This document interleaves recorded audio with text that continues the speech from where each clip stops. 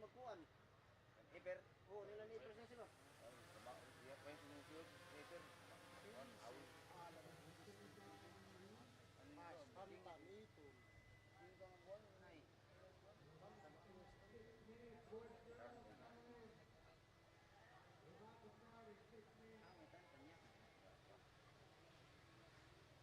Pinoy.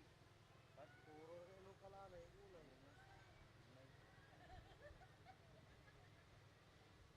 Ay, todo.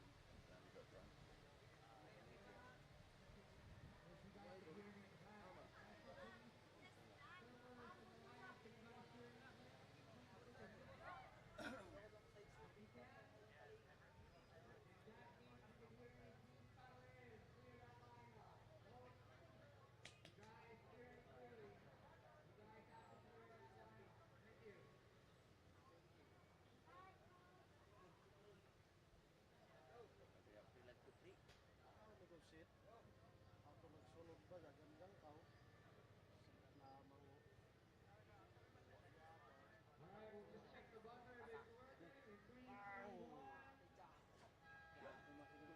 Namang tundag mo ito yung board dyan.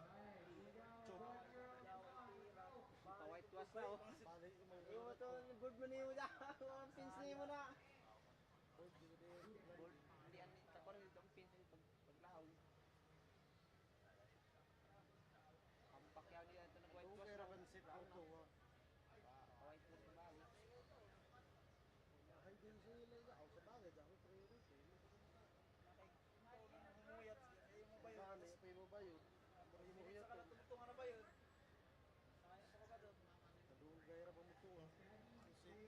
So many voices. What does yours tell you? Close your eyes. Take a moment to listen.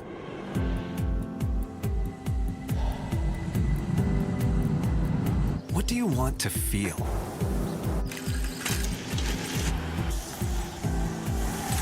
Where do you want to be?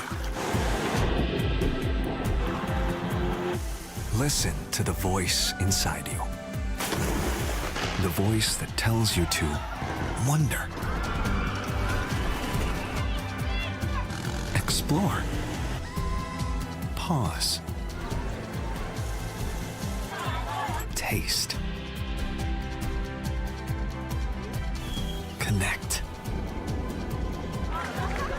Be where you've always wanted to be, and let yourself Mabuhay. Welcome to Philippine Airlines. fly to new discoveries with Philippine Airlines. With GoMo, I use data any way I want, all in one app. I can easily transfer and track my no expiry data. I GoMo any way I want. We don't stop. We GoMo.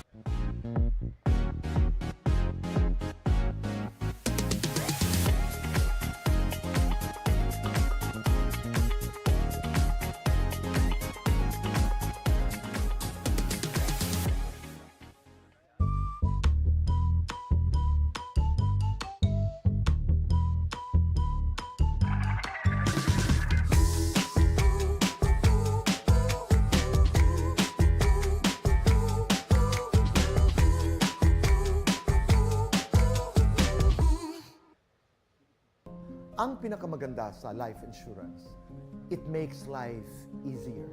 Katulad na lamang halimbawa, let's be very honest, Manila Banker's Life, na nariyan in your moment of grief. The best way to show your love is to assure your loved one that I will not only take care of you during your lifetime, but I will take good care of you in this lifetime and beyond.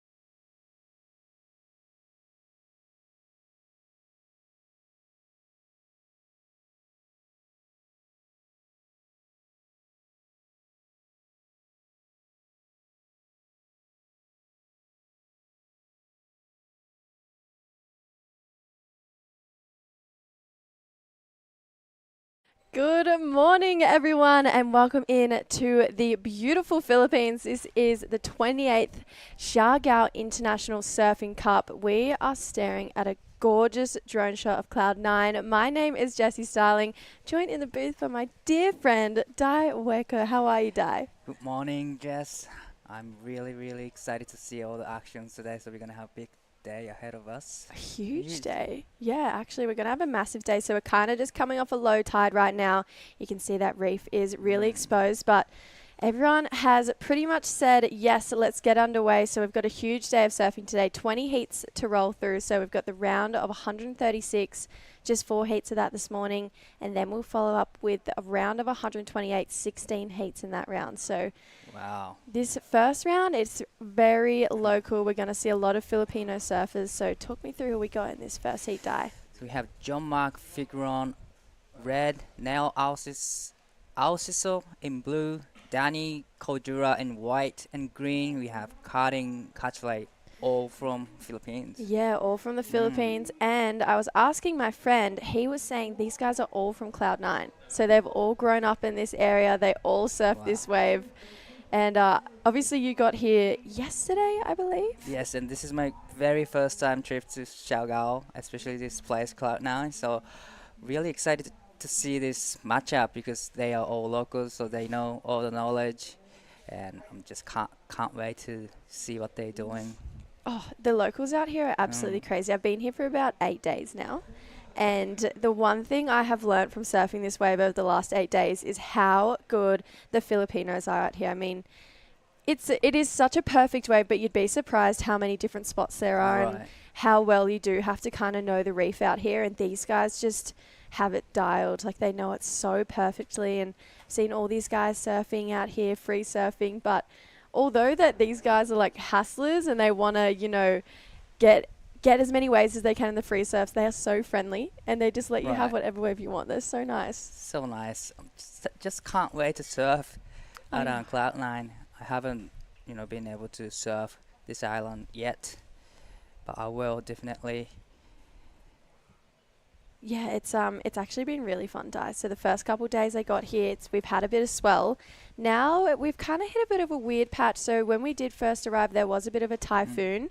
I'll get back to this in a second. Looking like we're going to have the first paddle. So this is from our surfer in red, but looking pretty deep on that one. I love the arms up in the air. So that was John Mark Figueron, the local surfer here from Cloud 9. I love the locals just watching on from the shallow reef right here.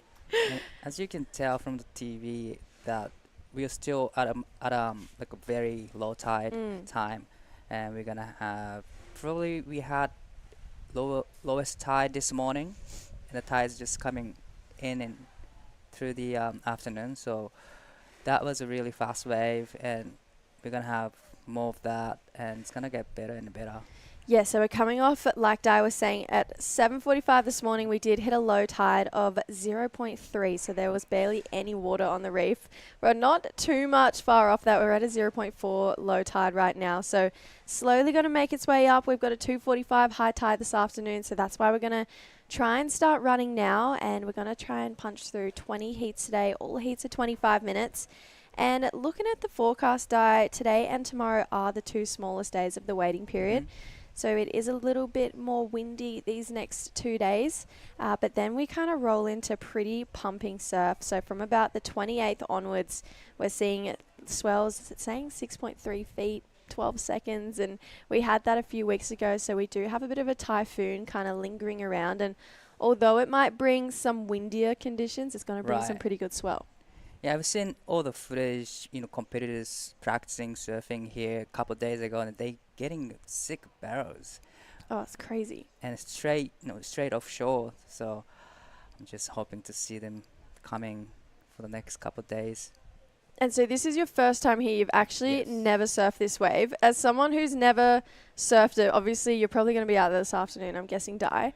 What do you expect? Like, even, put in perspective as like you're a viewer watching from home, what do you expect when you're going to go surf this wave? Yeah, this is my first trip here, but I've been watching this event for past couple of years, and all the things I notice is just about barreling waves. So I'm just expecting to getting some barrels probably. Yeah. Yeah, it's a really fun wave. The reef is actually surprisingly flat as well. So from anyone Right. watching on at home who hasn't been here before, the reef it's really friendly, I would say. Like Oh, right. I've hit the reef a lot of times over the last week, and I've only managed to get a couple small cuts. Nothing too crazy. It's really flat. Really, it's a lot less daunting, I feel, because when it is bigger, it does become a lot like a slab. It's a really Right. sucky takeoff. So I feel like it's not as daunting, knowing that it's not this crazy reef that you could fall onto like you're in Bali or And- somewhere like that. right. But yeah, I mean, the locals out here, they sit so deep and they travel so fast through these barrels. It's not an overly long wave, but when you get them, they're pretty crazy barrels. Right. And I was kind of surprised by how many points they have here in Siargao. Other than Cloud9, I was thinking about, well, Cloud9 is the only place you can really surf, but there's heaps of other spots to go. So many waves. Like, I'm going to say like maybe hundreds. There are so many waves around here. Yesterday morning I got a boat out with some of the local girls. It was fun. We got up at like 4:30 in the morning. We just zipped out to one of these outer reefs, and it was so fun. Like, feel like there's a lot of waves you wouldn't even know about as a tourist. Looks like we're going to see the first from our surfer in white. This is Danny just going down there. So, bit of a slow start to this heat dive. Probably all those guys know, what kind of wave they have to catch, so they're still waiting for the right ones. Yeah, that looks like our surfer in blue, Neil, trying to tuck in. He travelled a bit through that one, but it kind of clamped on him, so that's the look of this low tide. John just getting a little bit caught up. I'm loving the expressions right now from our guys in the lower reef there, but yeah, so on the low tide, it does get a lot quicker at this wave. It's kind of hard to navigate, but if anyone can do it, it's definitely these surfers. But we've got a huge draw this year. It's double the size. So last year when I was here, it was a QS 3000, and it was just the Asia region only. This year it is a QS 5000. It's co-sanctioned. So we have a lot of our Australian competitors here, New Zealand competitors. So I feel like it's high stakes this year, Di. So everyone's really serious about this event, and now surfing blue up and riding. Great turn from Nail Alciso. Yeah, it looked like a really nice first turn. We'll see if we can catch up with a replay of the last of blues. But yeah, I just think this event, it's a really big deal. It's all going towards next year's Challenger Series, so it's all part of the journey to kind of see who from Asia, who from Australia or Oceania is going to qualify for the 2025 Challenger Series. We obviously just saw the 2024 Challenger Series come to an end. And we've actually had a lot of Australians who competed on the Challenger Series and Japanese surfers come back and be right here pretty much 2 days at home from Brazil, and then they're here. Wow, green carding. Clean barrel tube riding from cutting cut play. That was the first clean exit barrel wave. That was great wave. Yeah, that's what we're looking to see here, Di. So all of these guys, like we mentioned earlier, are from this Siargao area, and I just think it is one of the most special places I've ever come to, if I'm being honest. The people are so lovely.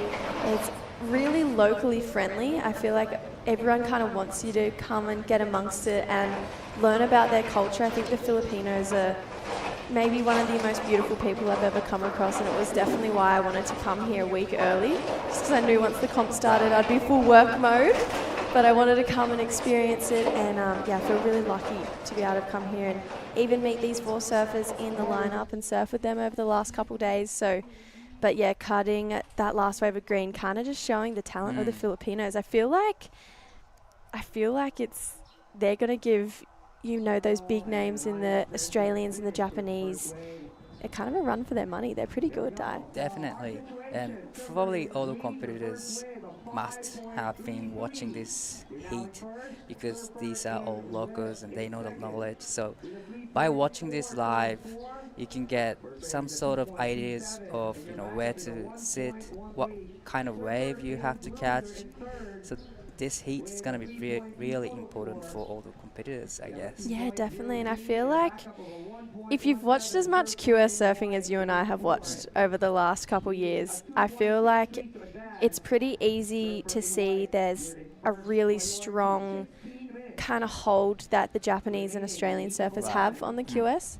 But I feel like the Filipinos, over the last couple of years, they have rapidly improved. I'd say the Indonesians are really high up there as well. But I feel like this year it could all be shifting. You know, I think these guys have really put in the work. They get a lot of support from the local government. Also, we have the Congressman Bingo, who puts a lot of support into this event. So we will definitely have him in the booth at some point this contest. But yeah, I'm feeling like it might be the Filipinos' year this year. That is so true. You know, because we had 3 events in Japan last month, and some of the Filipino surfers coming to Japan to compete, and they did really great. So yeah, all the surfing level in Philippines has, you know, gone up so quickly. Yeah, I feel like these guys are just something's clicking into gear for them right now, and I'm absolutely loving it. Tell me, while we have a bit of a break in the water, tell me about those QS events in Japan. You spend a lot of time with the Japanese surfers, you know them pretty well.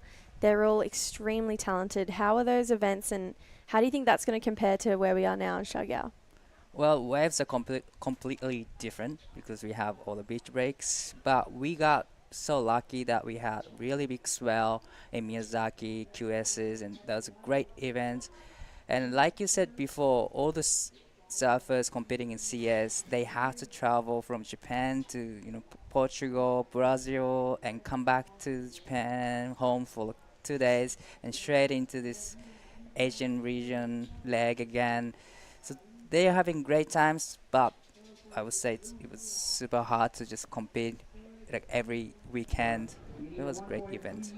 Yeah, you kind of had 3 back-to-back. Mm. There was all systems go in Japan there for Yeah. a while. I loved it. But no, I couldn't agree more. I got coffee with one of the Australian Challenger Series surfers who unfortunately didn't make the top 20. So he's come back here to try and re-qualify for the Challengers next year. And I was like, are you tired? And he's like, you know what? No. Like coming here really? to Siargao and coming to Cloud9, like I was actually really excited because I got 2 days at home. And then I came straight here, and I think the waves are so perfect, it kind of makes anyone excited to travel. Yeah. But looking like we might have a couple waves on the horizon. Couple scores locked in. That last wave of green was a 5.33. So highest heat score of this heat so far. Here we go. Our surfer in white tucking in. Traveling so deep. Doesn't look like he could make it out though, Di. So we have, that 5.33 from Cutting does have him out in the lead. John Mark Figueron has a 2.27 and a 1.13, so nothing too crazy locked in just yet, Di. But then after that, we've got Neil, a couple small scores, Danny, a couple small scores as well. So I feel like it's kind of just a bit few and far between coming off this low tide right now. Right.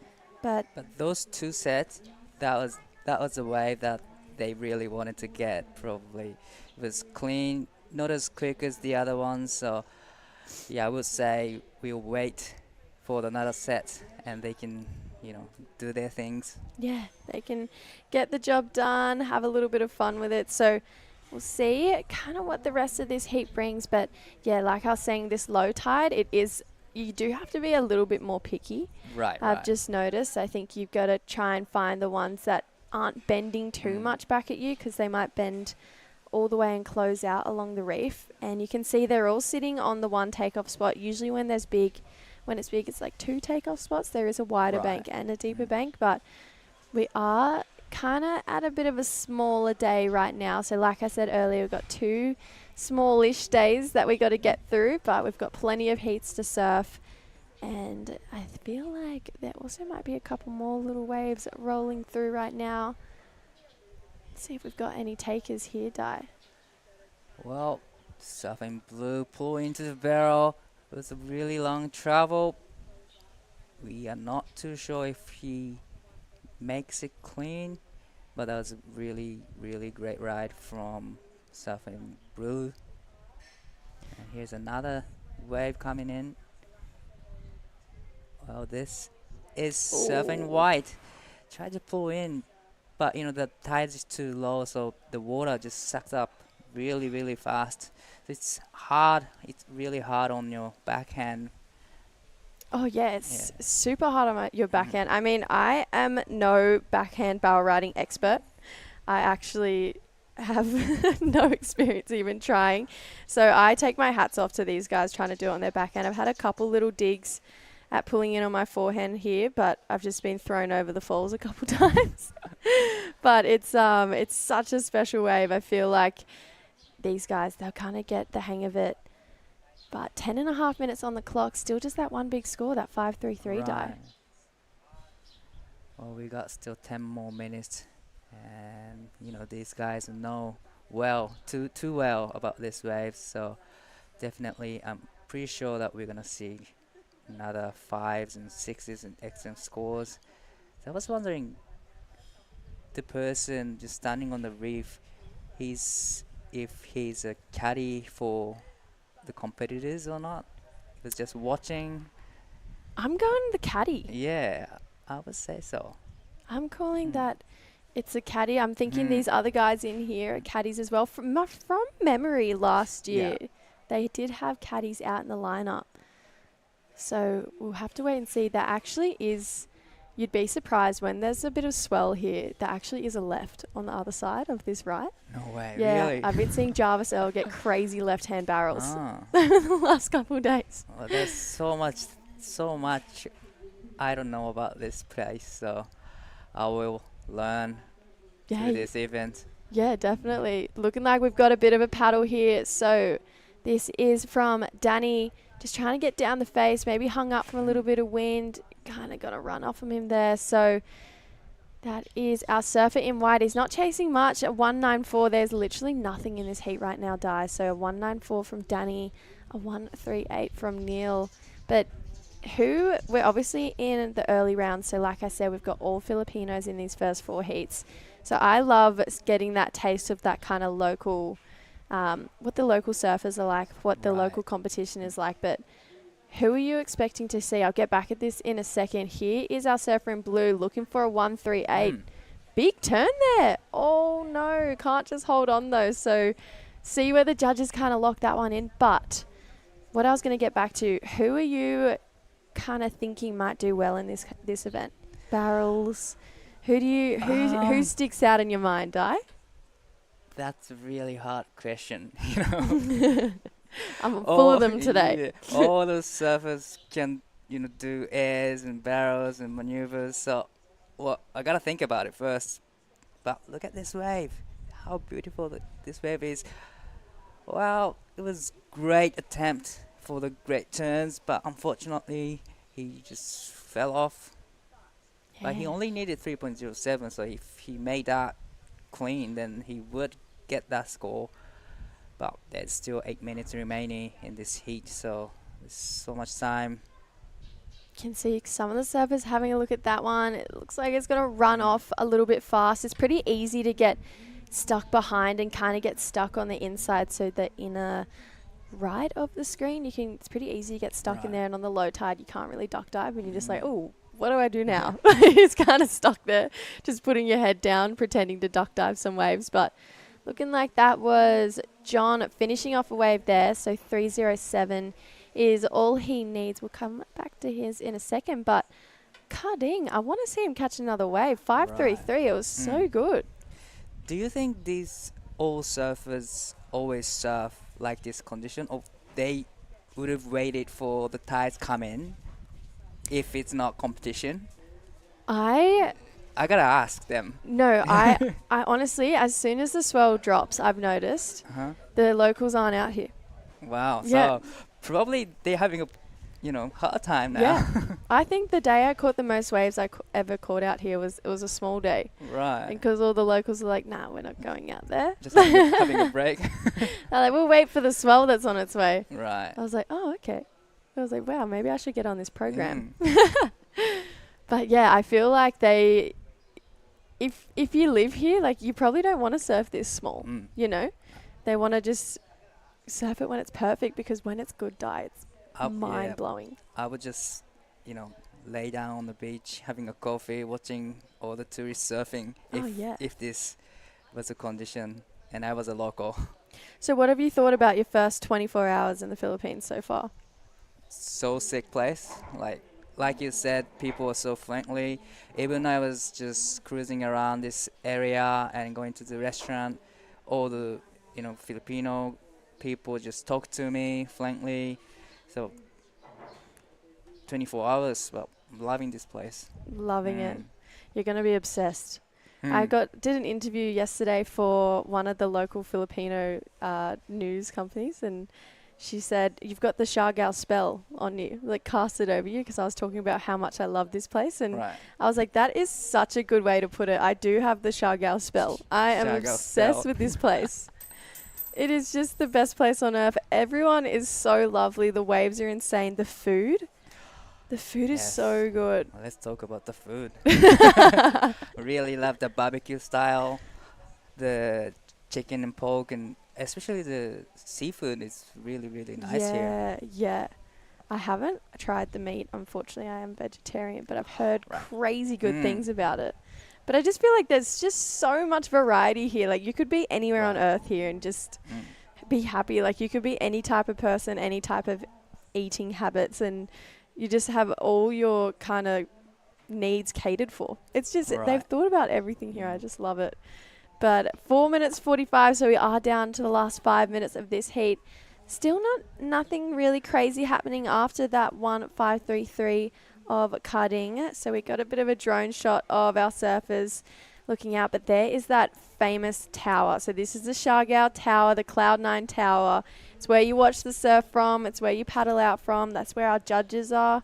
There's a bit of an athlete area out there. Those stairs, that's where you go down, you paddle around and walk out on the reef. But bit of a story behind this tower, Di. yeah? So this is the 28th ever competition of this event. So it's actually one of the longest running surf events in Asia. If not, I believe the longest running surf event in Asia. And a few years ago, I believe 2020, there was a huge storm, and it came and absolutely wiped the tower out. So the tower before this one was 3 stories high. That have a story for the judges, a story for the photographers, and then a story for the spectators. And then this huge storm came and completely wiped it out. And they've only just finished rebuilding it, I think about 18 months ago. Wow. So they're still to build 2 more stories on this one. Oh, here we go, our heat leader. Great wave selections, 2-wave surf, but 2 barrels in this heat. Well, so he got a 5.33, and that was the second wave. And I was wondering what he's gonna get. So we are marking 3 minutes and 20 seconds remaining. This is surfing white, pull into barrel. Unfortunately, he couldn't make it, but there was a surfer actually going left. On that wave. Wow. I tell you, there's a left out here, Di. It's pretty good too. So we'll see when the swell kind of filters in over the next couple of days. You'll see that left come into play. Honestly, I think I've seen Jarvisel go left more than I've seen him go right over these last couple of days. I didn't know about it. I thought Cloud9 is just only for right, but there's a left. There's a left, and then Cloud9 is one of 4 breaks along this one kind of stretch of reef. So we're looking at Cloud9, which is the deepest wave, and then there's 3 waves to the left. So it goes Quicksilvers, Jacking Horse, Little Tahiti. I believe I'm right in that. But look, there's that left. So that was Neil looking for a pretty small score of 3.74. I don't know if that's going to be it. A 2.5 for the last of Cutting. Bit of a set on the way right now. We'll see if anyone goes. Looking like our surfer in red, trying to get around this one. Trying to hold down second. Ooh, goes for the air. 2 minutes to go. But look, this is kind of just a taste of what we're to expect. That is one of the biggest sets we've seen come through. And I believe on the higher tide, we'll see a bit more swell filter on in. But yeah, to put it in context, this probably isn't good Cloud9, I would say. I would say so, but you said today and tomorrow are going to be the smallest day, and look at this wave. We still have the barrels and maneuvers, head high wave. Oh, I can't wait to see the waves come. Di's like, let's wrap this Yep. up. I want to go surfing. Yep. He's loving it. But we did had this kind of massive delay of boards for all the athletes, all the staff over the last couple of days. So we do have to make a massive shout out to Philippine Airlines and actually Babes, who is our kind of Filipino god. He just Right. sorts everything out over here for us, and was up till 3 a.m. last night making sure all the athletes and staff got their boards, which is absolutely insane. Boards are still getting delivered right now, so it's a pretty small flight to get from Manila to Del Carmen. But yeah, so big shout out to Philippine Airlines and Babes for helping everyone. It was a bit of a stressful morning, I think, for some people with boards, but yeah, we've got them in the end. Thank you, babes, for everything you do. You're a legend. We're so lucky. Yep. 35 seconds to go, so I don't think anyone's probably going to touch cutting in these last 30 seconds, so I think we'll probably see him take this one away. A 2.68 is all John needs, and a 4.7 is all Danny needs, so not much to go.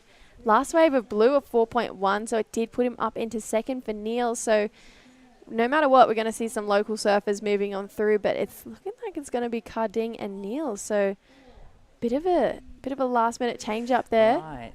But that's it, Di. That's heat one of the event, locked and loaded.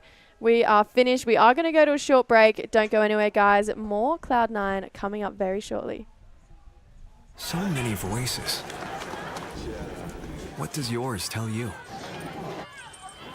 Close your eyes. So many voices. What does yours tell you?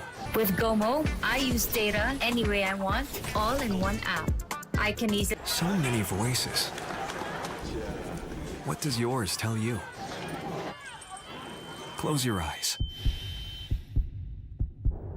Take a moment to listen.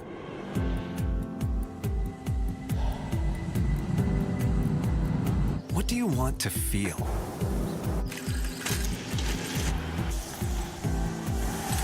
Where do you want to be? Listen to the voice inside you. The voice that tells you to wonder, explore, pause, taste, connect. Be where you've always wanted to be, and let yourself Mabuhay. Welcome to Philippine Airlines. fly to new discoveries with Philippine Airlines. With GOMO, I use data any way I want, all in one app. I can easily transfer and track my no expiry data. I GOMO any way I want. We don't stop. We GOMO.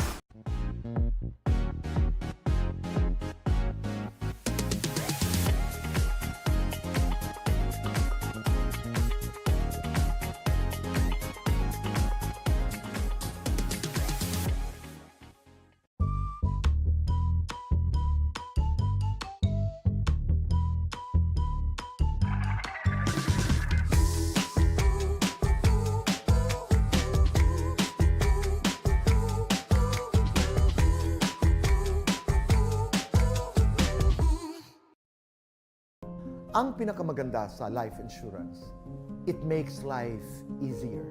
Katulad na lamang halimbawa, let's be very honest, Manila Banker's Life, na nariyan in your moment of grief. The best way to show your love is to assure your love. Welcome back, everyone. This is the 28th annual Siargao International Surfing Cup. Huge event here today. Day number 1 of 10 days, 9 days, I believe. This is a really long event. Round of 136, heat number 2. Mark Cannon in the red, Clarence Saavedra in the blue, AJ Antipasado in the white, and Raylan Figueron in the green. Another big heat of local surfers coming up. That last heat we did have, it looked like Carding Catule taking it out. So we got 2 barrels, a 5.33 and a 2.5. Getting him through, getting the job done. So we are coming off a bit of a low tide right now. which is why we're probably seeing some smaller scores. As we see that tide filter in, we'll see a little bit more swell, a couple more barrels that start to roll their way through. So a couple more local surfers. This is our Cloud 9 locals. Usually on a day like today, you probably wouldn't see them out there. They're kind of just big wave chargers. They're out there when it's not really this big, so I feel like they're getting in their small wave reps, so they're definitely earning it if they get through their heats today. 25-minute heats, so we're already 3.5 minutes down. First wave paddle here from our surfer in red. This is Mark, so big first turn there, but goes down unfortunately. And now behind him, this is Raylan tucking in. Nothing crazy deep, but did manage to find a really nice roundhouse carve all the way back to the pocket. And oh, this is a flurry right now. AJ trying to find a barrel here again, but yeah, couldn't really get under it. So we did have a bit of a quiet first heat. This seems to be definitely a lot busier than the last one. So we'll see where those scores lock in for our surfers. But there's a bit of a pullback shot of our athletes area. So sponsored by Sprite. Very lucky for everyone, kind of putting us up, putting the athletes and the staff up. There's aircon, there's a pool, there's food and drinks. So we're super lucky. It's a gorgeous part of the world. Plenty of different resorts along the beachfront, making it very accessible for all people, all kinds of live surfers. If you're just a beach goer, definitely a beautiful part of the world to come and visit. So we're lucky to be back here for the 28th rendition of this event. Here's a couple replays of the first wave exchange. So there is Green getting the best of it so far. And he's up and riding again. We're going to have a little bit of a guest join us right now. Jerry, a local legend. Welcome in.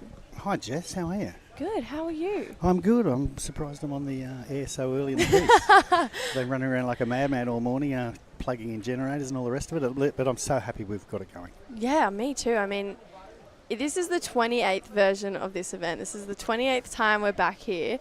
It feels like it's going to be the best one yet. It's the biggest time, this one, I believe. Yeah, it's obviously the most surfers and the most high-quality surfers, and that's not taking away from any other surfer that's been here before, but on average, it is, and it's 28, and there's the tower there, and I've been here for pretty much every one of them. Oh, so good, Jerry. And, I mean, I've been trying to tell the viewers watching you, we're coming off a low tide. This isn't typical Siargao. This isn't typical Cloud 9. This is what we're used to seeing. No, it's not. Look, yesterday after the storm, it was absolutely amazing. It was really pumping, and it was, unbelievable. Today it's dropped off a little bit. We're expecting some really good, we've got good predictions in the future, and we've got the round of 136 going now. So it's a bunch of the local guys. That is Mr. Saavedra, who's actually going to duck for that one, and he's not going to make it through. But fun little waves. I mean, I guess most places in the world, they'd be happy to have this kind of wave. I don't know whether you're pointing to boot me out now that the big fella's back, but I'm not leaving. I'm staying. Yeah, stay if you want. Stay for the 20 minutes. Didn't know if you had to go plug in more generators. I do. I've got a bunch of stuff to do, but I'll talk for 5 minutes. It's hard not to talk to you, Jess. You know, it's so good to have you here, Jerry. I'm looking forward to your sister showing up as well. Yes. You two are real up-and-coming surf commentator people, and I've really enjoyed listening to you guys, and I really enjoyed, particularly, and I said it to you, but I'll say it on air, enjoyed your interviews during the thing at Burleigh Heads a while ago. I thought you were just super confident, and you did really, really well. It's definitely one of my favourite parts of my job, doing the interviews. Yeah. I'm a very curious person, I'd like to say, so I like to yarn and just honestly ask questions that I just want to know the answers to. Yeah, well, I do it occasionally, and I sort of struggle with the questions. Yeah, really. And I find myself asking the same question. So I'd rather sit here and chat with you than to front a surfer, face to face, because I just find that a little more difficult, to be honest. I feel like my curiosity just leads me to different places, and I end up asking kind of random questions, but it seems to pay off for me sometimes. Yeah, well, also you're, young and go-getting. I'm old and grumpy, so I find it harder. The least grumpiest human I know. Jerry, you obviously have spent so much time here. What do you find kind of special about it's not just the Philippines, but more kind of Siargao, Cloud 9 area? Oh, look, that's a really easy question. The people. Without question, the people. You know, I came here with my wife Susan. I doubt she'd be listening at this stage because I didn't really think I was going to be on air at this stage. But if you're listening, Susie, a big shout out to you and my daughter Lily. But we came here first in '95, and we were going to travel around the country, do other things. And after leaving here, we spent 2 weeks here, and I said to Sue at some stage, look, I don't want to travel the country. I just want to go back to Siargao. And she said, funnily enough, I do too. And for her, being a non-surfer, it was more about the people because we were just really accepted into the community and made loads of friends that we still have now, by the way. So, yeah, no, it's been pretty nice. I love the people. I absolutely love the people. We're seeing a Cloud 9 left right now. So I was saying to Di in the last heat, they're few and far between, that they're actually pretty good. They are. But let me just tell the people watching out there, and this is Mark Cannon, who's traditionally a fantastic surfer out here. He doesn't surf as much. He's a little older now. The angle we just got then was terrific, but the judges don't see that angle, and that makes it... So my advice is often to the surfers, if you don't have to, don't go left, because they really can't tell how deep you are in the barrel or what you're doing. That we've got an angle on the beach here, which is that angle there, but the judges only see this angle, which is the camera from the tower. It's actually 2 cameras on the tower, but they're at similar angles, just so that one can show a wave and one can show the wave behind. But that angle on the beach really shows the left, but on the tower doesn't, and the judges don't see the left, so it's a difficult one.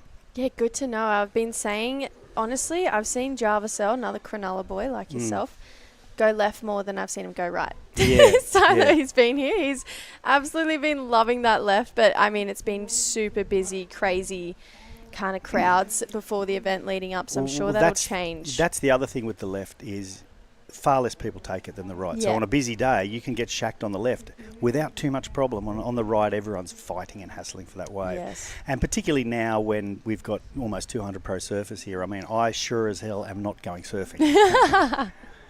I know. I feel like sometimes you can like smile your way through the crowd and try and find yourself a little wave underneath everyone. But honestly, like you said before about the people, like I've been here 8 days now, and I think the people just make the trip so special. It's amazing people, and again, no offence to anyone else around the world, but if I walk past a house here, even if I don't know them, they're having a barbecue out the front or something, they will invite me in for food. I know full well if I'm having a barbecue at my place and some random person walks past, I don't invite them in, No. So they're just really welcoming, and they'll spend their last dollar on feeding you, and they're amazing people. They really are. I agree. Yesterday I kind of got taken under the wing of a few local girls who are actually competing when the women start, and they took me out to this new wave that I hadn't surfed before, and I just had the best time with them. Showed me around a bit of the town, ate some local food yesterday morning. It's a nice way to do it, and I know the girls you're talking about, and I know the wave you went to. You went to Rock Island, right? Yes. It's a fun wave. It's a real fun wave. Used to surf it a lot many years ago, but again, I tend to, and I don't know if my mate Alan Dass is listening, but I tend to call Alan up and we jump in his car and go to secret spots up the coast and don't surf with a crew. Alan, if I could get the call up as well, I'd be very grateful. I'd love to come to these secret spots. Green, this is Raylan getting a barrel and a couple turns with a claim afterwards. -1. -1. Actually, there were 2 fingers. -2 for the claim. -2 for the claim. Not a claimer, Jerry. No, I hate the claim. Yeah, I hate the do claim. too. I get it. agree. I get it why people do it. You know, you get a mega barrel, but I like the no claim. I'm a big fan of that one. Yeah, same. I feel like if you got like a super deep 6-footer maybe, Yeah, look, I don't think... and it was like the dying stages of the heat, you'd be pretty excited. You might not be able to on. control yourself. Go but on. I don't think it helps your score. You know, I think sometimes people think it helps their score. And I know probably more than anything the Brazilian surfers have brought it on. And look, if I got the barrels that they got, maybe I would actually claim. But here we go. We get to see it again. That's Israel. He's just going to duck in there. Oh, he got a little bit of depth there. Nice little turn afterwards that he sort of pulled off. But anyway, he's happy to get the barrel. Finished it off with a little tap. Oh, yeah, no, I wouldn't be claiming that. I'm going to ask you another bit of a hard question, Jerry. Yes, go. So you've been here pretty much for all 28 of these events. Which one do you reckon's been the best so far, wave-wise?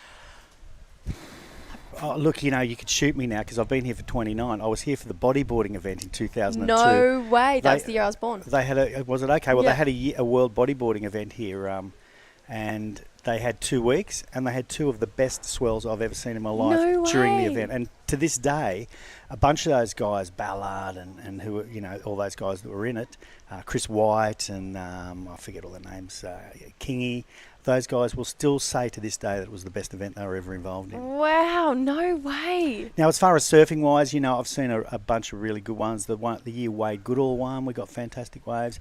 Murray, one of the up and coming, he's already in his mid-20s now, but he's won it here a couple of times, and he won either, was it last year? He or the won year last before? year. And at Back to back, I believe, and the year before. One of them he won at the very last minute on the very last wave, and I'm always a big fan to see a local win, so, those are always really good for me, and it really riles the crowds up too. He's kind of like the local celebrity here. Absolutely. Oh, there's more. There's Phil Maher, who's now... they've got a thing called Happy Islanders, and there's Mr. Saavedra going left again, Clarence, not much there. So we've got Phil Maher, Lepaio, and his lovely wife, Andy, and they're proper celebrities here. They have... I'm not much on, social media, but I know they've got millions of followers. Yeah, they do, actually. I follow them. Okay, so there you go. So you know more about it than me. But Andy's lovely. She's not from here, but she's an actress previously, and Phil Maher's fantastic surfer from a great family here, and together, they've made a fantastic life here with a couple of lovely kids, and so they're probably more a celebrity in the country. When I get in a taxi in Manila, they ask if I know them more so than if I know Marama. They Filmer, I would say, is the reason I've caught waves out here. He's helped you out. I reckon he is the guy. Him and Rima Magaluna. Yep. They are. Rima is just the biggest sweetheart in the world, and he just wants you to have fun and get good waves. So he'll paddle me up, and then he'll paddle around, call me in. So yeah, that's really good, and he's a great kid. He is very talented surfer as well. And then Filmer, he's the same. He's like, you want a wave, you let me know. Like he's just always looked out for my sister and I every time we've come here. So I'm a big fan of the Alapayos. I think they're a beautiful family. And Angie, his sister, was actually one of the ones I went with yesterday. And she'll be in the event as well. She will. So this is our surfer in green. So getting another little cover up there. 3.5 for that last one. Not sure, like you said, if a 3.5. Well, it was a 5.5, but he lost 2 for the claim. Yes, exactly. Can't remember the minus 2 points. Of course. And we have. It's a fairly low scoring heat, and again, I think this wind's coming up and possibly pushing the swell down a little bit. I mean, I haven't seen as many sets as I saw this morning when there wasn't as much wind. Hopefully, with a bit more tide, it'll push the swell in a bit more, but time will tell. We need to get it going anyway. I don't know the folks out there know the logistics, but we kind of need 5 hours every day for the 9 days. Well, we have a 10-day window, but there's a day that we can't run. All Saints' Day, it's a public holiday here. It's a religious holiday, so that day we will not be running.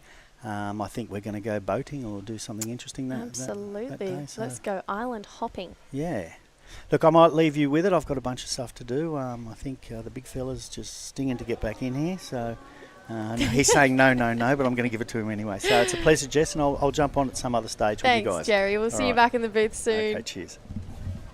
Jerry Degan talking about local celebrities. He is the local celebrity here. He's our biggest helper here too. So big thanks to Jerry, big thanks to Babes. They are literally I don't even know what to call them. They just make everything happen here. But I would like to welcome in Justin Majex. How are you, Justin? I'm so good, Jess. I'm sweating a little bit. I was standing out there on the tower hoping to, do some post-heat interviews. But I'm back in the booth now. So good morning, everyone. Stoked to be here, back in one of my favourite places to be. Same. It is such. And it sounds like we're actually going to go down to Dai with the last heat winner. Dai, how are you going? Hey guys, we are here. First heat of the event. You got 2 barrels and you got a win. How are you feeling right now? Yeah, pretty happy. That's what I need, only just get barrel and then try to surf the next round. So your plan was to get 2 barrels? Yeah, my plan was only to get 2 waves, and then I was lucky that I got it. Right, you just did what you...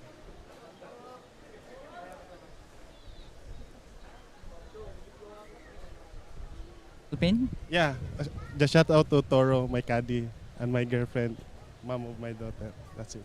Thank you. All right, good luck next round, and see you in the next round. And back to you guys in the booth. Awesome. Thank you, Di. Thank you, Cutting. Cutting caught 2 waves in that last heat and caught his second one with like a minute to go, but managed to win. He got a 5.33 for probably the best barrel I've seen so far in these first 2 heats. But Justin, you're saying you're out in the tower. What's the vibe like out there? Oh, first day fever, it's always, the opportunity to test all the systems, get everything rolling. But, the vibe's good. The music is blaring. The surfers are all pretty pumped. They're all sort of Filipino locals in this opening round of the men's event. I was standing out there and I saw plenty of waves, but I'm sure these guys exactly know which ones they want to be on, and the opportunities that come through. We're a little bit limited in that first heat, so but this is a good day one to get underway. These waves anywhere else in the world would be considered pumping, so Yes. I'm stoked we're here, and just beautiful conditions, nice clean offshores, and a little bit more swell I think when that tide pushes in. And Justin, this is our second time here together. It's just a little back-to-back mission for you and I feel like last year was super small. We didn't really kind of get over that 2-3 foot mark, but this year we've got forecast for some pretty amazing waves. What are you expecting for this event? What's going to be different for you? Yeah, I'm super stoked to be back here. For me, I think I first came in 2019 and the waves were pumping. It was epic. Last year a little bit small, but the fact that it's a dual sanctioned event, we've got so many competitors. You can see all the different flags from all the nationalities that are being represented. I just want to see tubes. I think people come to Cloud9 and they just want to see people getting absolutely slotted, and but even at this size we saw barrels in the first heat. Even when it is smaller, it's a pretty performance wave, so this is the last of Reds. Oh, no way.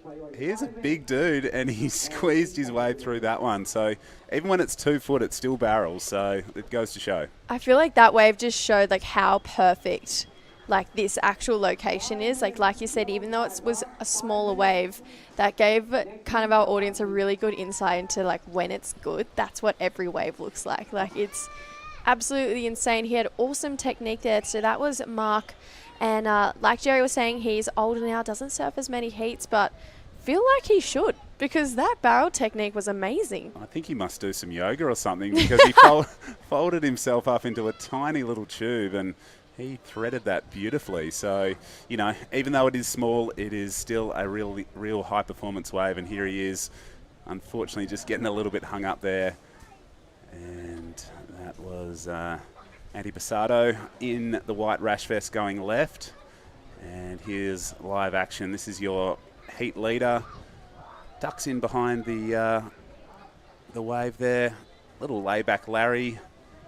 I liked the layback. That was cool. Had a bit of spice behind it. Definitely his best wave so far. Ooh, goes for the backside float, but it's a tricky section to try and do that turn on. So that was Clarence, unfortunately, just going straight down there. He's going to try and get back out.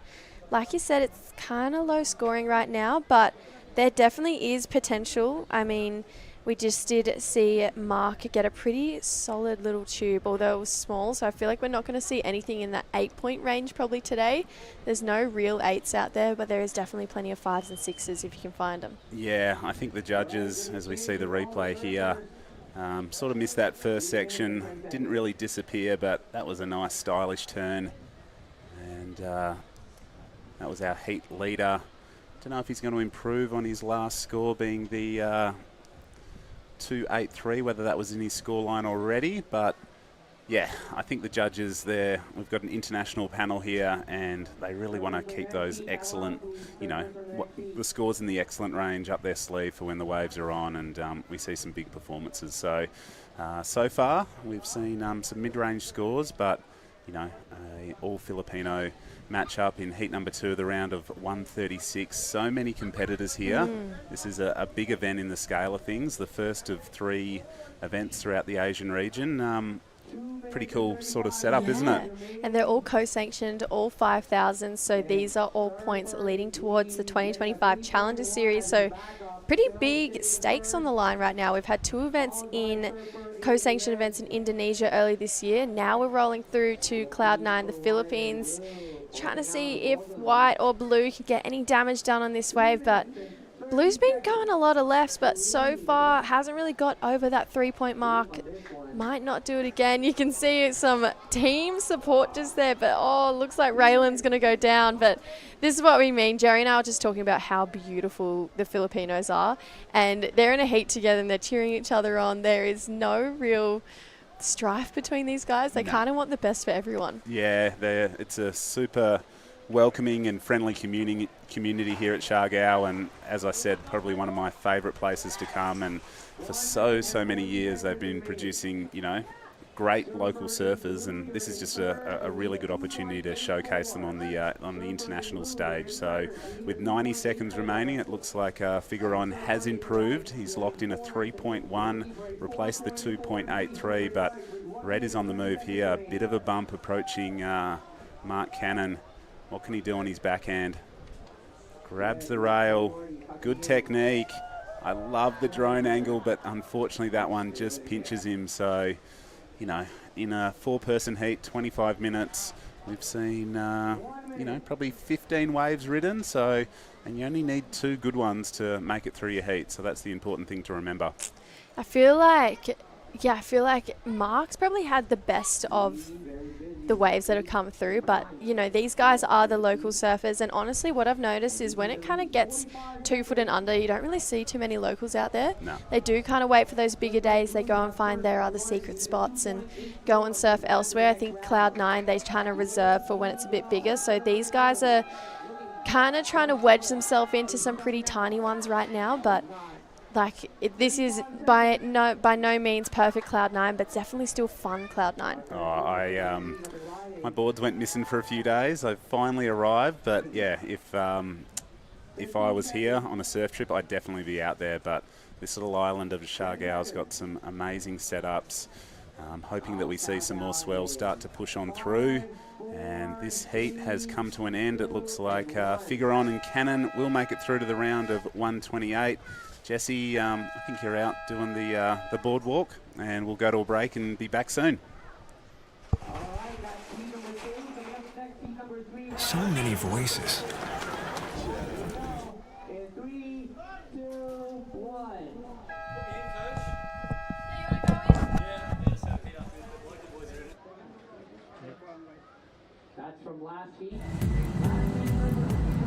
What do you want to feel?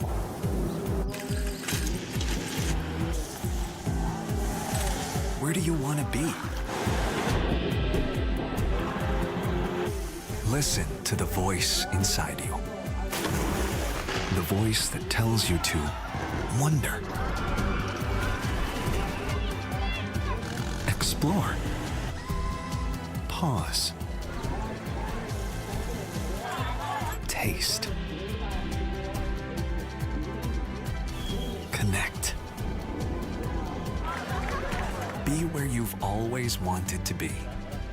And let yourself. Mabuhay. Welcome to Philippine Airlines. Fly to new discoveries with Philippine Airlines. With GoMo, I use data any way I want, all in one app. I can easily transfer and track my no expiry data. I GoMo any way I want. We don't stop. We GoMo. Dear Nay, Tay, kaibigan, handa ka na ba? Handa ka na ba sa mga biglang hamon ng buhay?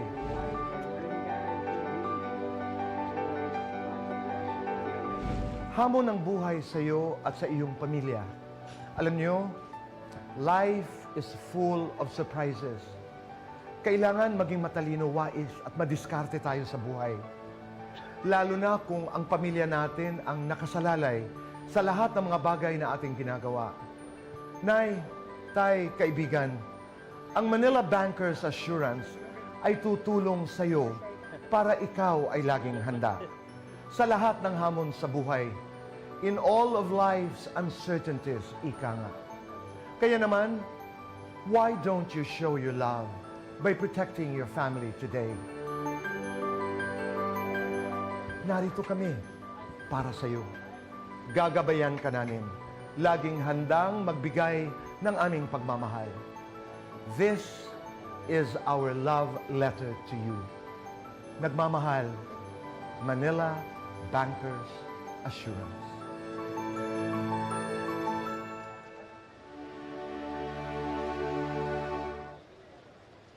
Well, welcome back everyone. We're into the third heat here at the 28th Siargao International Surfing Cup, and I'm stoked to be joined by John Carby.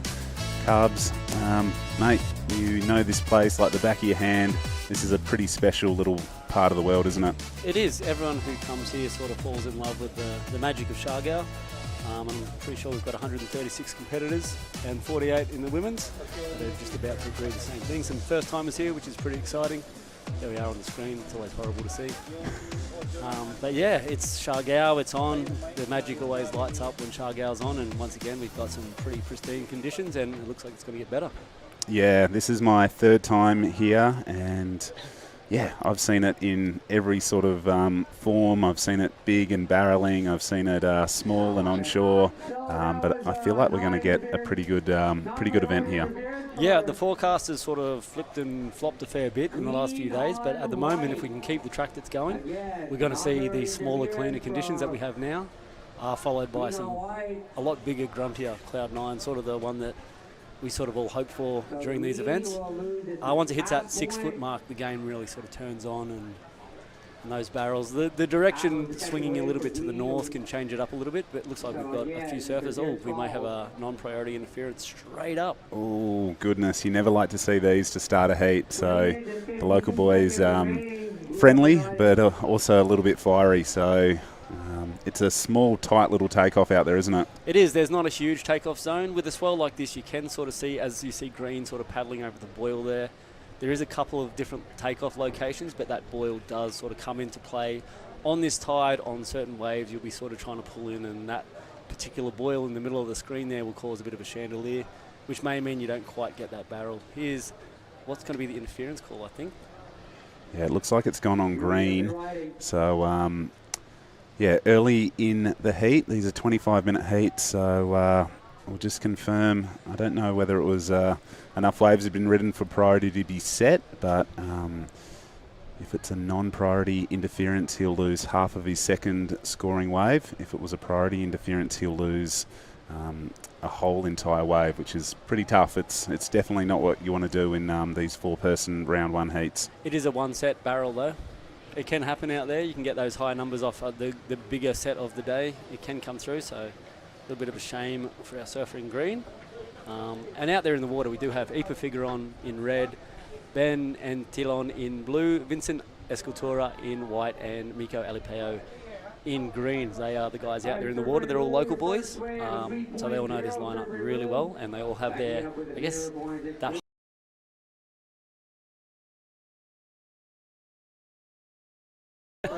Well, the Alipeo name is a pretty famous one around these parts. Obviously, you know, a lot of brothers, cousins, sisters. How does it work? It's all three names up there: Alipeo, Escultura, and Figueron.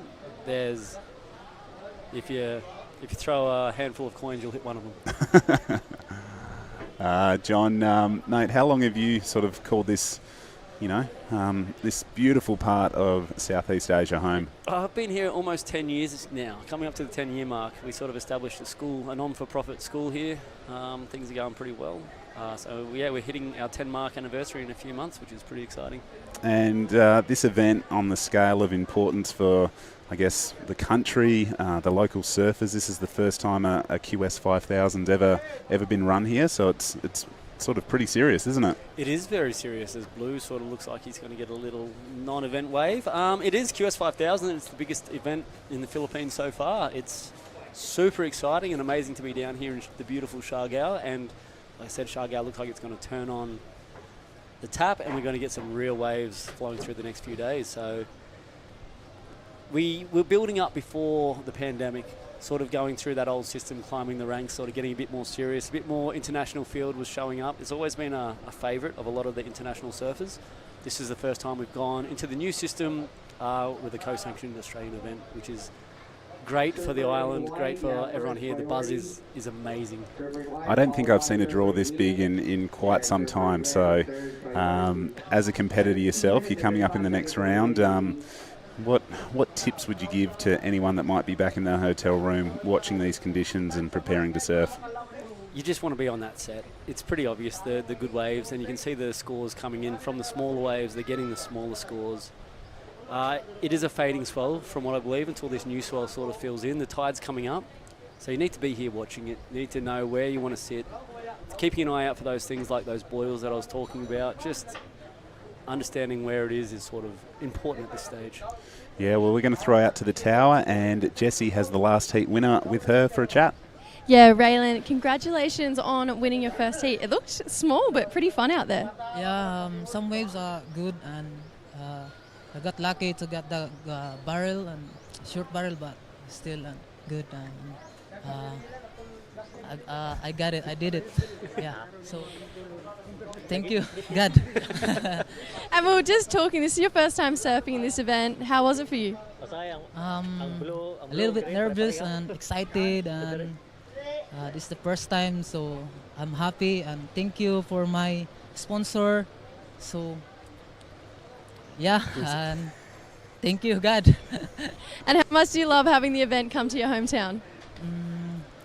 Sorry again. Do you love having the event come here to Siargao? Yeah. I'm happy, and nice, and hope in the next round get the good ones again. So yeah, thank you. Amazing. Thank you so much. Congratulations. Thanks, guys. Back to you. Well, good job.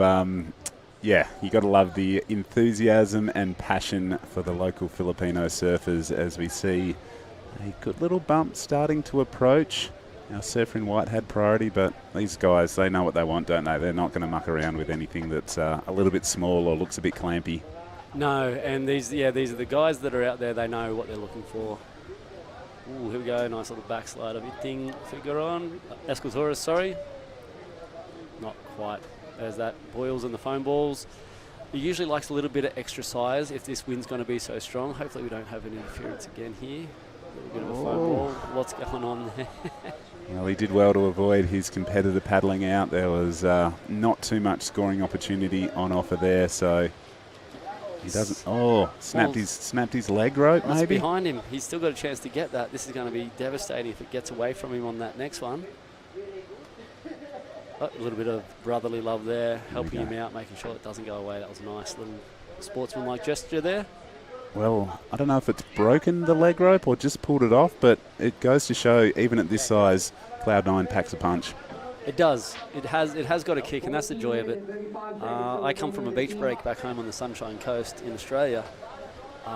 Even this size is going to be a bit of a struggle with the power. Out here, you can drop down to 2 foot, you can still find a little barrel or get enough to do a nice little turn. So Cloud9 definitely has a good amount of power, a little bit more, and then you're going to guarantee those barrel sections. Yeah. Well, yesterday afternoon we had a little squall whip through that, I guess it is typhoon season. Anyone in position for this one? No.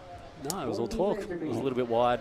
But how were those conditions we had late yesterday afternoon? That little squall came through, the wind picked up, it bucketed down, and then just no wind, and the swell just, it sort of pulsed. Yeah, I was pretty happy that I was in the position where we could go, and we were close enough having a sort of a team meeting, and then we got to walk out and just watch the boys absolutely lighting it up out there. So it was super exciting, and it's sort of what you're hoping for. Dropped off a little bit today, possibly tomorrow. Looks like our surfer in white, Vincent, is checking his board there. Lost his leash, might have hit the fin. I haven't seen him put his leash back on yet, so he might. I'm not sure what he's going to do here. If he snapped it, he's going to risk it, I guess. Yeah, he's looking. Maybe he's going to probably have a caddy on the reef. Would they bother at this sort of size?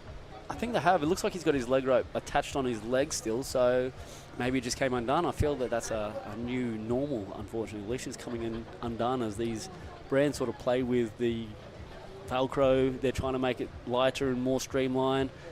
I guess it's good that we're in an industry that's always developing and changing, but I guess, I don't know, what do you think? I've never had so many leashes come off Well, many, many moons ago, my uncles ran a surf company back in Margaret River, and they were hand-tied, and yeah, you didn't want to lose a leg rope back in Margaret River with the big swells running. So, yeah, I think good quality equipment that sticks is very, very important. But again, the progression of the sport is crucial. Everyone wants to be light. So I think it was actually Green that lost his board, not White. So we'll see on the replay. You have to straighten up to avoid. It was Green, sorry, it was. You have to avoid running over Vincent. Slapped the water there. And just assumed the board had gone forward, but it actually popped up behind him. So we'll check out Miko Alapea's. Yep, looks like the leg rope is back on the ankle. So, yeah, even at 2 foot, Cloud9 has the ability to rip and stretch and break and scratch. Plenty of new tattoos for this week, I think. Okay. We'll be bounced off this reef. As we're running the event, mostly high tide, that means a lot of the free surfing is going to happen on the low tide. So it gets super dangerous. There's a few sharp heads out there and a few big knobbly bits that can take out boards, take out skin. Well, under priority here. The leg rope's back on, but unable to connect with that section. Yeah, it's been a tricky heat. We've just gone past the halfway stage, the third heat of the men's round of 136. We do have a schedule that looks like we'll push into the next round as well. So I think as a bit more tide flows in, we should see hopefully some more consistency. A little bit more consistency. It's not hugely governed by the tide here. You'll often find in Indonesia you'll wait for a pulse of the high tide to fill in. We're not necessarily like that here. Sometimes the higher tide can have a sort of burdensome effect as there's too much water on the reef. And fills it up a bit too much. Yeah, it won't quite hit the reef, especially at this size. It could get a little soft and doughy actually. But there is a few systems out there at the moment, so a little gap in wind here or there, and it might come in a little bit early, which we can hope for. But as it all goes, it looks like things are dropping off today, as we can see the Sea Rescue out there passing by. They don't take any risks out here for this event. We've got Coast Guard, we've got Army, we've got PNP, fire departments and a few doctors. We are well looked after at this Siargao event, which is always really good for the competitors and the people coming to watch the event. Oh, it's so good. I feel like the red carpet well and truly gets rolled out anytime we land on this beautiful part of the Philippines. And it's so good to see local competitors going toe for toe here in the men's opening round. Here is our surfer in white. Grabs the rail, tries to duck behind the section. He's currently looking to improve on a couple of really low scores, so doesn't need a big number to go up into first, but you can see, apart from a 3-point ride in the blue column, there is just a bunch of throwaways right now. And you can sort of assume that's going to be around that ballpark as well. Nothing too spectacular. You got a good little turn off that. Not a very good barrel. Wouldn't even really call it a bit of a maybe shampoo, but yep. Nothing too exceptional. But that turn, I think, will get him into the 3 range. We'll wait to see what the judges, but you can throw a blanket over the field at this moment. No one's really broken away yet. No, it's been a tight little contest, a 1.97. You'll see the replay here. So the judges really evaluate a lot of the things, you know, the size of the wave. I don't think they really rated that as a barrel, and one little backhand turn there. So it's fallen in and around the 2-point range, which is, you know, gives them a lot of room to expand that scale when we see the waves start to turn on. Yeah, and even looking through to that next heat, Ben Laden, Lima, Jefferson and Ernie, we've got some pretty good surfers coming through that next heat too, as are these guys. They just seem to be stuck in that sort of no wave period. Nothing exceptional's come in and no one's actually capitalised on any of the smaller stuff. Yeah, well, I love the drone footage here. This is, I guess, one of the postcard sort of locations for, you know, tourism in Siargao. Everyone comes here. I think maybe 1 million selfies get taken on that boardwalk every day. The walk down is trouble sometimes. You've got to wait for about 38 photos to be taken, and then you walk another 5 metres and go another 38 photos. But it's lit up at night time. It's a beautiful place. You can walk out there. It's a great, like, where else in the world can you walk out on a beautiful boardwalk, as you can see there. Here we go. This looks like a real set. It looks like Ipa Figueron has chosen to let that one go. I'm not sure of the strategy on that one, or if he's going to lose priority, because he has. Was a paddle. Yep, he had a good enough look over the edge, and here goes Blue, ducking and weaving, sneaks through the doggy door, but that drone angle is so deceiving. It looks like it's quite quite an open and big barrel, but I'm sure if we get the front on angle, you'll see how tight and compressed he had to get to make his way through that. Yep, I was talking to Ben before this. He was a little bit concerned. This is his only board, so he's also got to nurse this thing through. So I'm pretty sure that doggy door exit wasn't what he wanted. Always risk of getting under that lip when you're sort of trying to sneak out that little doggy door front entrance, but looks like he's got that one through. But still, once again, not a clean exit, so he's going to throw away his .63, but I don't think it's going to shatter any records out there for today so far. And tell me, John, equipment for these local surfers, obviously, surfboards, they're not the cheapest things in the world. Do they rely on hand-me-downs? Do they work hard and save their money and buy a new one? Do surfers leave boards? How does it all sort of work? It is a fight. It's a true fight out here. We're in sort of provincial Philippines. There's not a whole bunch of money. A lot of these guys are also surf instructors, and they're just amazing people. So a lot of the time, maybe they'll get a good relationship with someone who frequents here, and maybe they'll get like a help buy a board. There's a couple of guys like Phil Ma. We've got Tenchi. He's left a whole bunch of boards here before. Cool. So generosity actually changed lives over here, and it's really good. Like half these guys will just surf whatever they can, whatever they find. Some of them work super hard as instructors or in resorts, and they'll save up and get their board. They'll find a way. You know what it's like. Surfers are going to surf. Yep. And everyone will find a way. I remember what I used to do to get my hands on a surfboard when I was a young Rob. I was going to say I'm not proud of anything, but I usually got them, you know what I mean? It was at the cost of a few relationships if I brought back a broken board or something like that, that's for sure.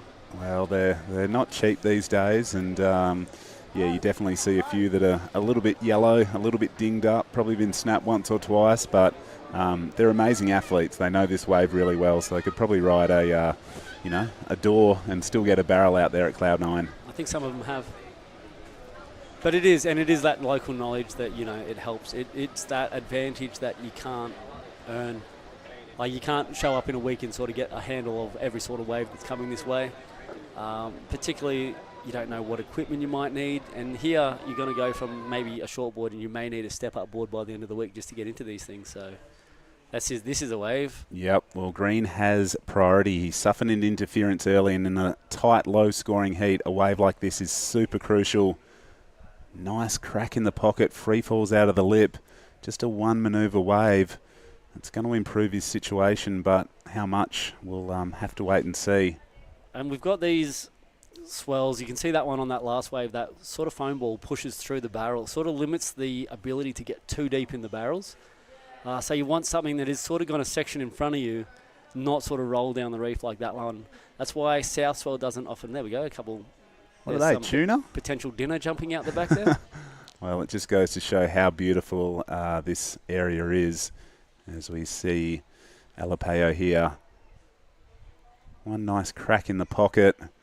Did suffer a priority early in the heat, but this will be his best number so far. But you can see with all four surfers, combined totals for all of them is still sitting under 10 points, so it's a tight heat. There's nothing more than a 2.5 to take anybody into that move through position of second, so it's still anyone's game. 4 minutes. I hope to see some sets starting to roll in, because it can change. 3 and a 2 for our leader. That's definitely achievable for everybody out there. And there he goes. He moved into second for that. Wow. So such a crucial and tight fought heat so far. I think he needed a 2.38 and he got a 2.8. So. Yeah. There we go. The beach announcer is giving them that update at the moment. You can see Surfer in white, who's now dropped into third position, holding priority, knowing that he's going to need that 1.21, which is basically don't fall off. Well, here he goes, fourth priority, and he wants to get rid of that 0.37. He does have an interference, so right now it's all down to pretty much what I'm assuming is one wave for him. Yep, so... So it was a priority interference? It was a paddling interference, so he is holding on to half a score right now, which is a bit of a blessing in such a tight heat. If he was down to just one single wave, he'd be stressing, but right now he's getting the job done, a 0.99. So non-priority interference. So that means they hadn't yet established their priority out there, and they were sort of hustling and bustling, and obviously Green didn't see White behind him or thought he would get the wave, I guess. Yeah. So still a mind game, but definitely a mind game you can sort of dig yourself out of, especially if you're now in second place. yeah, Trying to push it up a little bit, and he's done that by a little bit. a fraction of a point. So the next 2.5 minutes are going to be crucial. We see a little bit of a bump approaching. White has priority, but that looks like a bit of a deeper one on the reef. Red is up and riding. Ipa Figueron, he's a great name around town. He's been here for a long time. Great surf instructor. One of the OGs of Cloud9. I remember 10 years ago, I used to come out here and he'd be standing tall in these 6 foot, 8 foot bombs, just rolling down the reef with all the confidence in the world. He's still in the game, still surfing, and still a wonderful guy. Well, this is a great little bit of footage. Obviously, this tower used to be a lot bigger. It had multiple levels, but as we see, Alapeo travelling through, maybe got a little bit greedy, stuck the arm into the wall of the wave rather than sort of releasing and letting him come out of that one. So with under 2 minutes remaining, this one it's really going down to the wire. White goes to turns, hoping to improve on a .77. Needing a 183. This is a low-scoring, tight affair. It can be exciting. That's the joy of surfing, right? It can be you're chasing a 6 and it's tight, or you're chasing a 1.8 and it can be tight. If Green had to come out of that, he would have made things really hard for White. Yeah. Now White may have actually just pipped him over on that little few turns. But I love this. The local community down supporting the Cloud9 surfers in the water. The grommets are there. They, they probably start in these little rock pools and eventually make their way out the back. But it's really cool to just see the whole community get around this, the Philippines' biggest surfing event ever. So 1 minute and Blue just showed up again. He's looking to throw away his 2. Red pulling in out the back, busting through. I don't know if that was a doggy door. He just sort of opened the door. He made the door. He busted the door down. So the judges, I feel like this is where judging becomes tricky. You know, judging good and consistent waves. You can use that whole part of the scale from 0 to 10. But when it's small and tight like this, they really have to compare and contrast every wave ridden and throw the scores in the right column. So and it's hard when you're looking at replays of another 1.5 just to make sure you're keeping that scale in check and you haven't sort of blown it out. So it definitely struggle for the judges when it's Green. Oh, that was late to the lip. He'd actually done well to sort of get that up and down. A little bit of wind assistance maybe. Yeah, totally right. So this one is going to end. We are waiting on a bunch of scores, so can't quite tell you who will be progressing through the third heat of this round. As we see a little flurry of waves, but we'll go to a quick commercial break and be back with the results right after that.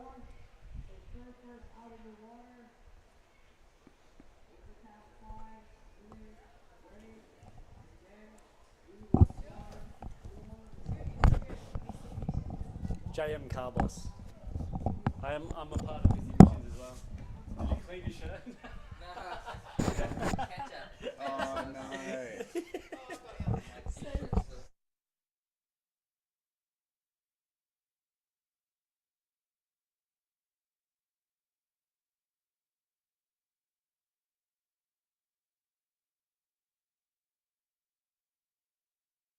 I felt like I Post-heat.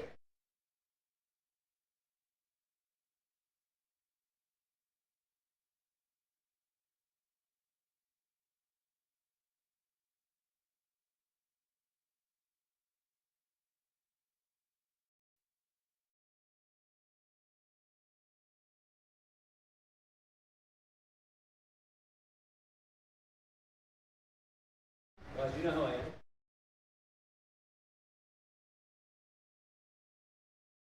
Airlines. With Gomo, I use data any way I want, all in one app. I can easily transfer and track my no expiry data. I Gomo any way I want. We don't stop. We Gomo. Dear Nay, Tay, kaibigan, handa ka na ba? Handa ka na ba sa mga biglang hamon ng buhay?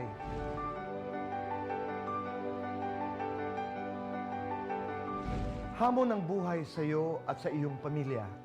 Alam niyo, life is full of surprises. Kailangan maging matalino, wais at madiskarte tayo sa buhay. Lalo na kung ang pamilya natin ang nakasalalay sa lahat ng mga bagay na ating ginagawa. Nay, tay, kaibigan, ang Manila Bankers Assurance ay tutulong sa iyo para ikaw ay laging handa sa lahat ng hamon sa buhay. In all of life's uncertainties, ika nga. Kaya naman, why don't you show your love by protecting your family today? Narito kami para sa iyo. Gagabayan ka namin. Laging handang magbigay ng aming pagmamahal. This is our love letter to you. Nagmamahal, Manila Bankers Assurance.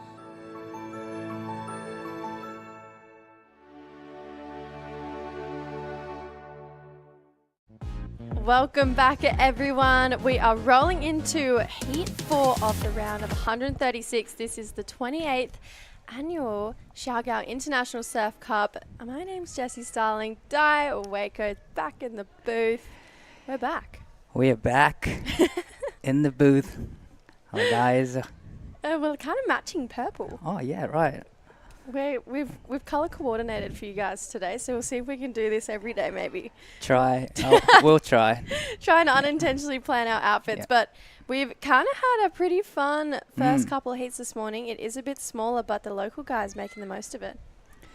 Well, it's a small day, and actually smallest day, and we're gonna have big swells coming for the next couple of days, but still looking so fun out there. Oh, definitely. So this is the last heat of this round. So Ben Laden Arjona taking on Lima Delamide, Jefferson Espejon, and Ernie Canon. So another all Filipino affair. Like I said, this is the last heat of the round of 136.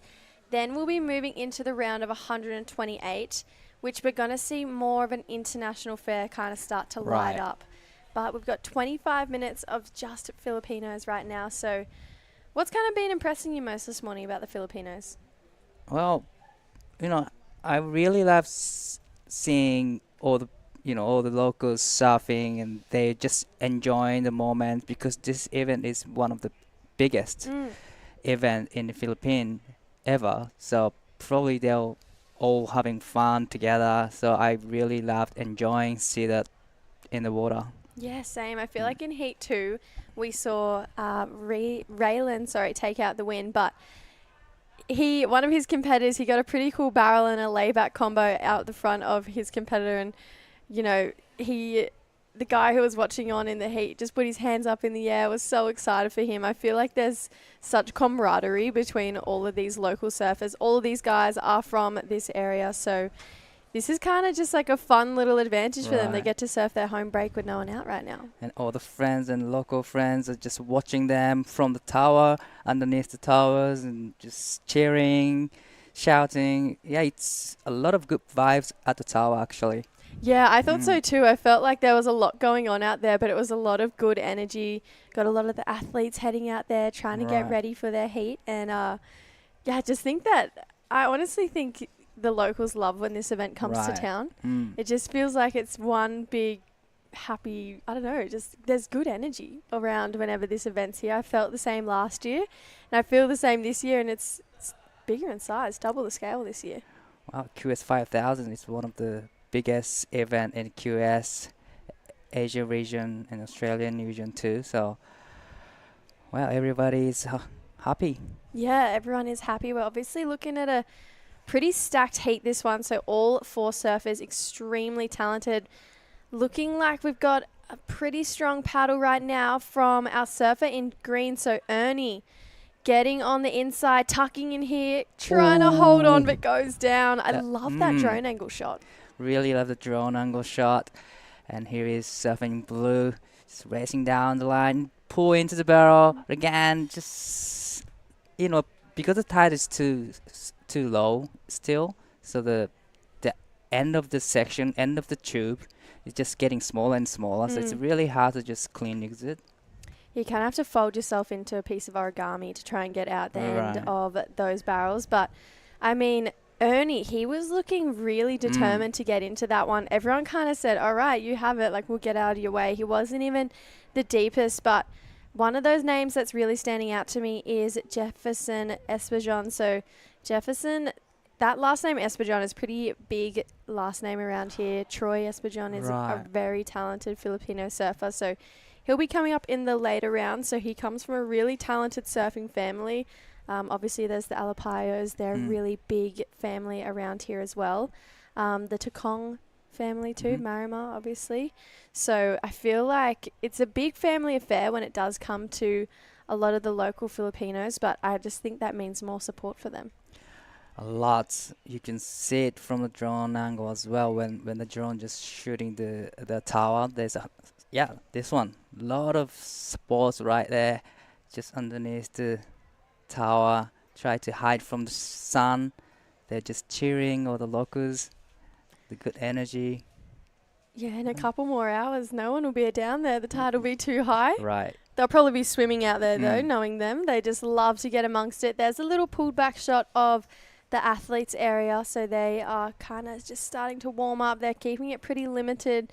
Think you can only head out there potentially a heat or two before yours. So they're kind of keeping it pretty quiet, trying to keep it nice, cool, calm and collected. And then just next to them is where our judges are. So it's a cramped tower out there, but I mean, it's a good one. But 20 minutes to go in this heat so far. So Ernie's first wave, just a 107, and Lima a 093. So we're expecting a little bit more, but feel like it's kind of been heat on, heat off when it comes to waves and consistency. So we might be having hopefully one of those heats on. Yeah, especially these, point breaks you have on and off. There's a little bit of time in between waves and waves. If it's a beach breaks, everyone just, sitting all over the places. But now we can, have a relaxed time, chill time, and just waiting for the waves come in. Look at this view. It's a tropical paradise. It really is. I honestly can't fault this place. I absolutely love everything about it. I just am so obsessed with the Philippines. The people, the food, the culture, the waves are amazing. And this is obviously quite a busy part of Siargao and General Luna. I mean, I feel like it's really taken off here over the last few years. But there are so many nooks and crannies around here where you can find waves to yourself, a beach to yourself.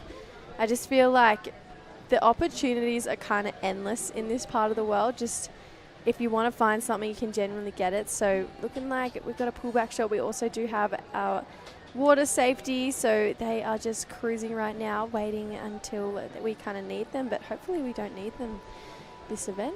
But yeah, I really love this place. Cloud9 is for just expert surfers. But look at this view because people just going for longboarding as well, and there's a actually longboard section the left side of the competition area, and there's another points. There's so many places you can surf, actually not only shortboarding but for longboarding too. Yeah, there are so many, and there was a bit of a bridge in the background there as well. I discovered a little local market that's on there every night. Not discovered, I just happened to waltz into it, if I'm being honest. But it was this cool little local market. We've got street food going on, a couple little bits and bobs you can buy. Gotta check it out. Yeah, it's just on the bridge as you come into town. Right. See, plenty going on here, Di. So much going on. All right, back to action in the water. Looking like Jefferson. This is one of the many Espejon. So he's just got to pull through that one. It was super quick along the reef there, but a bit more size in that one. Other tides coming in, probably more swells coming into the venue. Hoping to see more of the bigger waves. Yeah, and Benleden Ajona, he has been out there every single day, kind of putting in the reps, putting in the time. Definitely seen him perform in these free surfs. Definitely get a couple really great waves under his belt, and I feel like there's a lot of big Filipino names that you always see get the bombs out there, but I think Benleden, he was definitely kind of pushing it. He was definitely getting amongst it. I think for me, in all the free surf sessions, Filma was probably the best local surfer I've seen so far. So we'll see how Ben Lydon Arjona can pull off in the next last of this heat. But another local surfer who did well is right now on the tower with Justin Majex. Ben Antolin.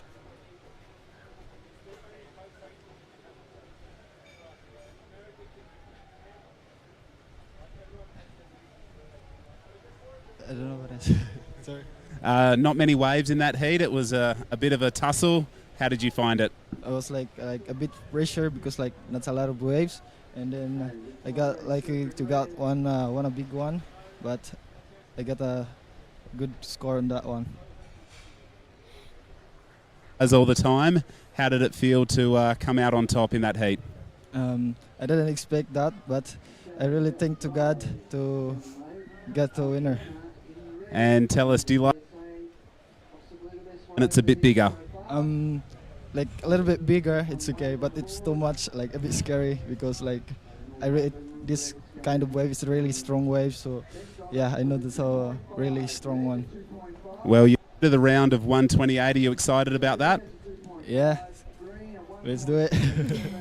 Do it. I'll throw back to you guys in the booth and make my way back over there soon. Awesome. Thank you, Justin. Thank you, Ben. Ben's quite a humble winner. He was very humble. Pretty just like, yeah, whatever. But he was talking about how the waves do get a little bit scary when they get bigger. That is Ben Lydon kind of finishing off his first wave. Great surfing. Found one with another link-up section die. Yeah, really loved the couple of the cutbacks and really connecting turns seamlessly. So it was great surfing from Ben Lydon Arjona. Looking like he's having another paddle here. So trying to get a second wave under his belt. Great first turn there from Ben Lydon. Gets a second one in. So just a 2.5 for that first wave. But I think that first turn, let alone, like by itself, might just kind of bump that score up. Really loved how he threw a lot of sprays for his first turn and straight into the second. That's a great combination from Ben Lydon. It's going to be a best score so far. Yeah, I feel like when it's smaller here, we definitely see a lot more turns. Sometimes, like you said earlier, the barrels, they get too small to make it out of. So I think this is really smart competitive surfing from Ben Lydon. He's just found one, got 3 turns on it. He's going to get another score in pretty early on. And that's some of the best surfing turn-wise I've seen this morning. That's so true. And probably now he got two waves. And probably he's going to be focusing on getting barrels because he's still got 15 minutes remaining and he will be locking in 2 waves. So yeah, more waves to come for Surfing Red. Definitely looking like there's a little bit of a bump here. So this is Lima tucking in for the barrel. Gets pretty covered up at one point, and that gorgeous roundhouse cutback, everyone goes to it at the end of the barrel. That's kind of like the go-to turn. And then right now Ernie tucking in as well. So, ooh, little bit of a wobble there. Holds on. Oh my gosh, that was stressful just then. Wow, that was a great wave. 2 waves. And how's the first ride? How's the tube riding? It was one of the best tube riding so far this morning, I reckon. Yeah, definitely. I feel like with this incoming tide, the waves are opening up a little bit more. So it's allowing our surfers to maybe tuck in just a little bit more, hold their line a bit more instead of racing, trying to like squeeze the way out of a barrel. This is the replay dive. Let me know what you think.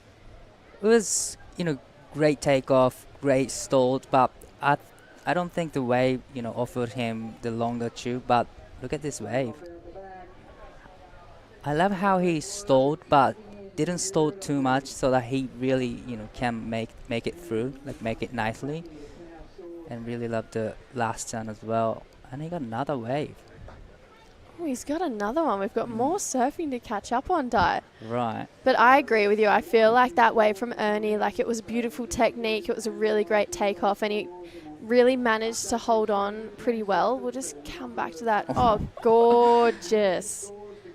Oh, I love it. Wow. So Lima, back-to-back barrels here. Wow, that was such a clean exit as well. So probably he's going to get 2 good scores. on the way. Really stylish approach to his barrel riding. It's very kind of laid back, but I don't know, almost like free surfer. You know what I'm talking about? Like a. I love how he tackles his knees in. Yeah. So much. Really stylish tube riding. Yeah, no, I loved it too. Good scores definitely going to come in from Lima, but I think his barrel before, like you said, it was definitely the better out of the two between blue and green. But sat for a while. Like, he's only had a .93 until 12 minutes, and now he's found himself 2 barrels. His first one coming in at a 5.17. So one of the highest scores we've seen today. Right. And he's still got another score to come in. So 2 waves, and he's going to pretty much not combo the field, but put himself pretty far ahead. Right. Definitely the last one will be, it's going to be really close to the first tube riding as well. And he's a surfer in the next heat, getting ready, getting pumped. Yeah, we've got another Espejon family member coming up next. There's John Carby in the green. Literally 10 minutes ago, or 15 minutes ago, he was here in the booth. Man of many talents, John Carby. He's got a really good routine, probably before the heat. Stretching. He knows this wave really well too. He spent a lot of time here, lived here for quite some years now. So, yeah, I feel like John Carby, if you know him, you love him. He is just one of the biggest legends. The first day I got here, I was on the hunt to find a bike with board racks. Right. And I got a little tuk-tuk into town, went to this shop, they didn't have any, went to this other shop, they didn't have any. I'm looking like a lost puppy in the middle of General Luna, and all I see is John Carby waving at me. And I wouldn't have found a bike if it wasn't for that man. And I'm so lucky I ran into him. He was like, Jess. I was like, oh my goodness. He was like, what's going on? I was like, I need a bike. Made a few phone calls, got me a bike. I was like, he's a legend. He's the best. We love John Carby. There's Jerry in screen as well. We got Gabs, our social media guy there. So anyway, I'm fangirling over John Carby. Let's come back to this heat. So 5.17 and a 4.07 for that last one die. That is a good start. I mean, that is a good, heat scoring right now, 9.24 and under 10 minutes remaining. He's probably feeling really great. Now he's just looking for another deep tube riding. And second and third and fourth, it's a tight situation right now. The green needs only 3.43 and white only riding one wave and 0.73, so 0.70. So yeah, everybody's just has a still, opportunity to go into the second. Yeah, I feel like Jefferson, we haven't seen what he's got so far. I mean, I've watched him surf quite a fair bit over the last few days. He's a very talented surfer, and he's just had that one closeout, but you could tell, even though he was too deep on that one, he was trying to race to find a bit more of an open face. You can tell he's got the talent. Right. He's got real fast twitch fibers. He's really reactive when he surfs, so I feel like 8.5 minutes, the pressure is probably building on Jefferson right now. He's probably trying to find maybe a little bit of a way to quiet the noise in the head, because I know if I was him and I'd been sitting for, what would that be, 18 minutes? No, I'm not very, I need to go back and do some maths, but yeah, around like 18 minutes. Yeah, I was right. Yeah, right. I should have backed myself, shouldn't I? If I'd been sitting for 18 minutes, I think I would be chewing my nails off, Right. So I feel like right now he's probably trying to think to himself, okay, it's all good, the wave's going to come. But yeah, 0.7 in 18 minutes. I don't know, die. Yeah, 8 minutes remaining, and when you don't have wave ridden yet, and you don't want to be too much picky on the wave. You gotta go for it and just get scored like threes, and then probably get more like a rhythm of the ocean. So I would say Espejon should be just trying to be busy right now at this time, 7 minutes and 30 seconds remaining.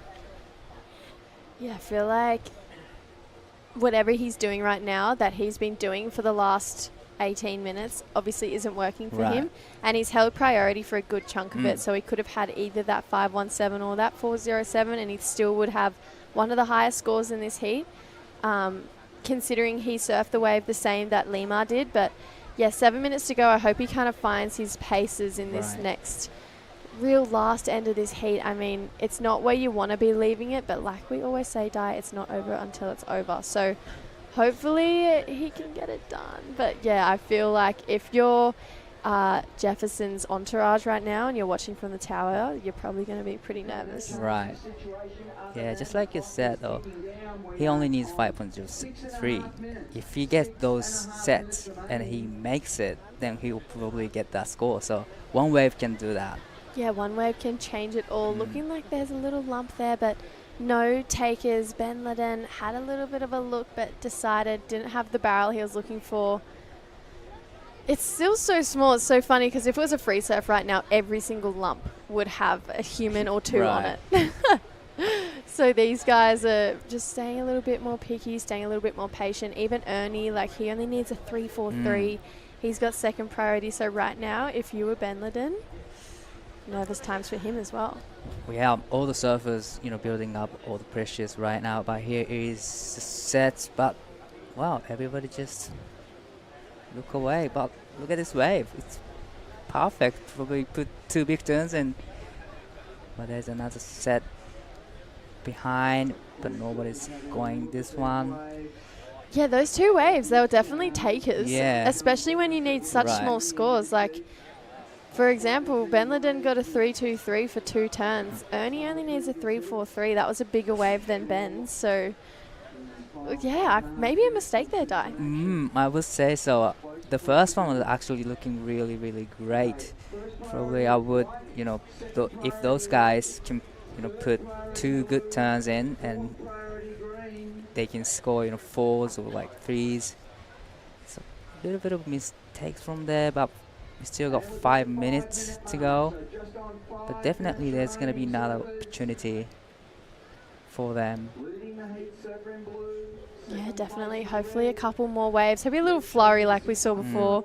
Kind of fizzles on in. There is a bit of a deeper one there. So a lot of these sets are kind of adjusting different places along the reef. Like these are quite deep up on the reef compared to where we do see a couple of those better ones come wide. That was a great wave. That was definitely the taker. That was a great wave.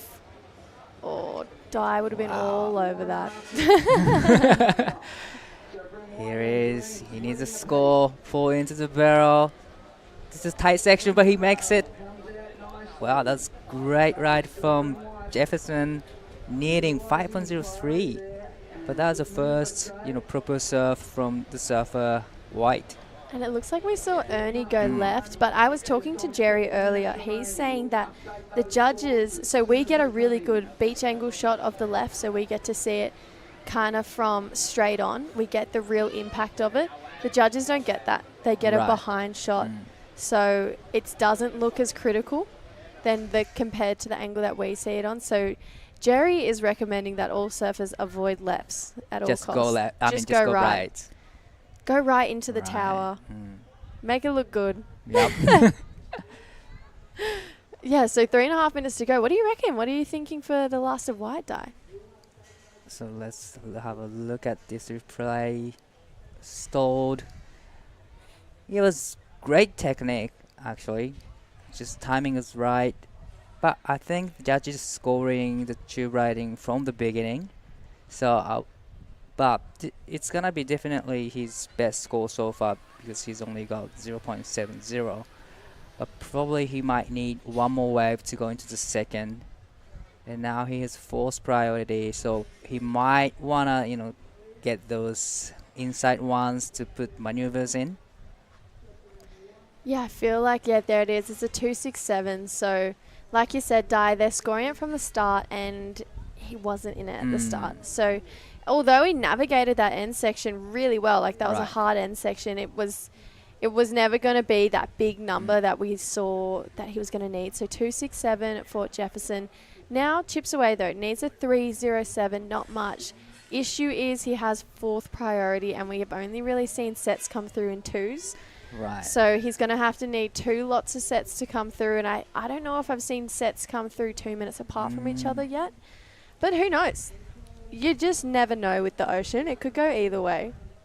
especially on the reef point break. It just suddenly just waves are there. So yeah, you never know. It's just under 2 minutes remaining.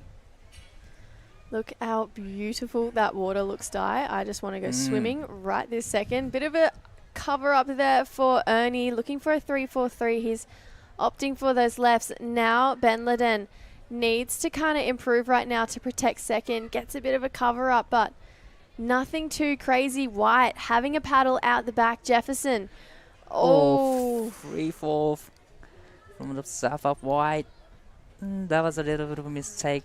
Probably 1.5 minutes remaining.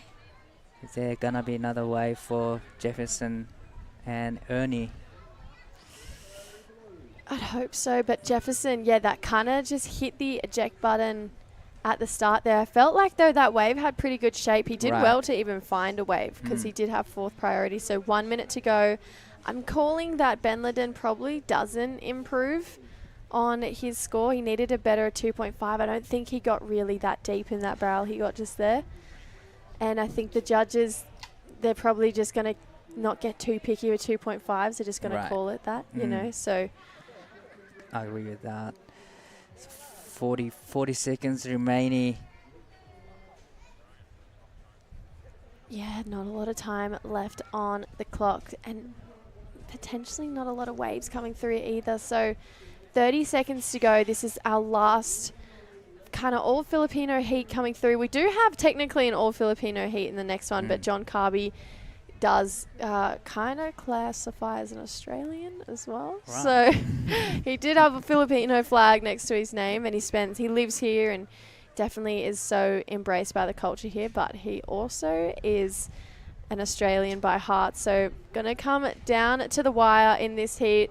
Down to the last 5 seconds. There is a bit of a wave here, but no one's going to get into it. So it's going to be Lima and Ben Lydon moving on through. Unfortunately, we do say goodbye to Ernie and Jefferson.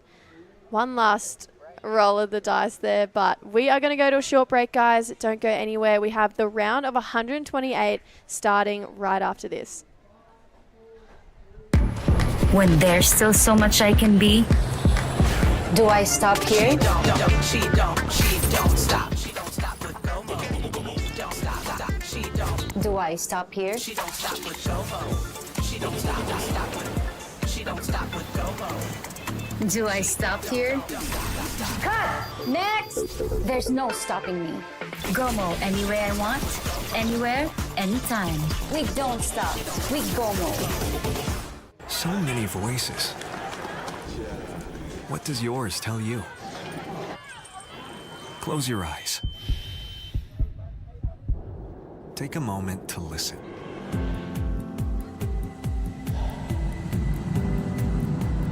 What do you want to feel?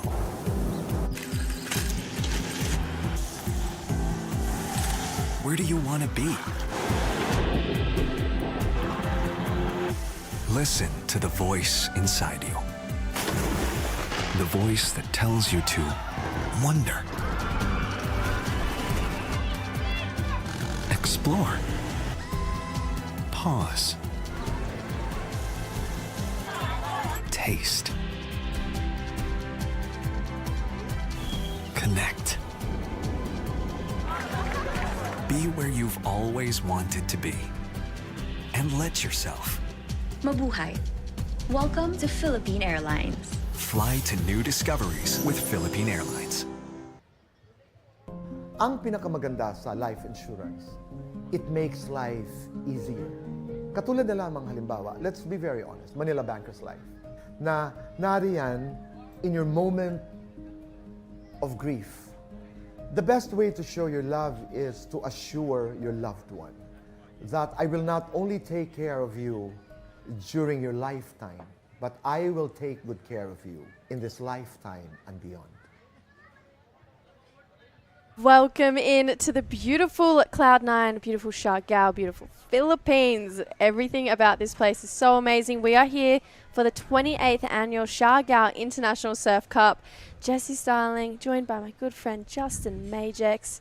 We are rolling in to the round of 128. Get excited, because it's going to be good. I am excited. This is where we see our first lot of, I guess you could call them seeded surfers, seeded through to the round of 128.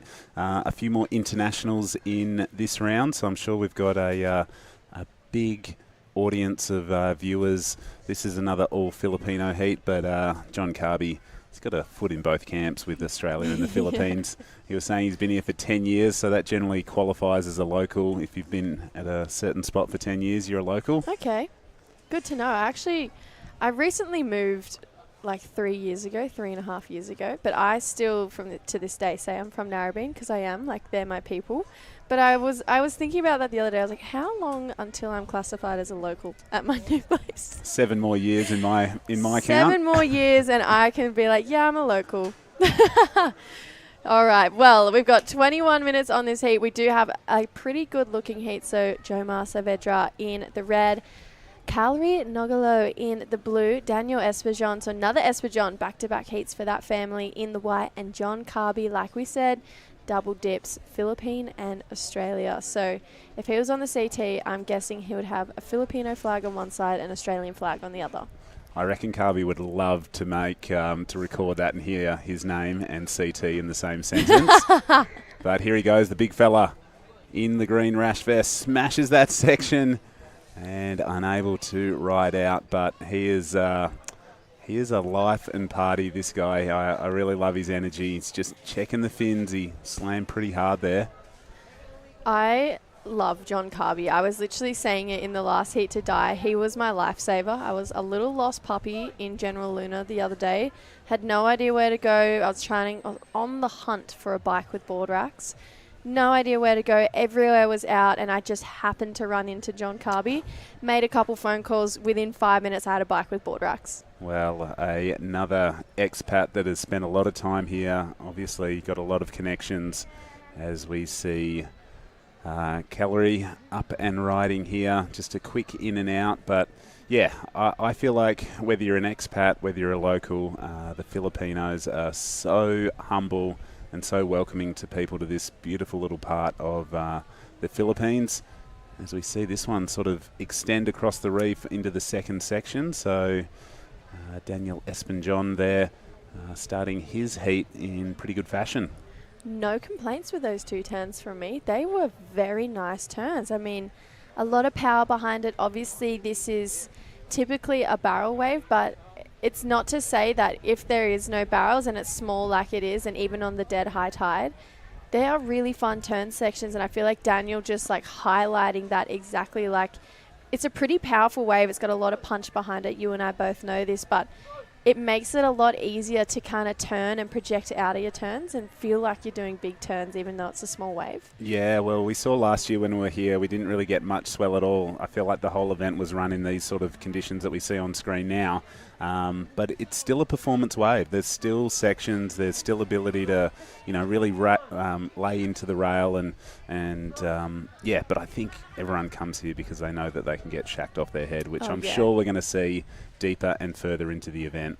There is no doubt in my mind we're going to see some crazy barrels this event, but here's a beautiful pullback drone shot. It's basically paradise everywhere you look. The palm trees, there's fresh coconuts, it's crystal turquoise water, absolutely warm. It's like the most perfect temperature, if you ask me, the water. And then you come on land and it's just gorgeous tropical conditions. I'm such a tropical girl. I'm a heat. I don't love the cold. No. I love the heat. So when I got the call up to come back, I was like, yes, take me to the tropics. It is so good. It is warm. It's humid. The waves pump. The people are friendly. So no better opportunity to come back. I was the same. I jumped straight on the opportunity. I had both hands up saying, pick me, pick me. And we're lucky to be here. And that's another little hot spot over in the distance, the bridge. A lot of people go there and soak up the sunset. It took them a long time to build, I was told by Jerry Degan, who has been here for every single one of these events. This is the 28th year the Siargao International Surfing Cup has been held, and this is its highest elevation to a QS 5000, so the biggest surfing event in the Philippines, and I think this is a really fitting way to kick off the event on day number one. Always nice to start on the first day. Yeah, I mean, Jerry, he was telling me he's technically been here for 29 years because before the surf, like the surfboard event started, they had a bodyboard event here in 2002. Cool. And, oh no, not 2002, before that. But he was saying that, like, technically he's done the 29 because he did this bodyboard event before the surfing event started. And he said still to this day he reckons it's the best waves he's seen for this event. Well, I'm going to show you a video maybe in our next break and we can reference it. But yeah, the bodyboarding event sort of was amazing here, and it sort of went viral in the fact that Sean Virtue, a West Australian bodyboarder, you might have heard this story, did a big invert and lost his board shorts in the heat. Proceeded to surf the rest of the heat without board shorts on. You're kidding me. I think it might have landed on the cover of one of the tension movies, might have even made the cover of Riptide magazine. So I'll show it to you when we're in a little ad break because it is classic. So here we go. Blue tucking in, travelling behind that one, but he is not going to find an exit. I would never have known that if you hadn't have told me. I love that story. I look forward to our next break. But we are going to cross down to our good friend Di. He is out on the tower with the last heat's heat winner. Well, Lama, you had one of the best tube riding in the heat. So how is it out there? Yeah, was good out there, and yeah, my first wave was like not good, and when I come back in the lineup, and then I was like wishing that waves big coming, so I was like taking that one, and then I got scored that. Right. What was your plan out there? Your plan was like getting barrels or getting maneuvers? My plan out there, it's just like waiting for big barrel, and yeah. Nice. You did exactly what. And do you wanna shout out to your friends probably? Yeah. Especially first of all, I would like to thank to my friend Takuto Ota to this board. And yeah, to my sponsor Happy Islanders, and to the boys also, and yeah, to all of people that yeah. Alright. You're gonna surf again this afternoon, so good luck next heat. And this is Salema-san. So back to you guys. Thank you. Well, thanks, Di, and well done to Lamar there.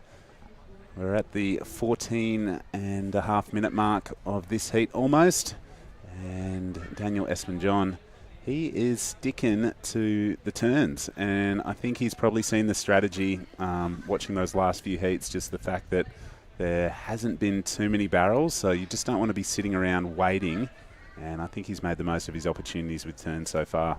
Yeah, I agree. I feel like there's no point sitting and waiting today. Like, obviously, it's smaller. It's obviously not perfect Cloud 9, but I think Daniel comes from such a strong surfing family over here that he probably knows that it's just going to be better to keep busy and keep moving, because right now, 3s and 4s are getting people through the heat. So he's pretty much surfing a really smart heat. The fact that he is just finding some turn waves. He's got a great surfing style. I actually love watching him turn. Like, I think he's really classy when he surfs, so I'm fine with the way he's approaching this heat.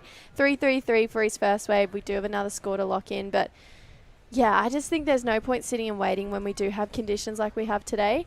But right now, this is Jomar stalling, and this is where I bite my tongue because he just got so slotted. He did. That was a perfect drone angle, and you can see, even at this size, it is the perfect barrel still. So our surfer in red I think there's nothing better to start a heat with a barrel. That's pretty good. No way. I mean, he kept his cool, sat there for 12 minutes, found himself a barrel to start off this heat. So surprisingly, like, all the Filipinos have this uncanny ability to stay calm. I mean, it must be the island time, just everyone is so cruisy around here, but someone just sat for 18 minutes, didn't get a wave, and then came out with like a 4 or a 5, just like got barreled and came out. I was like, oh, if that was me, wouldn't have gone down that way.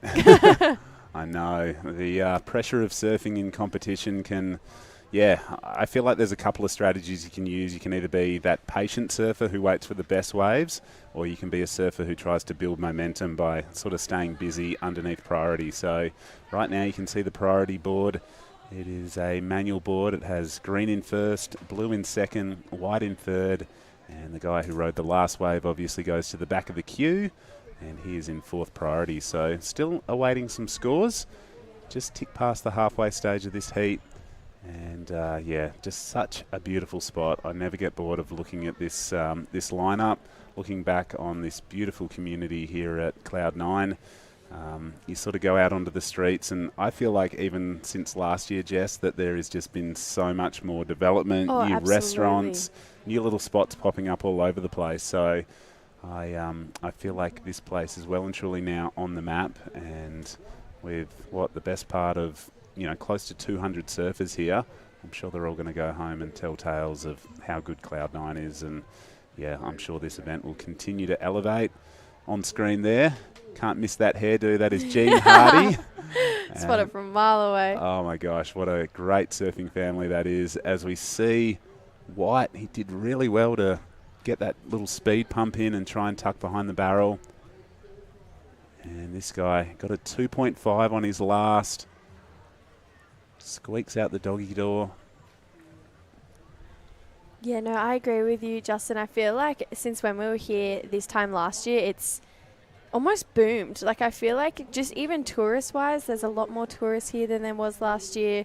But there's just something for everyone. Like, it is such an incredible part of the world. And I was talking to Jerry before. I was like, what keeps you coming back? What made you so drawn to this area? It's like, it's an easy question. It's the people. Yeah. They are just the most amazing people. I love the Filipinos, and I love seeing the competitive side to all of them.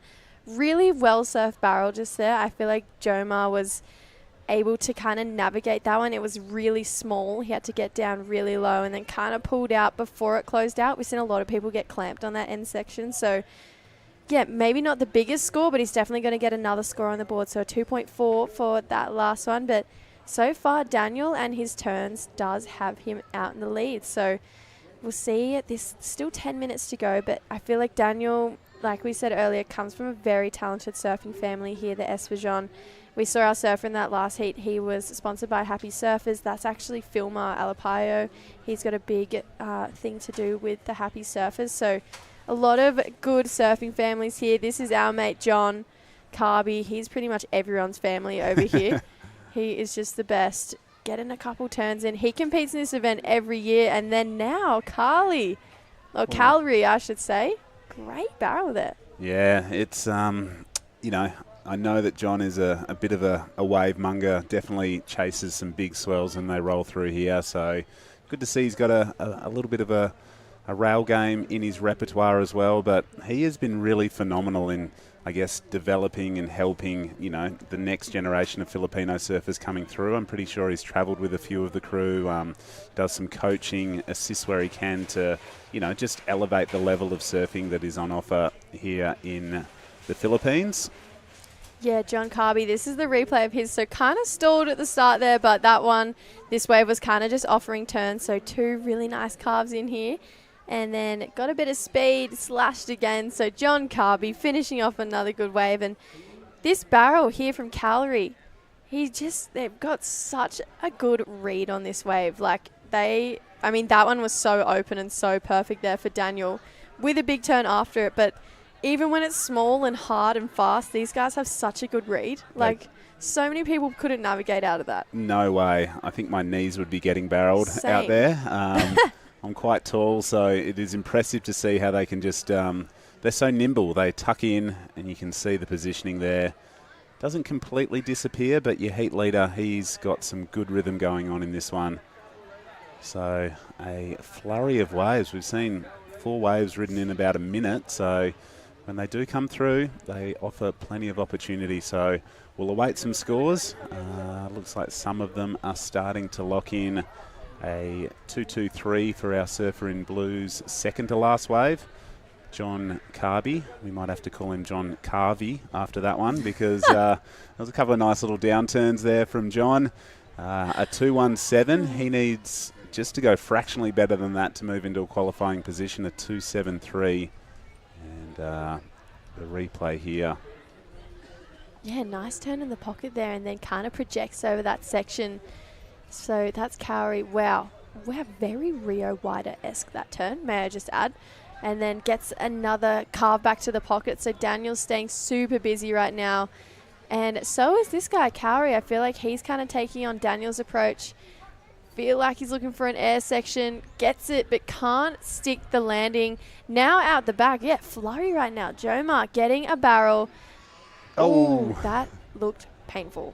Yep. Kind of clipped his board on his ankle as he came down then. So lots of scores to lock in. The judges definitely have their time. Their jobs kind of, I don't know, on the line right now. They've got plenty of scores.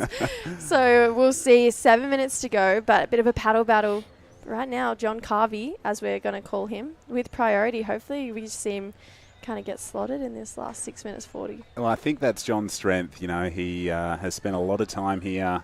He'd just be hoping for one good set. And I was chatting with him on the broadcast earlier, and he just said, you know, you just got to wait.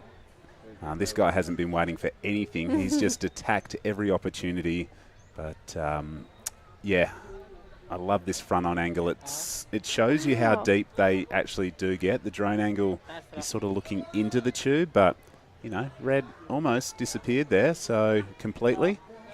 He definitely got deeper than I thought he got. Watching from that front angle shot, I was like, oh, wow. Like, I didn't actually expect him to get that deep, so...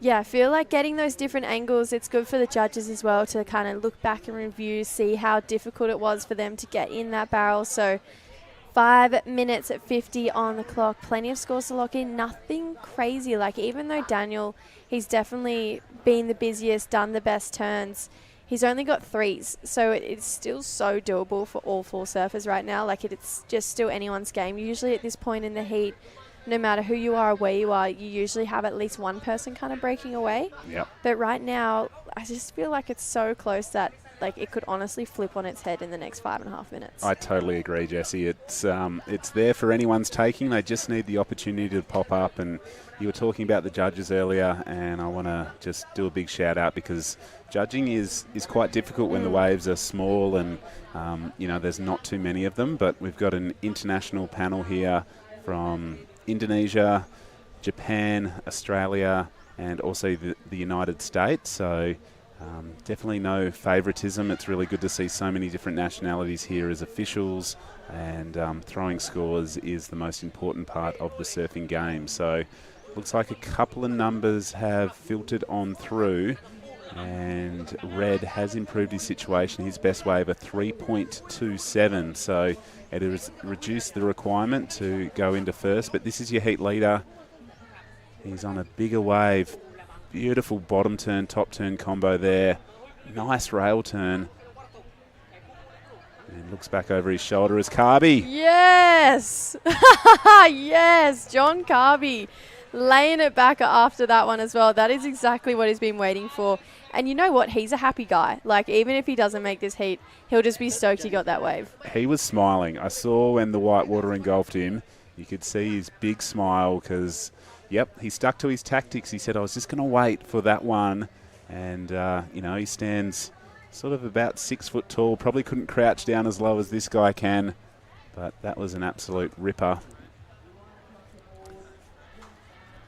Yeah, so just under 4 minutes. Ooh, now we've got another one. Joma.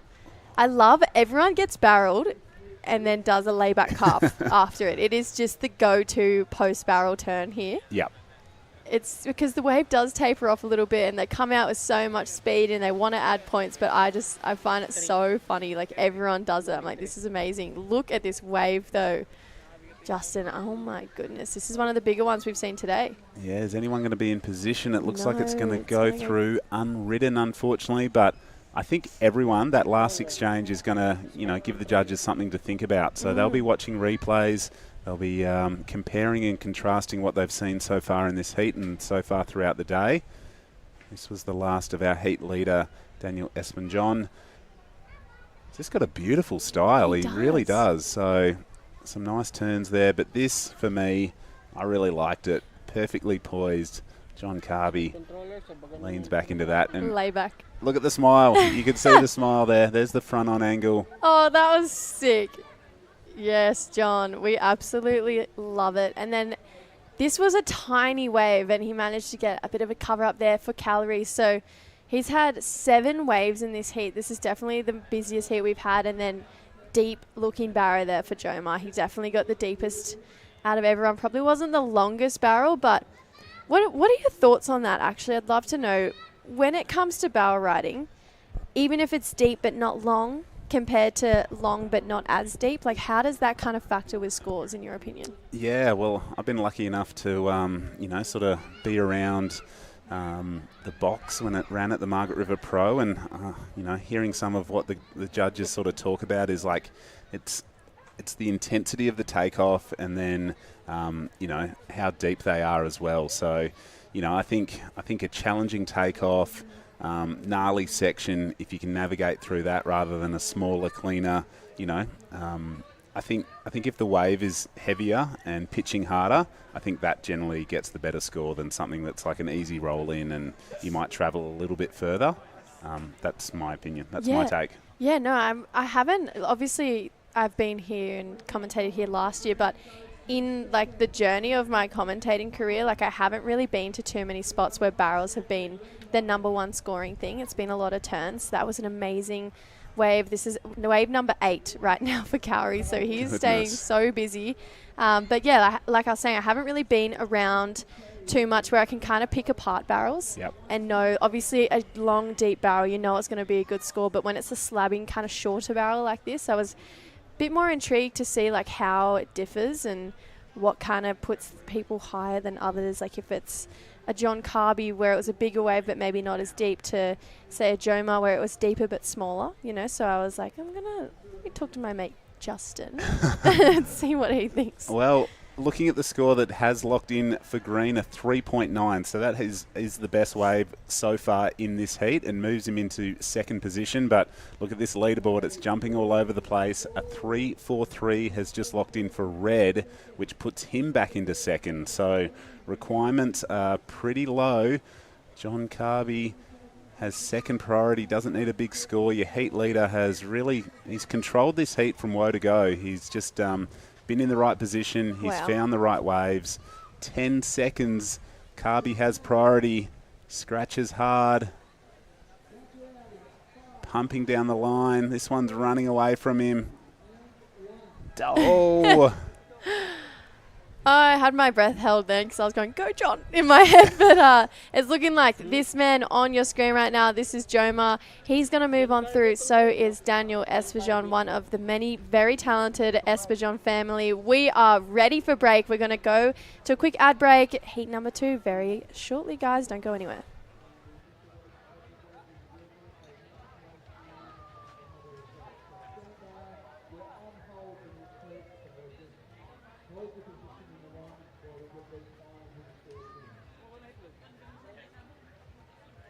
Any way I want. We don't stop. We go more.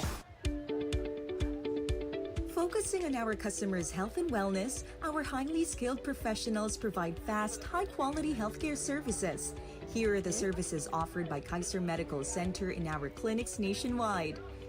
To provide you with the best customer experience, Kaiser focuses on convenience and flexibility with its 24/7 online access. Kaiser Medical Center, your partner in health and wellness.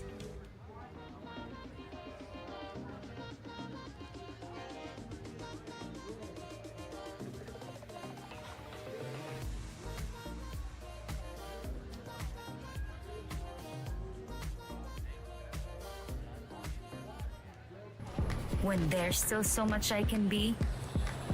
Do I stop here? She don't stop. She don't stop with Como. Don't stop. She don't. Do I stop here? She don't stop with Como. She don't stop. She don't stop with Como. Do I stop here? Cut! Next! There's no stopping me. Gomo, any way I want, anywhere, anytime. We don't stop. We go more. So many voices. Well, welcome back, everyone. Day number 1 here at the 28th Siargao International Surfing Cup. We have just seen heat number 1 of the round of 128 and heat number 2. Di, this is our first heat with quite an international flavour to it. We've got an Italian, an Australian, a South African and a Filipino surfer in the water. So I guess this is the first real taste of, Right. The diverse nationalities that are here to compete in this qualifying series. 5,000 points on offer. It's a pretty serious deal. It's a serious deal. That's definitely, true.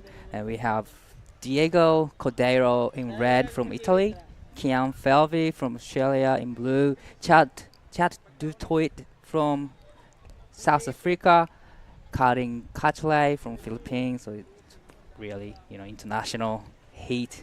This is QS 5000, one of the biggest events in the QS regional series.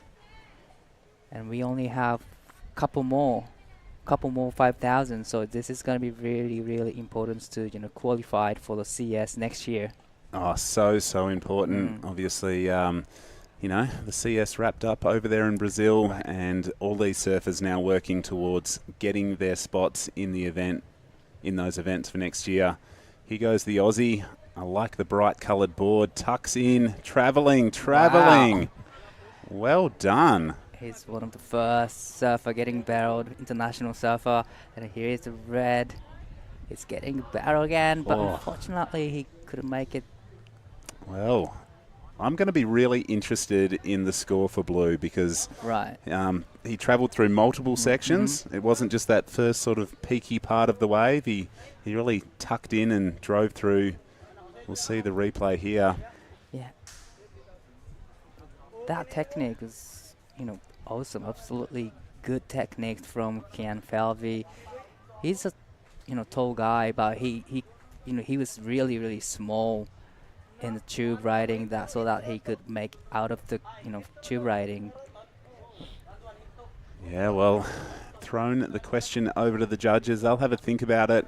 It wasn't the biggest tube, and Jesse and I were talking about this in the last heat, Is it the big, gnarly, sort of, bigger wave that might not offer the longer tube section, or is it that one that you saw from Kian then that, sort of runs a little bit longer and, maybe offers more scoring potential?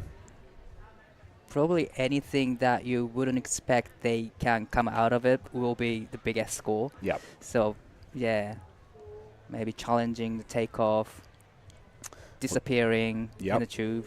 Well, there it is, the score for Blue, tickling the good range, almost at the good range, the high average range, a 5.83. So that has to be one of the biggest scores we've seen of the morning so far. That is a good good score for the tube riding, and 5.83. So some of the judges scoring probably 6s, and some of them scoring 5 and that. So it's a good score to start a heat. Kian's very first wave comes in 5.83. That's a good start. Yeah, Diego had a go as well. He got clipped on the backhand, just a 1-1-3. And it is neutral priority now between white and green.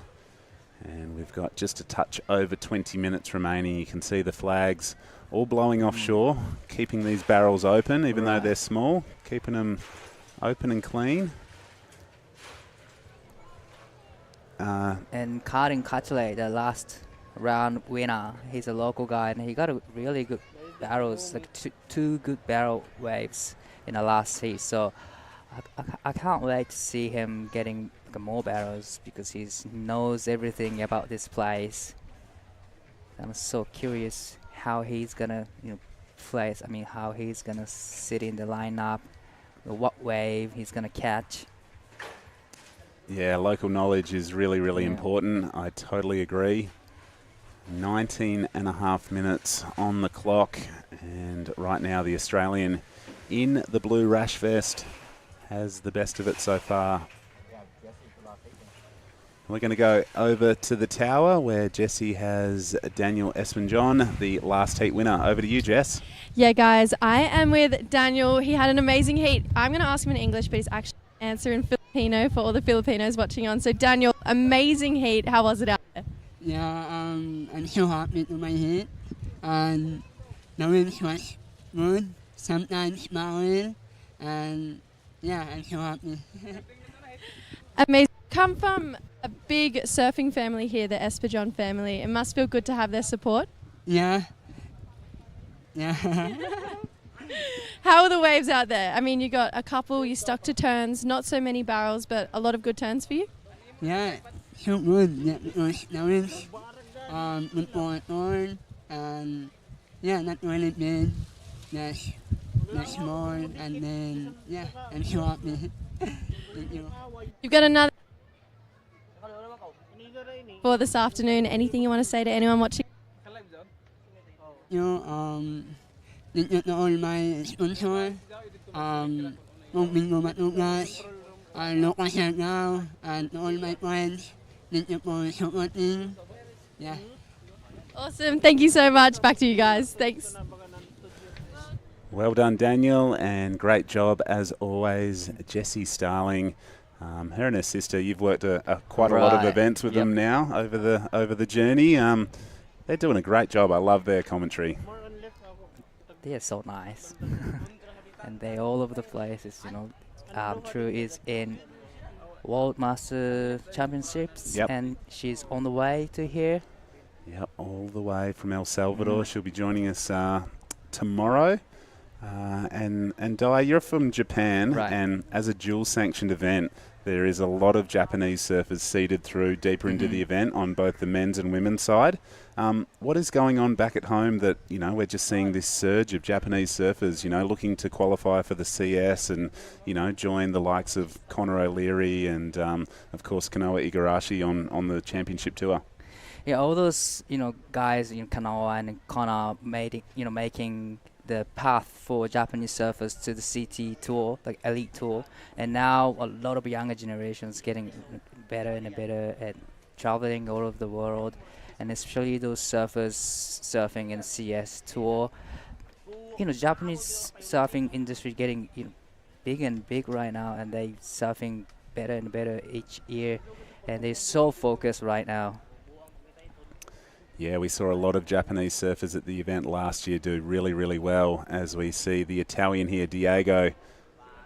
Tight little barrel, that one clamps on him once again. So it is just so good to see, all of these new nations competing, Big shout out to Giada Lagardi, one of our friends. She represents the Italian nation as well. I'm sure she knows Diego. I thought she might be in the event, but she's probably off chasing amazing waves through Indonesia somewhere. Di, tell me, how long does it take for you to get from Japan to here in the Philippines? Well, it's not close actually. It takes about 7 hours flight, but we all have to plunge it in somewhere, or there's a straight from Tokyo to Manila, and we will just Manila to here. So we probably take 2 or 3 flights from home. Yeah. So not too far, maybe a little bit closer than some of the other nations. What do you think that the wave here at Cloud9, what is it that Japanese surfers like about it? Obviously, everyone likes getting barreled, but everyone likes surfing in board shorts too. Yeah, everyone likes surfing in board shorts, but everyone's saying they all love Philippines, like Cloud9, Siargao, because of the wave, but as well as the food, or the friend, or the people, and the party.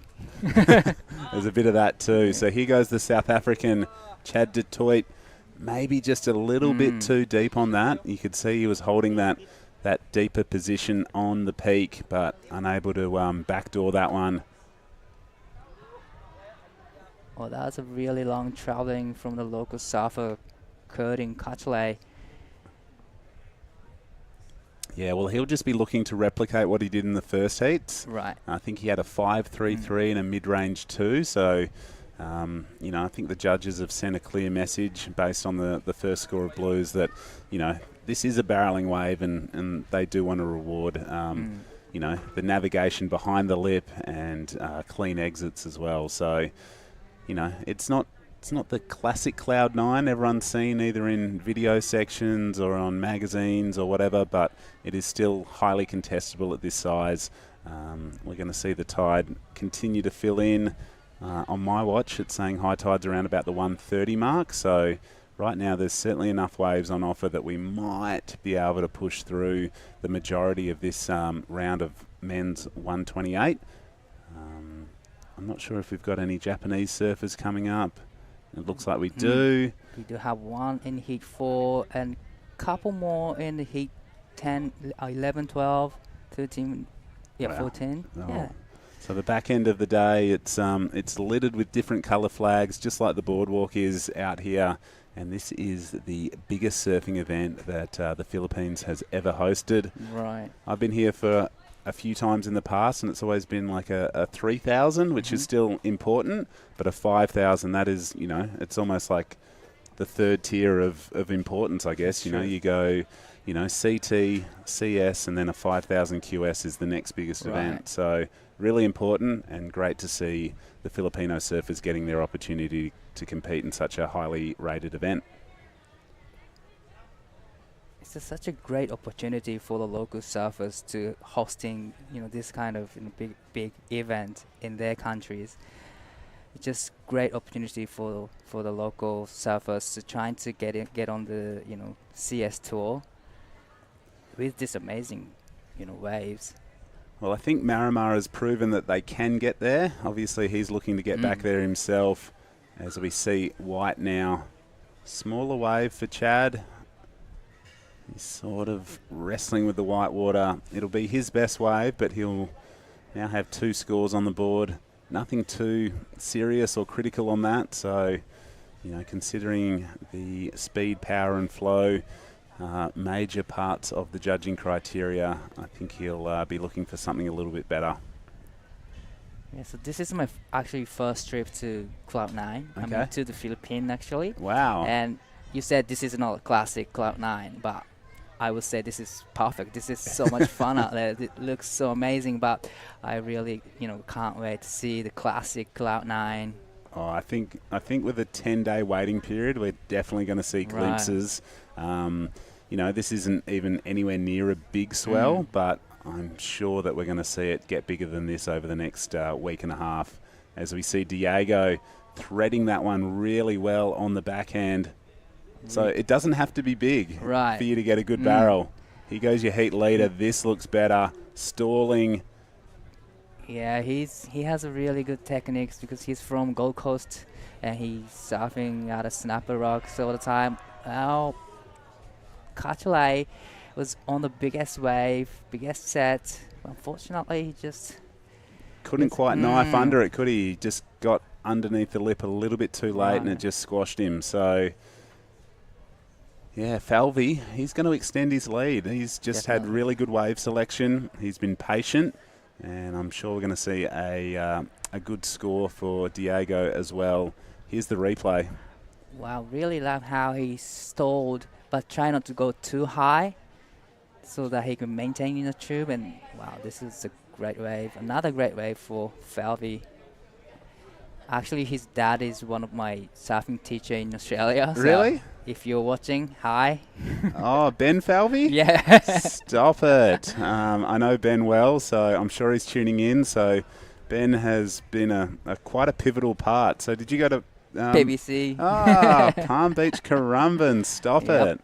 Okay, there's the connection. So, to all the crew back in Australia. Ben was very heavily involved in our school surfing sort of competitions back in Australia. So a school teacher, and he's been to a lot of the Aussie title events over the years. So g'day, Ben. I'm sure there's a lot of people on the Gold Coast tuning in. And right now our surfer in blue is doing a good job awaiting a score that will extend on first place, in my opinion. The score for Diego in red has locked in a 3.83.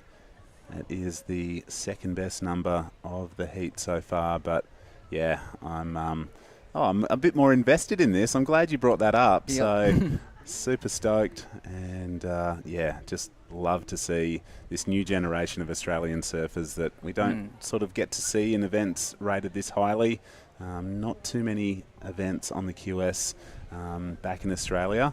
We're lucky enough to run a couple of events back home in Western Australia. We did a Pro Junior in Mandurah and then a QS down in Yallingup, and there's a lot of familiar faces that have called West Australia home over the last couple of weeks. Here goes Catalay. He's a big guy. He's late on that one as well, so he'll go down. But yeah, it was really cool, like, you know, even for us back in Western Australia to see, you know, travelling surfers come and just expose, you know, the talent level. We use it as a development opportunity to host those events. And I think this is the thing about an event like this, you know. I'm sure that all the local surfers learn so much in the free surfs. They get to see professional surfers at their very best. You know, we've got some of the best guys and girls from across the regions here competing. So it is such a good opportunity for this event to be elevated to the biggest event of its kind in the country. Oh, here is Surfing White trying to pull into the barrel, and he managed to travel a little bit longer this time, but unfortunately he couldn't make it through. But here's Surfing Red, stalling, nice techniques. And he's going to connecting to the inside section, trying to put finish maneuver here. Well, that was a different approach. The go-to was the going cut back and finish off. But he did a big turn in the end. Now, Di, are you a goofy footer or a natural footer? I'm actually a goofy footer, so this is my backhand barrel. So, wow, here he goes again, your heat leader. That one just races away from him. So what, you're looking to pig dog out here, or you'll be hunting the lefts? Our board's only arrived today, so we haven't been surfing that much. Definitely going for the right at Okay. the Cloud 9, because this is the place we all have to surf when you're in Siargao. But I'm definitely searching for the left as well.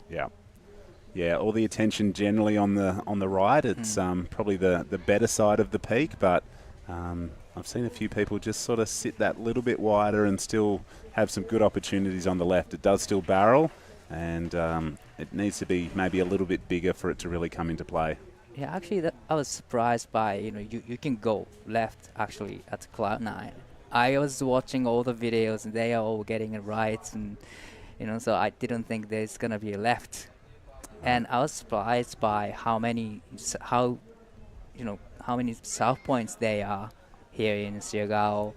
Yeah, I guess this is the most famous one, but I got here a few days ago, and on the fuller tide there is little breaks all around this little point here, so nowhere near as probably the quality of this, but I think there is still some secret spots out there that we won't look to expose. But yeah, for me, it's such a cool place. On the higher tide, you see all probably the beginners or intermediate surfers out there. There's a lot of surf school operators that, on the fuller tide, this is all the reef that we see on screens all covered up, and you can sort of safely surf over the top of that. Right now, probably at it's a slow creep up today, so we've gone past the low, and the water will continue to fill up over the reef that you see there.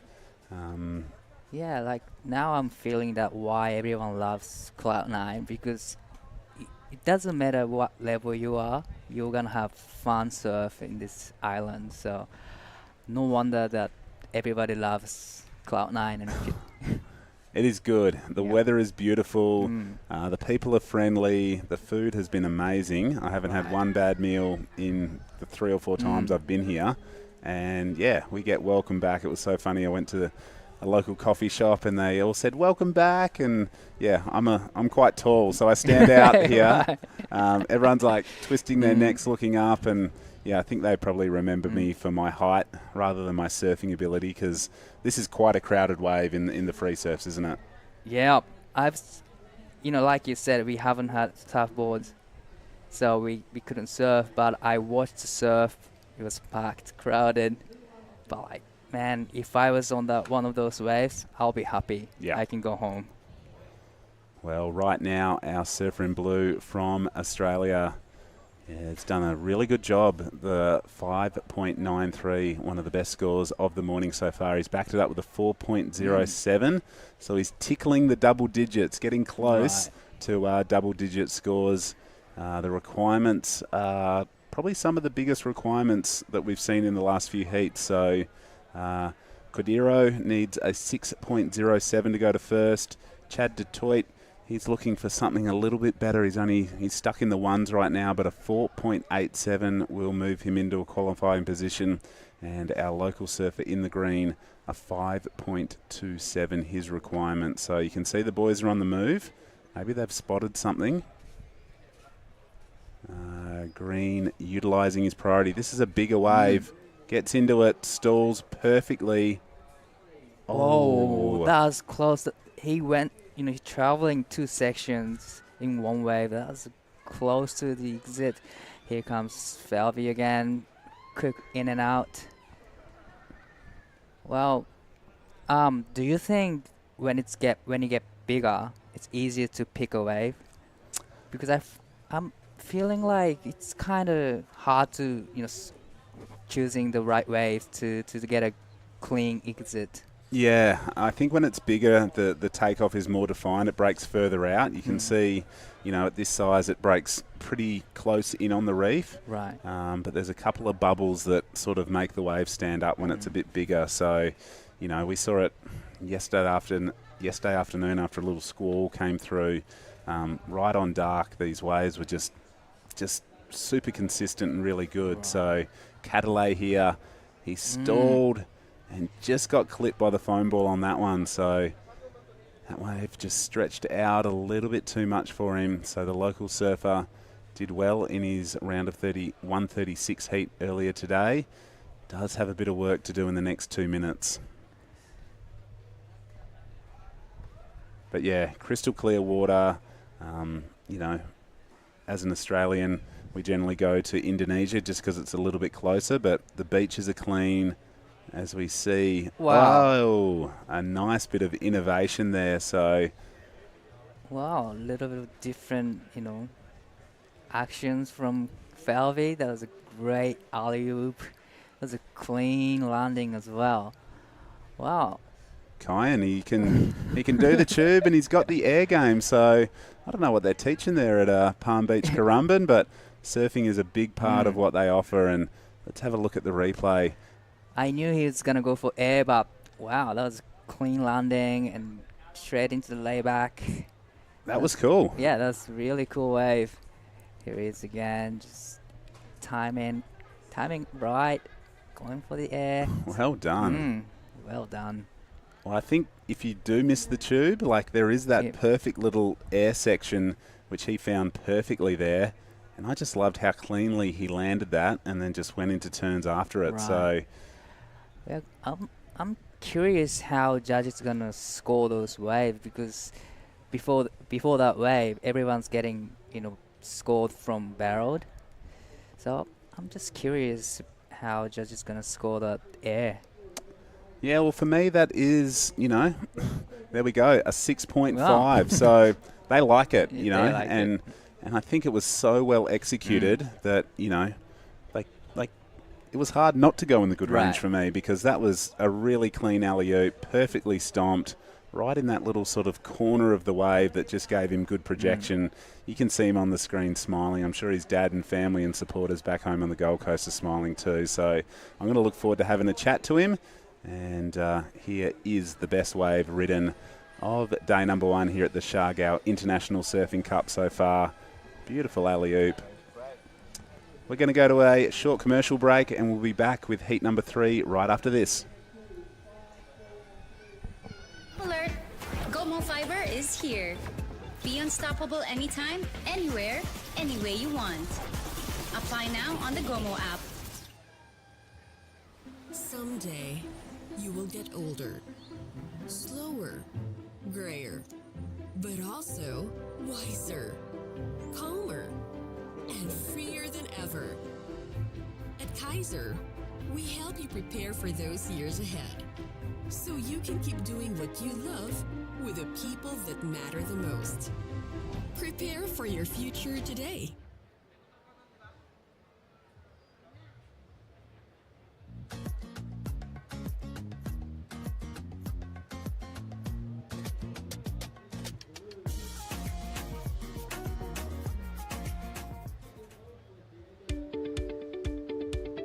Focusing on our customers' health and wellness, our highly skilled professionals provide fast, high-quality healthcare services. Here are the services offered by Kaiser Medical Center in our clinics nationwide. To provide you with the best customer experience, Kaiser focuses on convenience and flexibility with its 24/7 online access.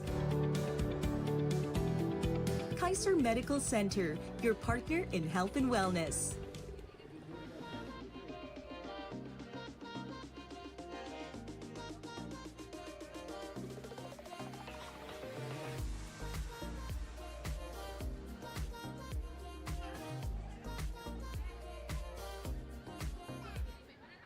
Back When everyone, there's still this so is much Siargao International Surfing Cup QS 5000.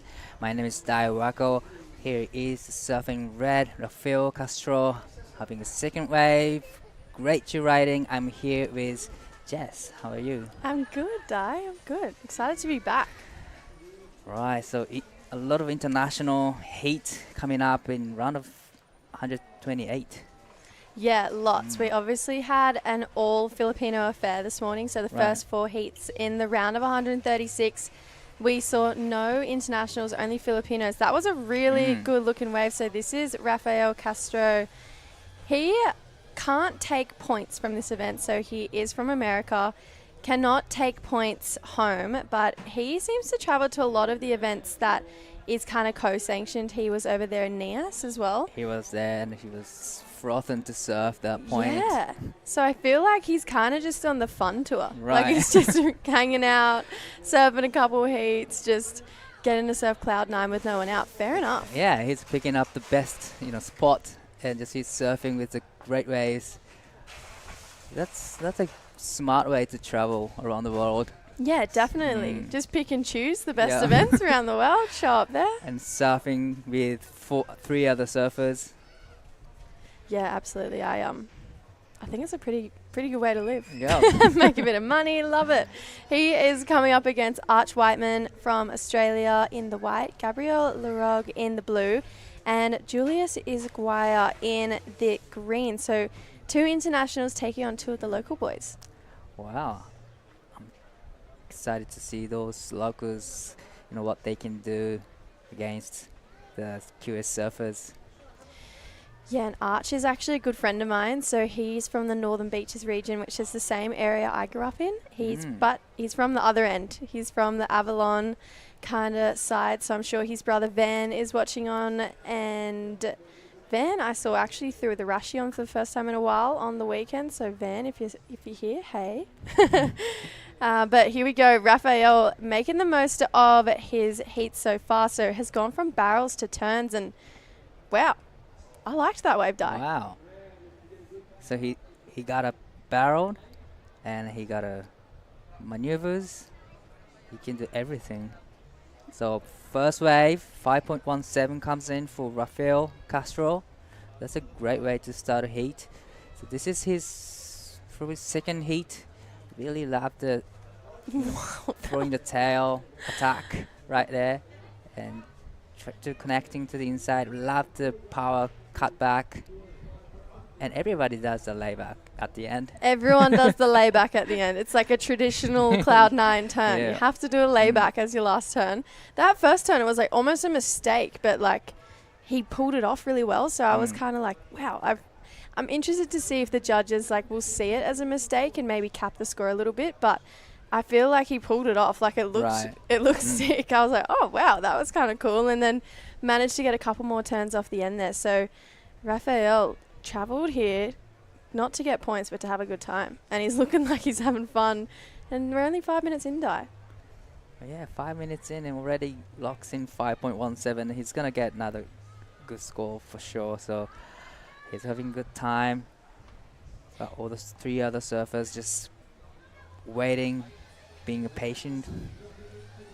Yeah, I feel like the local boys, I feel like if I was competing in this event and you surf a heat, you have an American and then 2 locals in your heat, I feel like I'd be quite nervous as an Australian because the locals are so good out here.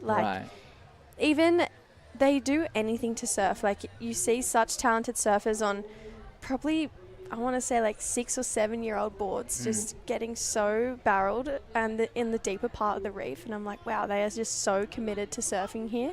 So I feel like anyone who pulls some of the local surfers, you'd be quite nervous. Right. Just because they're like, their ability out here is absolutely uncanny. Like, it's literally second to none. It's just like second nature for these guys. Let's see if Gabriel can prove me right here. So he's racing down the line, but not Going much. for the air, but not much right there. And here he's surfing green. Look for the barrel. Wow, he comes out. Thank you. So clean. That was a great wave. Thank you, Julius. Right on cue. Lovely timing for me. Just proves my point. Yeah, no, that was really well done. I feel like, yeah, Julius, he's been kind of giving it a red hot crack in the free surf. So gets barreled, comes out, looks really steezy off the end there. Didn't go for the layback carve though. Decided not to do it.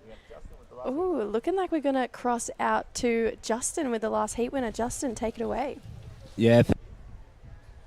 With Kai and Falvey, mate, amazing effort. Great barrel riding, good air game as well. How do you feel after that heat? Thanks, mate. Yeah, I'm super stoked. It was so fun out there. Like, you can't really think up any better conditions to have a little heat in. Yeah, it was unreal. Posted the and total of the morning so far. Does that give you great confidence going into your next heat? Yeah, it's a bit of good confidence going into the one. Yeah, just hope the waves get a bit bigger and could be on. Yeah. Mate, I know your dad Ben very well. Anyone you want to do a shout out to back at home? And yeah, I'm sure there's plenty of Aussies tuning in. Yeah, big thanks to Mum and Dad. Dad's been helping me out a whole lot, same as Mum, and yeah, and all the fam in Cabba. Thank you. Yeah, amazing effort from this man beside us. Awesome. Thank you so much, Justin. Thank you, Kyan. So from Cabba, which is where I'm living now, he actually lives, like, I'm not even kidding, maybe 6 houses up from me. Wow. So you guys surfing together? I see him a bit, lot. yeah, actually. And, you know, if Cabba's good, Kyan is out there. He's just loves Cabba. Sometimes I feel like the wave at home, it can be like a little bit soft, but Kyan always manages to find like the best ones out there. And then I was talking to him at home. I actually trained with him, so I'm sure our coach was tuning on that last one, Jared. So yeah, we both kind of trained together at home, and he works really hard, Kyan. And as laid back and cruisy as he probably seems, he is really diligent with his training, and he pushes really hard, and he works really hard to get here. So yeah, it was pretty cool to see him get a 6.5, 2 highest scores of the event so far.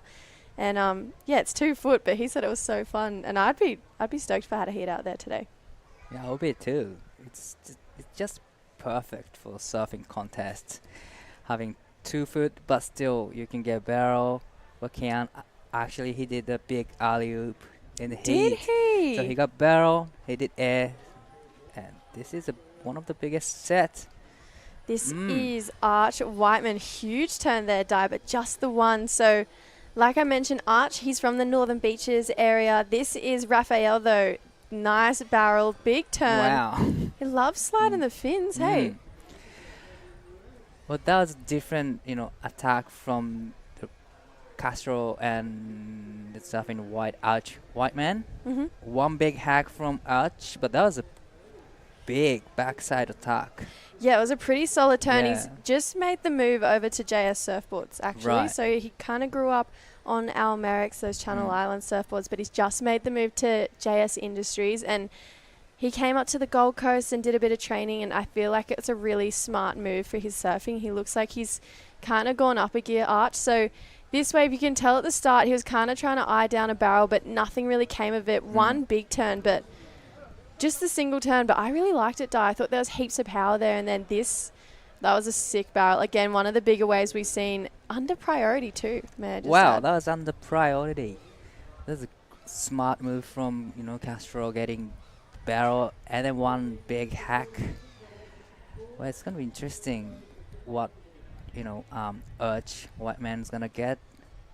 Oh, it's 3.43 for the big backside attack. Yeah, and we can see that Julius got a 4.83 for his barrel before, so keeping Arch in second, that 3-4-3. This is our man currently in fourth place, takes to the air but couldn't quite pull it off. So Gabriel has a bit of work to do right now, Di, but I feel like it's starting to get better. You can see the wind is starting to puff up, which is actually forecasted, so it's supposed to get quite windy this afternoon, but it's the right direction of wind. So we're on the east coast, so anything west we're kind of stoked to have. I feel like the locals are always telling me we want west winds, or anything with west in it is good. It's going to keep it nice and offshore here, but we are forecasted to have some pretty strong winds this afternoon that are going to stay around all day tomorrow, unfortunately, but that is the Kiwi grind, as they say. Yep. You got to get used to it. You got to get used to the best wave, but, you know, not so the best wave.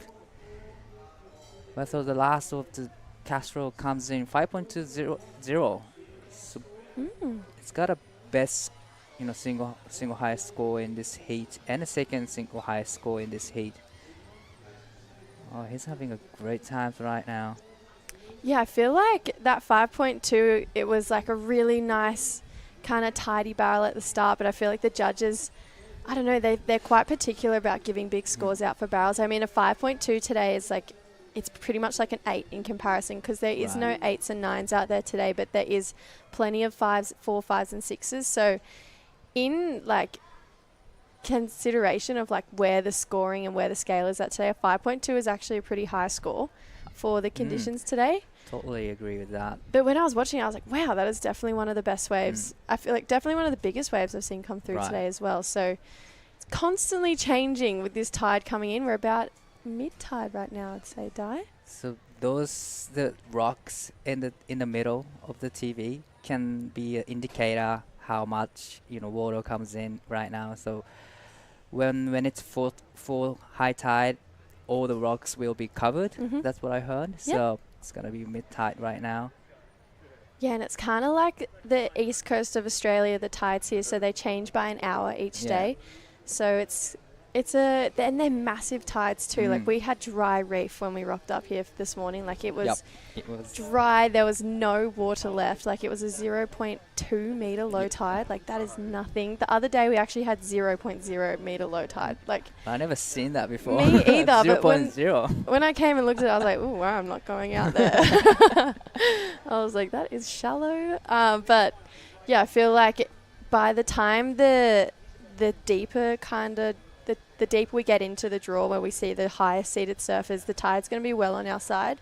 So we get to kind of run full days. But in saying that, I know that Ty and Jerry and Tatsuya, the head judge, they're all looking to do a couple big hour days at the start here, so that we can really make the most of having the best surfers, those higher seated surfers, on those really good days coming up.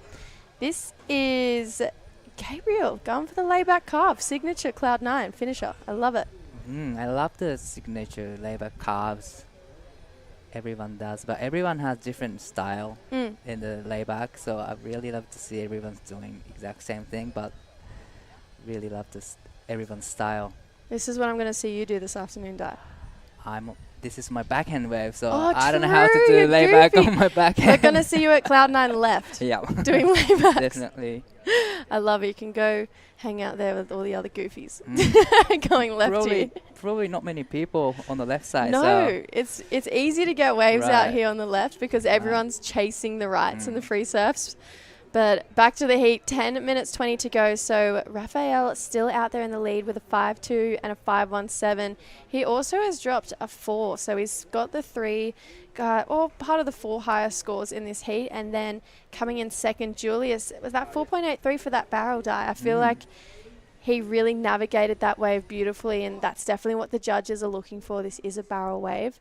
So it did score higher in comparison just to that one big turn of Arch Whiteman, a 3.43, where, you know, a big turn like that back home in Australia or maybe in Indonesia, it probably would score a lot higher than a 3.43, but because we're in Cloud 9 and it's barrel territory, the judges are kind of keeping it down. Right. So Arch, still with a bit of work to do right now, needs a 1.41, but we're coming into the deeper part of the draw. You obviously spend a lot of time with Japanese surfers. I asked you earlier and you said you had to think about it, who you think is going to kind of do really well in this draw. Who are you kind of looking out for from Japan? Well, they all surf great, you know, like I said before, but one person comes up in my mind was Tenshi because I've seen his Yes. surfing, I've seen his footage of the other day. So yeah, he really has good relationship with Cloud9 as well. So I'll pick Tenshi.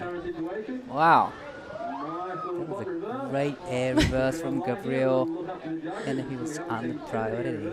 He liked it too. He kind of held his stance a little bit longer at the end there. I loved it. I love the passion behind the Filipino surfers. I feel like this morning we even saw in that first round, I think one of the local surfers got a pretty good barrel, came out, did a layback, and he claimed it. And I was like, yes, I love that we're seeing claims. It's like the second heat of the day. I was like, amazing. I love it.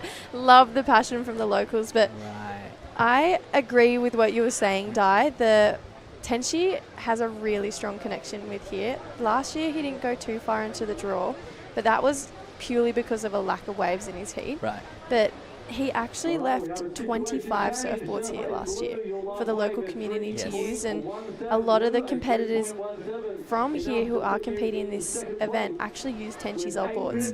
One name that really comes to mind is Rima Magaluna. He is such a sweetheart. He is from here at Cloud9. He just lives in Katangan, so not too far down the road, and he uses Tenshi's old boards, and he surfs so well on them. And I think that was just such a beautiful gesture from Tenshi, just to be able to leave 25 surfboards here. Like, what a kind human. So hopefully that that good karma comes back around to him. Yeah, and probably he did another delivery last year, another surfboard delivery to Philippine Cloud9 as well. So yeah, he has massive relationship with Cloud9. So I would pick Tenshi. Yeah, I love it. I love it.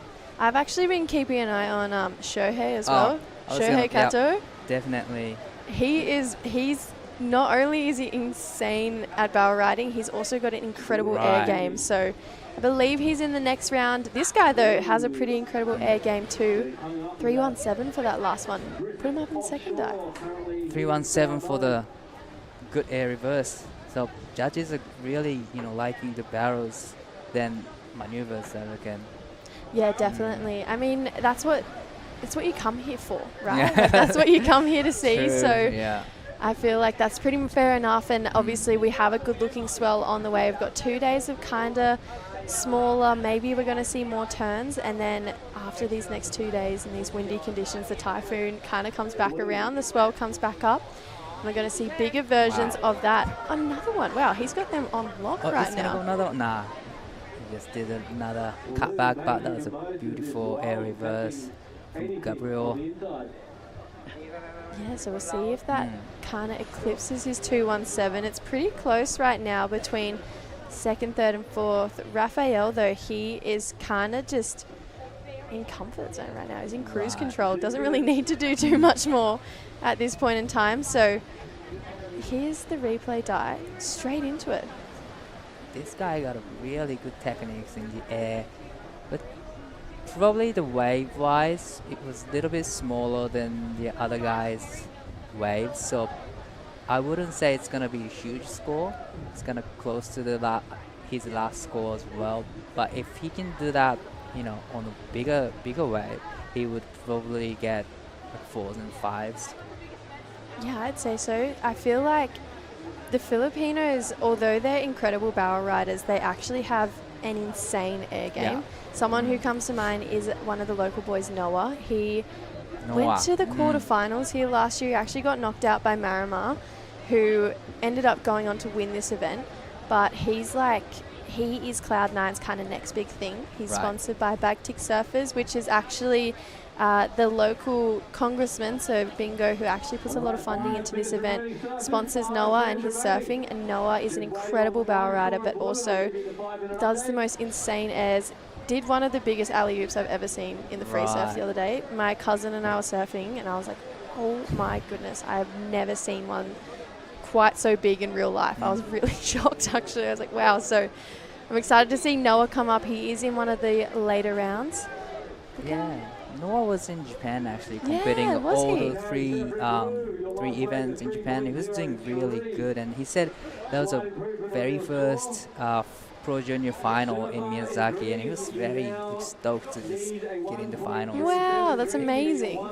He was really good at air game, but as well as the rail game. Rail work was amazing. Yeah.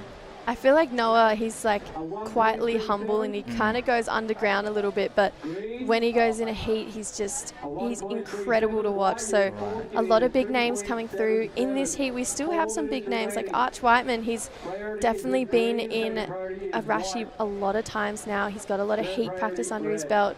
He's kept his cool in this heat though, so he needs a 2.77, 3 minutes 45 on the clock. It's funny because you think a 2.77 isn't a big score, but it's kind of been hard to get today. Like you have to do at least 2 turns or 1 good turn to get a 2.77. And totally agree with that. And with the barrel riding, if you can't make it, you get 0, right? Yeah, exactly. But when you do turns, you're doing great first turn and you just fall off the second one, you still get the point. But when you go for the barrel, you gotta make it to get a score. So 2.77 isn't easy to get one. Definitely not. And then this guy as well, who's looking but decides not to go. So we've got Raphael taken off on this one. Goes for the air, can't quite pull it off. So I don't know. He's just having fun at this point in time. We've said it from the start. But yeah, Julius has a 4.83, third highest wave of this heat. Hasn't had a wave since. Needs a 1.37. The 1.37. He needs to just take off on one of the wave. Do a layback. Yeah, do layback and that's it. Gets a score. So what do you think? If you were Arch or Julius and you have 2.5 minutes, you don't need a very big score, are you running the risk of trying to get a barrel and coming out, or are you just going to go for a couple turns and hope it's enough? I would just go for the maneuvers to just get the score. But if the wave offers you the barrel, would you go for the barrel, or you just avoid the barrel and then do turns? I don't know. I don't trust my barrel riding technique enough. I'd probably just go around and try and do a couple turns. If I needed a 1.37, that's nothing. That is such a small score. You'd hate to lose only needing a 1.37. But if you're Arch, like I know Arch absolutely loves getting barreled, and obviously Julius does too. We saw him on that 4.83, but yeah, even you only need to do 1 turn, but if the wave offers you the barrel, just gotta go for the barrels. Yeah, so hopefully we'll see 1.5 minutes. We'll see kind of what plan these guys take, but I don't know. I just think like right now it's kind of crunch time. I would be chewing my nails off. You can see maybe Arch and Julius, like they're looking really calm, but you can see Arch is looking in at the tower, taking a look at priority, like maybe getting a little bit fidgety, maybe getting a little bit nervous. Right. Because it's a long way to come to only need a 2.77. Yeah, it's a long way from Australia to Philippines. You don't want to lose in the first round. No. And you have a chance. It's only, you only need 2.77 to go into the second. This is a lot of pressures right now. You can see how busy the boardwalk is. It is such a maze to try and get out to do the post-heat interviews. You're currently going, excuse me, excuse me. Yeah, it's a mission to go through all those, people. It is. So 30 seconds on the clock. It's looking quiet. Oh no, it could be story over right now, Dan. Right. There's literally no waves. you can tell how much water come in compared to this morning. Yes, so much. By the time it's high tide, all of this reef on the beach will be completely covered. We'll have water washing up on the shore, so they're huge tides. Like it is crazy to me how much water comes in and out. But looking like with 5 seconds on the clock, unfortunately, it's looking like Julius and Arch, unfortunately, are going to go home, losing out in the round of 128. This guy, though, Raphael, enjoying the fun tour, and Gabrielle moving on through. We are going to go to a short break. Don't go anywhere, guys. Heat number 4 coming up very soon. There's still so much I can be. Do I stop here?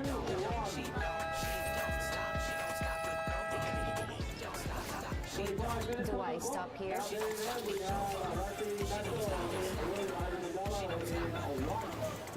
Do I stop here? Next! There's no stopping me. Gomo anywhere I want, anywhere, anytime. We don't stop. We Gomo. New drop alert. Gomo Fiber is here. Be unstoppable anytime, anywhere, any way you want. Apply now on the Gomo app. Someday, you will get older, slower, grayer, but also wiser, calmer, and freer than ever. At Kaiser, we help you prepare for those years ahead, so you can keep doing what you love with the people that matter the most. Prepare for your future today.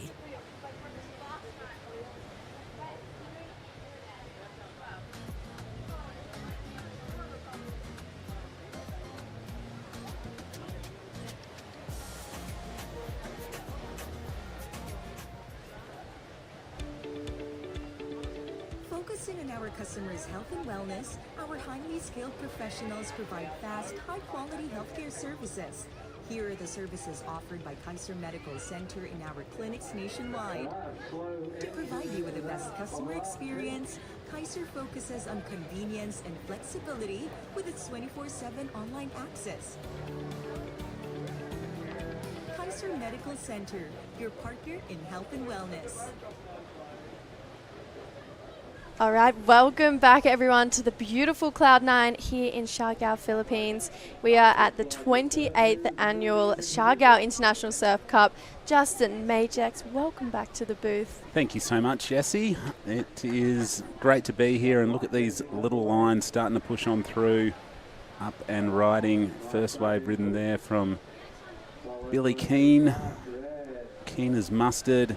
To get a wave like that, I think that was probably the better wave. This is going to be a good 3 or 4 wave set by the looks of it. And Goofy footer here in the green. Jams that, but just bogs the nose as he comes out of that turn.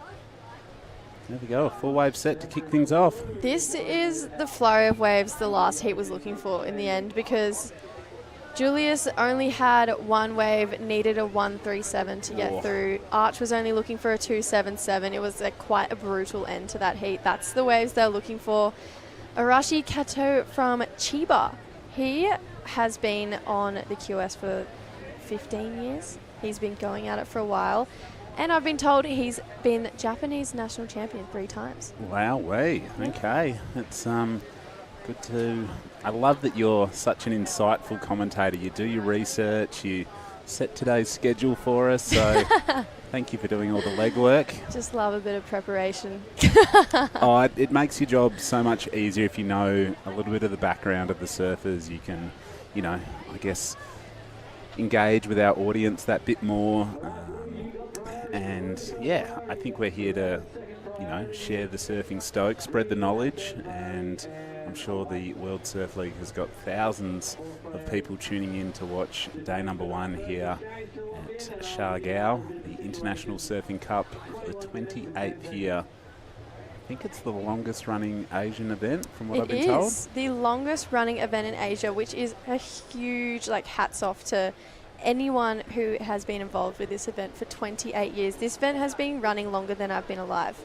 Wow, Isn't that crazy? That is a good stat. You're still young.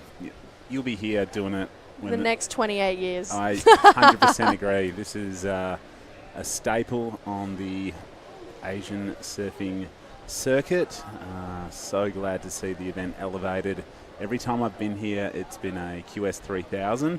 The first time it's been a 5000 this year. So those points, so crucial. It's a dual sanctioned event, which means we've got people from all over the place chasing the points, and I feel like this is just a good working holiday for these surfers. Oh, absolutely. It's literally the most dream place to travel to for an event, because even if you get knocked out, I'm not even kidding, perfect waves everywhere.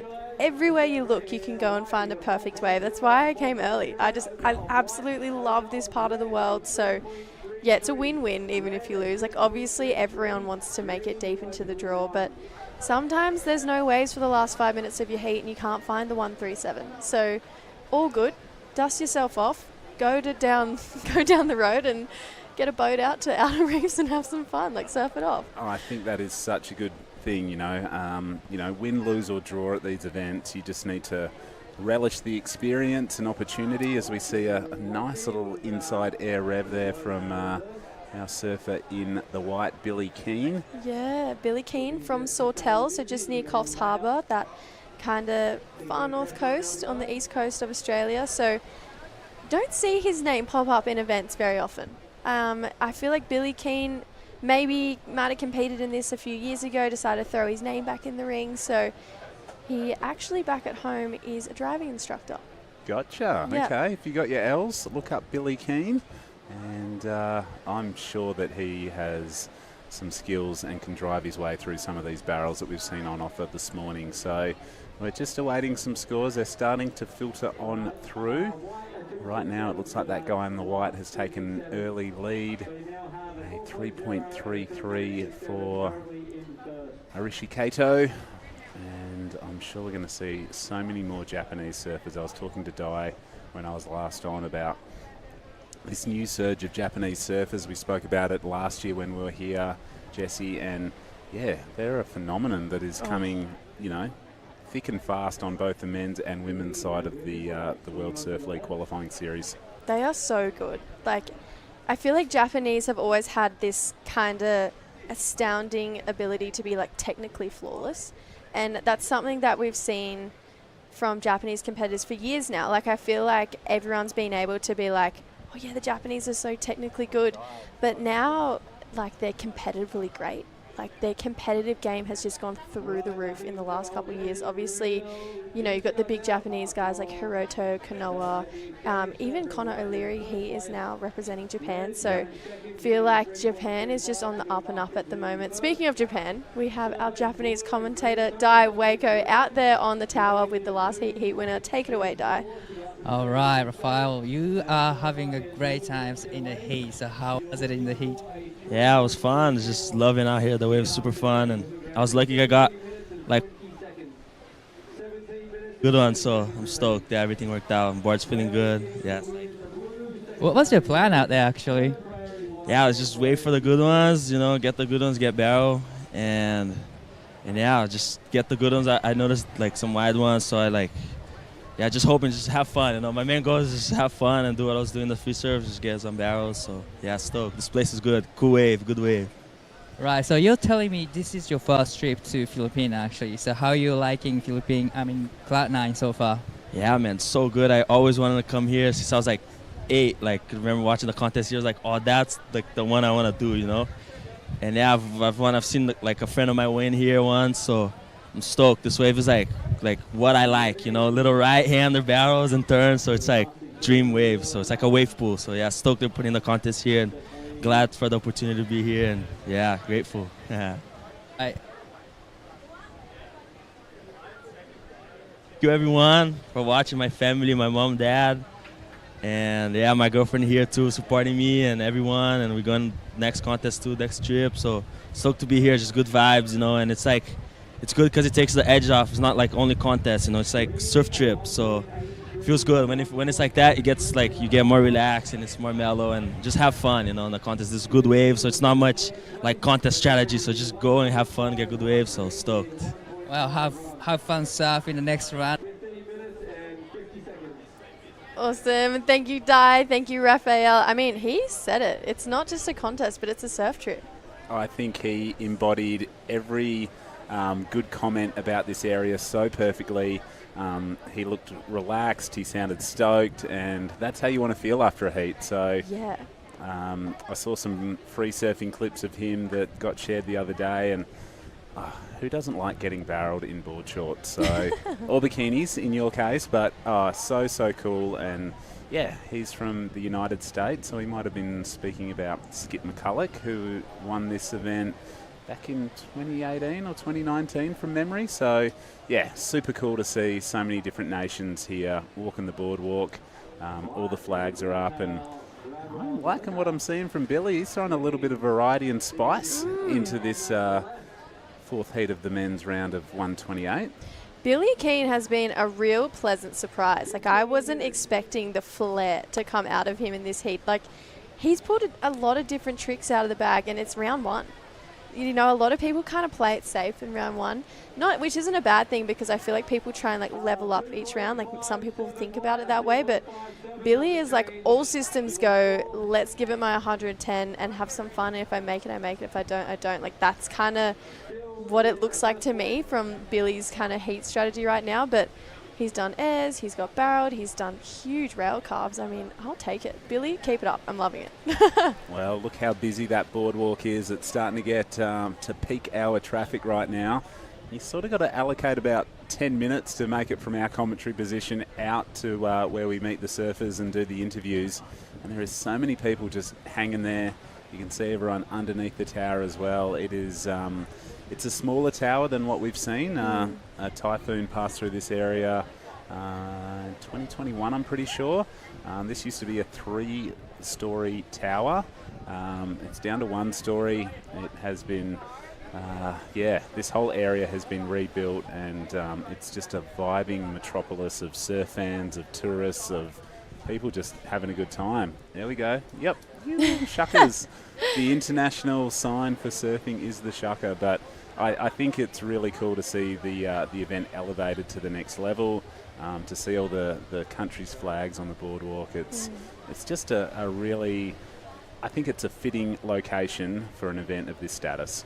I feel like, you said earlier, this event has always been a 3,000. Obviously, since we've changed the QS from what it used to be to what it is now with this whole regional tour, I feel like this year, with it being upgraded to a 5,000 and co-sanctioned, like, it almost, not that it lost its status when it was just Asia, but it almost levels up its status. I feel like it's back to where it belongs with this real international field coming here, because even when it was a 3,000, I remember when I just started doing the QS, or maybe even before, like when my sister was doing it, everyone spoke about Cloud9. Like, everyone came here. It was more than just an event. Like, it was an absolute just dream to just come here, surf here, be a part of the community, be with the people, surf all the different waves. Like, it was the event that everyone came to from memory. Like, I just remember my friend Kai Warner, who's like honestly the closest thing I have to a brother. He was just like, if you ever can go, you got to go. Like, it's the best place. And I feel like when the whole world used to travel here, for when it was like a global QS 3000, I feel like now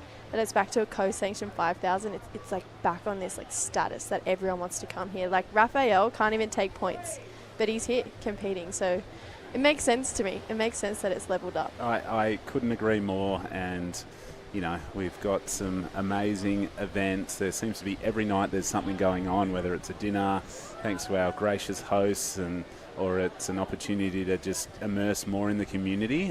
The opening ceremony, I think, is going to happen tomorrow night. I'm so excited. And if last year's opening ceremony was anything to go by, it was like this crazy mix of a discotheque meets a karaoke bar meets, I don't even know. It was like lights, dancing, music, singing. It was a really cool opportunity. You know that I love it. You know how much I love the Philippines opening ceremonies. I've been asking Babe since the day I got here, what date's the opening ceremony? I'm clearing my calendar. I will be there.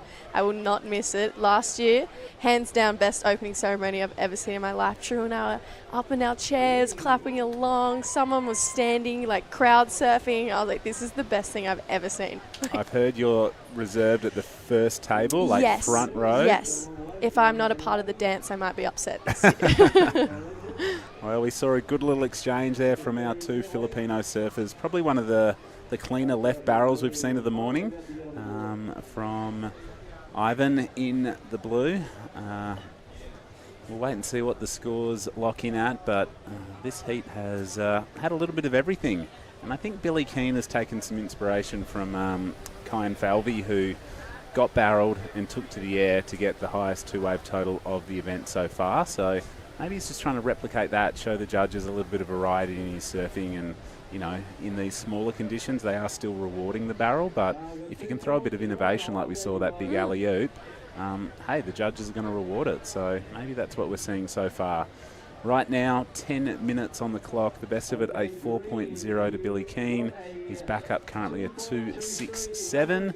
We'll await the scores to lock in for our Filipino surfers and see what the dying minutes of this one will bring us. But here's the replay.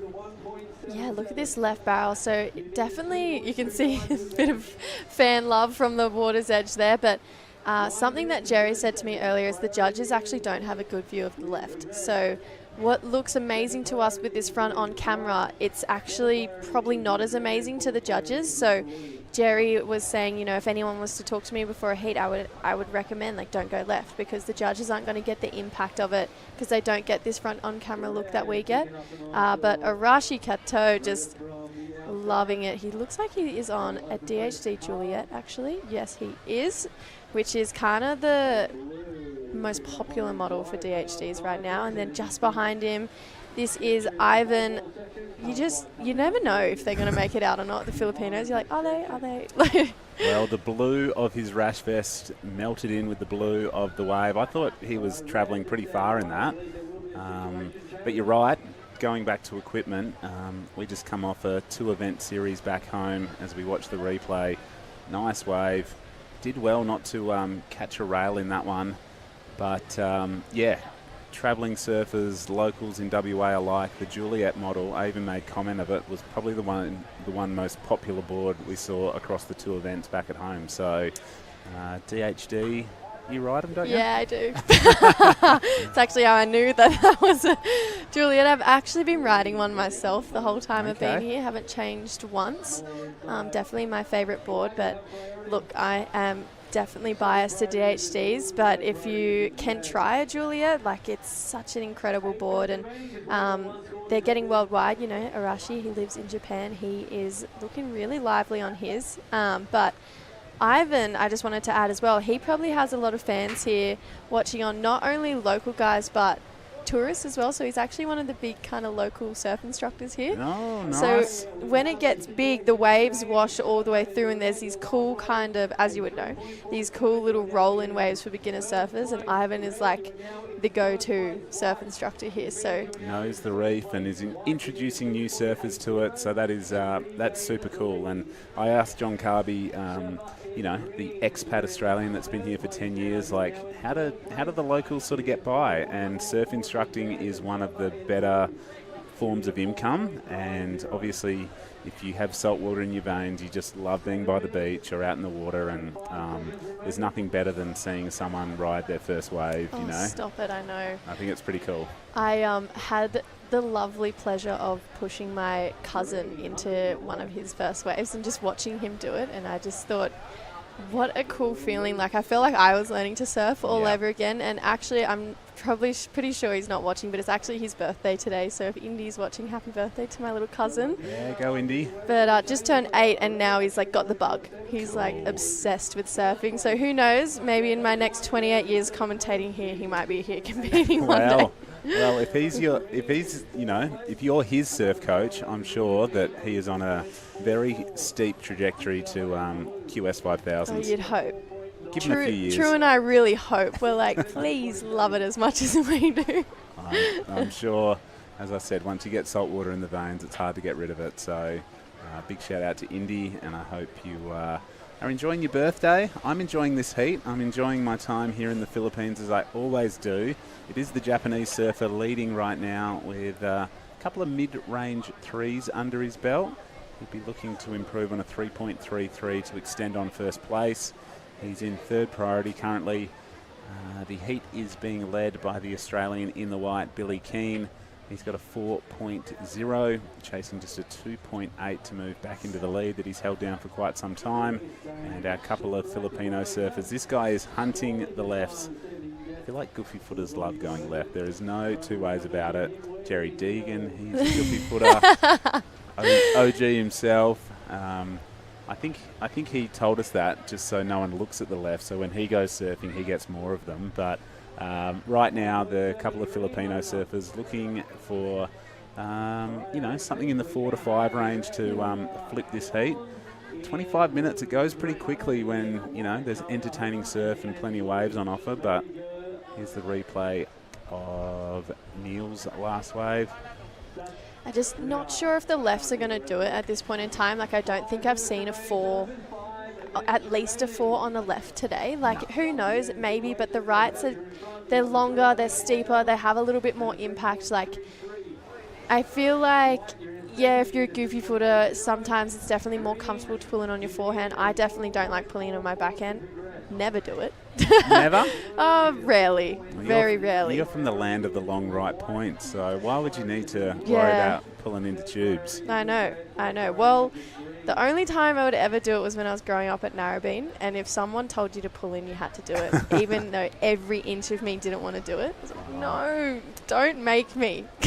I had this conversation about, like, the goofy footers, when it's bigger, seem to be able to, you know, get that little chip in, roll in, and maybe be able to, you know, store themselves a little bit better to maximise the tube time. So, yeah, we had that conversation. I think it was with John Carby, just about, you know, what do you actually think is better, forehand, backhand? But I think with the surfers, the standard of surfing we will see over the next week or so, we're going to see whether you're goofy or natural footer, people getting absolutely drained out here at Cloud9. Oh, definitely, and especially when you have goofy footers like Jarvis Earl, even Harley Walters. He's competing in one of his first ever 5,000s. He's an incredible goofy footer. Coda Killon, he's coming up in the next heat. He's there in red.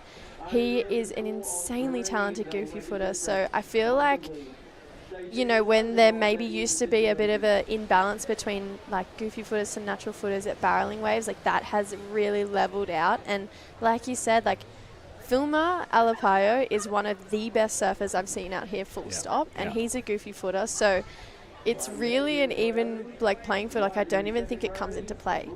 No. Do you recall last year when Filmar pulled out that like backside rodeo thing? Yes. That Oh was my sick. gosh. Yeah. Yes. So if you've got the ability to do that, I think you've got the ability to navigate your way through the tube very well. So it'll be interesting when this swell does start to arrive here at Cloud9. Who's going to be the best wrangler of the tube? It'll be interesting to see whether the points will favour goofy footers or natural footers. But I can see a little smiley face right there. Oh my goodness, yeah. Just pick that. There's an eyes and some mouth. But love it. A couple of little holes in the reef, but it's not a super jagged or sharp reef. It'll probably scratch you, but it's quite flat, you know. Yeah, it's for a reef, it's quite friendly. Like it's not daunting. You kind of bounce straight off it. There is the exit that Ivan has been looking for, I guess, on his last 3 or 4 waves. Right behind him is Billy Keane, the man from Sawtell. Goes for a straighter, just showing us everything he's got in his bag of tricks right now. I love it. I love the fact that he's just going for it. I mean, he's in second, doesn't need much to get up into first. That's going to be a good score. That's a 2.8 every day of the week. Yeah, I agree. He looks like a bigger frame guy, so it's good to see that he's got a little bit of, you know, frequent fly miles in this heat. He's racked up some airtime. And yeah, I love the innovative approach to surfing these days, you know. Even at a barreling wave, it's nice to see people mix it up, and, you know, variety of repertoire is something the judges definitely look for, and it looks like Billy Keane's got a deep bag of tricks he can call upon. I just got back from the Maldives not too long ago. I'll get back to this point in a second because this is Neil, huge first turn. This is one of the better looking sets of this heat. Unfortunately, mistimed that second section. He's down in carve land, so he's going to pull out. Love that drone angle shot. It is so perfect. Feels like you're right there in the lineup. But like I was saying, I just got back from Maldives not long ago, and I was commentating the Asian Surf Championships. So I saw a lot of the Filipinos over there, a lot of the Japanese, and Marima, who is one of the gun guys out here, we were at Thulvastu, so it's a barreling right-hander there. Got so barreled, came out, did one of the biggest airs. Got like a 9.6. Wow. So I feel like if you combine the barrel with air combo, like it's game time. And I'm not expecting it because I don't think you'd really know what's going to happen in this event, but like I feel like in my bones, like I feel in my bones it's going to happen this event. I'm sure we'll just have to wait to see Marimar hit the water. He'll get a massive air and the deepest barrels possible. I'm almost confident of that. Here goes our Japanese surfer. Beautiful position, drags the arm, gets a clean exit, and throws a nice stylish turn.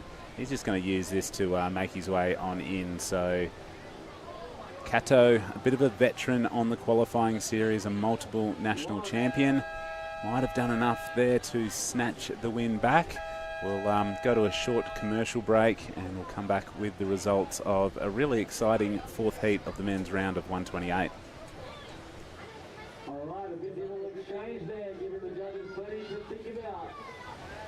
What does yours tell you? Close your eyes. Take a moment to listen.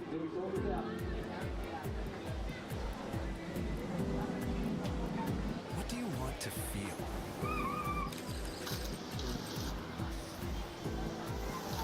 Where do you want to be? Listen to the voice inside you. The voice that tells you to wonder. Explore. Pause. Taste. Connect. Be where you've always wanted to be. And let yourself. Mabuhay. Welcome to Philippine Airlines. Fly to new discoveries with Philippine Airlines. Ang pinakamaganda sa life insurance, it makes life easier. Katulad na lamang ng bala, let's be very honest, Manila Bankers Life, na nariyan in your moment of grief. The best way to show your love is to assure your love that I will not only take care of you during your lifetime, but I will take good care of you in this lifetime.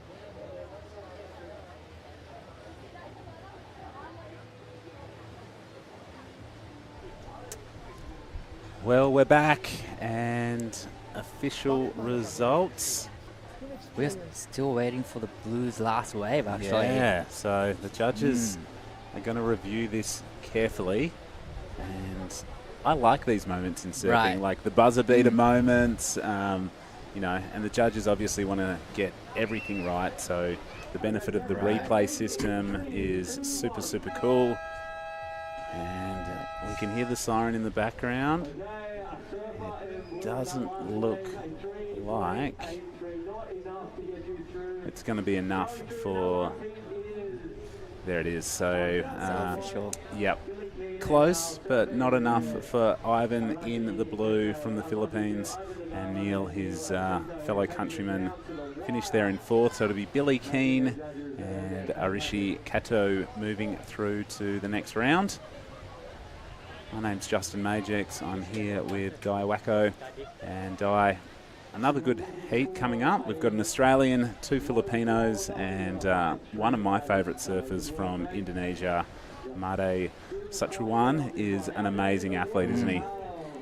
Yeah, really love the Mother Joy's surfing. I was actually staying in Bali before this trip, Okay. 10 days, and it was actually I had a chance to surf with Mother Joy, and he's surfing incredible. Yep. So, yep, he is one of my favorites too. Well, a little bit of info about our Australian Coda Killorn. Came off a semi-final finish at the Cape Naturalist Pro just a week ago, back in Western Australia. So you'll be getting a little bit of confidence out of that. But that was super cool. How good was that? So Benjamin Cannon, a local. That was a very unique way of riding a barrel. It was very unique. The 2 feet together. It was almost like hang 10 from longboarding in the barrel. I'm sure we'll get a replay of that, and I don't know, that shows a great degree of difficulty for me. Like there's technicality in being able to do that, but knowing this wave so well, he knew he had to get obviously forward on his board to push through that barrel, and it's like he had his weight perfectly positioned either side of the stringer, so he wasn't going to sort of bog a rail either side. So here we go. Oh, look at this. Really love his style on the backhand tube riding. Wow, these local guys has really good techniques in the barrel. That was crazy. Yeah. It's rewarded with a 2.5, so you know, not a massive score, but I think it was cool. I'd be sure that is something he definitely does when it's bigger as well. Just great for them, just showcasing their surfing skills in the worldwide, live. So happy to see that, the unique attempt from the local surfers. Yeah, very, very cool to see. We're 3 minutes into this one. Another very well represented heat with two Filipino surfers. Charlie Arjona is the other surfer, and speak of him, he is up and riding. Was still traveling. He was. Wow, he was in the tube quite a long time. But you never know, local guys can, make out of the impossible tube riding. Something out of nothing. They know this wave, it's their local break, so they don't need too much opportunity to swing a heat. You can see Koda and Made Joy having a look. Where were you surfing with Made in Bali? It's called Sindu Left in the Sanuru area. Okay, nice. They had one of the biggest swell probably like a week ago. Yep. And I surfed it left. It was great fun. Nice.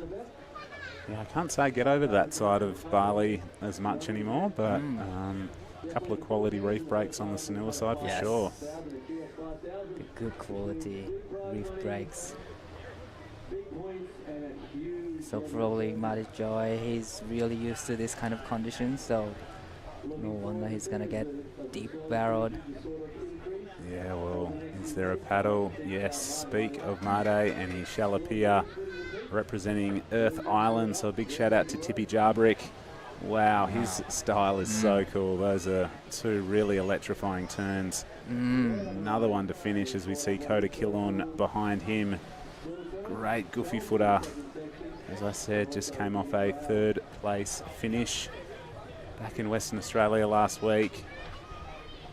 And here we see Charlie Arjona just slapping the lip once there, so everyone's now got a score on the board, or will do very shortly.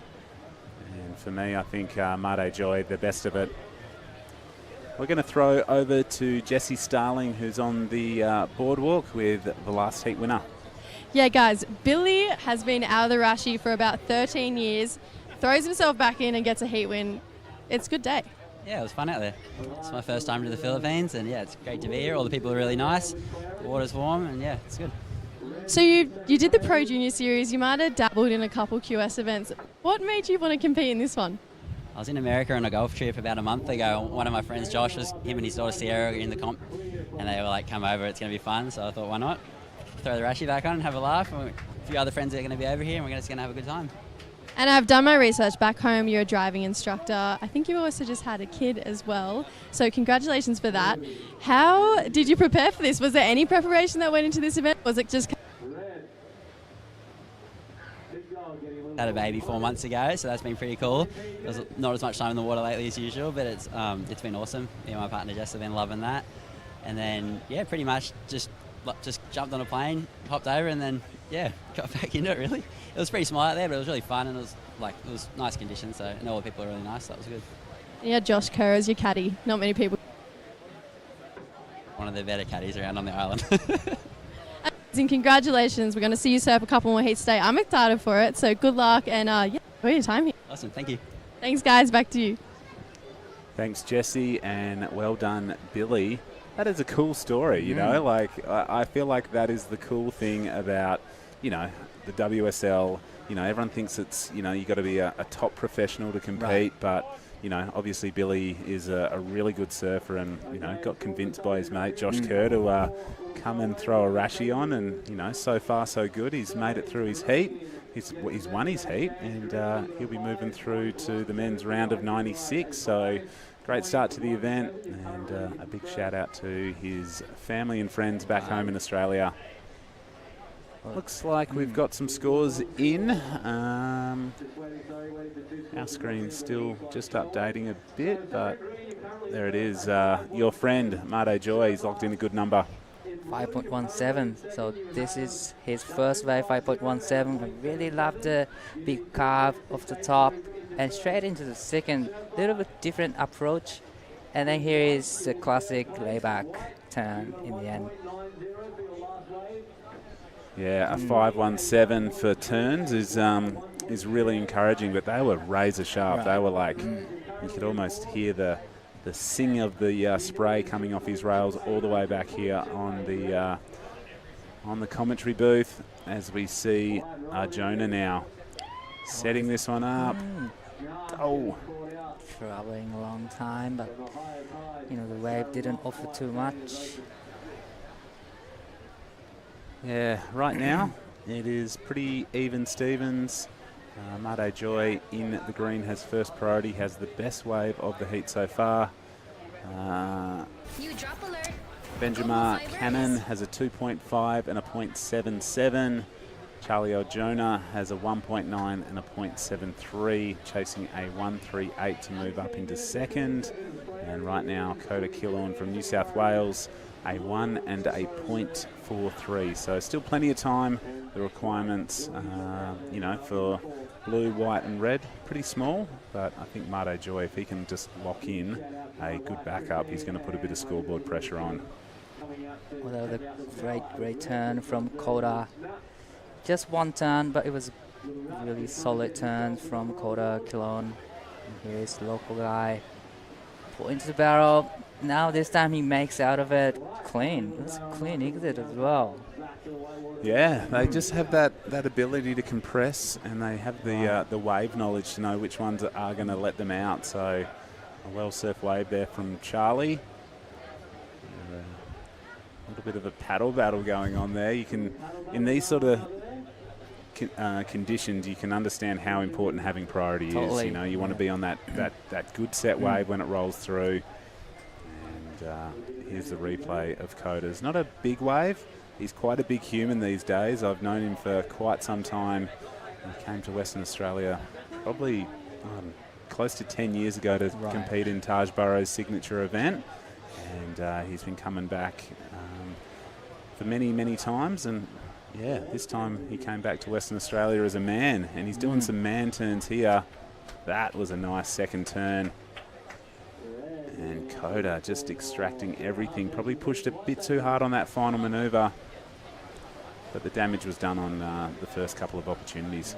So he's competing in all the QSs this year? It looks like it, yeah. His family are quite involved, I believe, in events back in New South Wales. And talk us through the replay, Di. Really like how he can manage the bottom turn. He didn't go too deep on the bottom turn, so that he could, go put two turns in, and that was a great combination, first and second turn. So really like that one. Yeah, I'm interested to see what the score is. I would say Mate Joy's first wave was a little bit better shaped waves. Yeah. There's a longer wall, so that's how Mate Joy can put 3 good turns. So probably, Gordon needs to get better wave and do the same turn. He'll get, better scores. Yeah, right now holding onto a 1.0. You don't want to be doing that come the end of this heat. So I think he's definitely going to improve his situation. I'm going to back it in and say he's probably going to move into the lead regardless. Oh, no, it's been a bit of a... So Jonah's last at 3.1. The surfer in white has put him to second. And we are just waiting on a couple of numbers still. So bear with us. 13 and a half minutes on the clock. Heat number 5 of the men's round of 128. And this is a pretty big round. There's 16 heats in this, so we could be here for most of the day. Probably 4 more hours to finish off this round, and we're going to see the left. Oh, that's a nice finish right there from the surf. Blue goes to the left. Would you go to the left if you were in the heat? If I needed a small score and I didn't have priority and I maybe just need to break away, the rights at this size look much, much better as far as scoring opportunity and potential. But if I was without priority and needed a small score, maybe. But Jesse and I were speaking about it before, Di, that we haven't really seen anything, over a 4 scored on a left today. So, if you needed something in the 2, maybe a 3, yeah, you'd roll the dice and maybe get a left. But it'll be interesting to see what the numbers lock him at. It was a huge, it was great turn from the Surfing Blue. Yeah, locks in 3.57 for the last turn. Moves into the second now. Okay.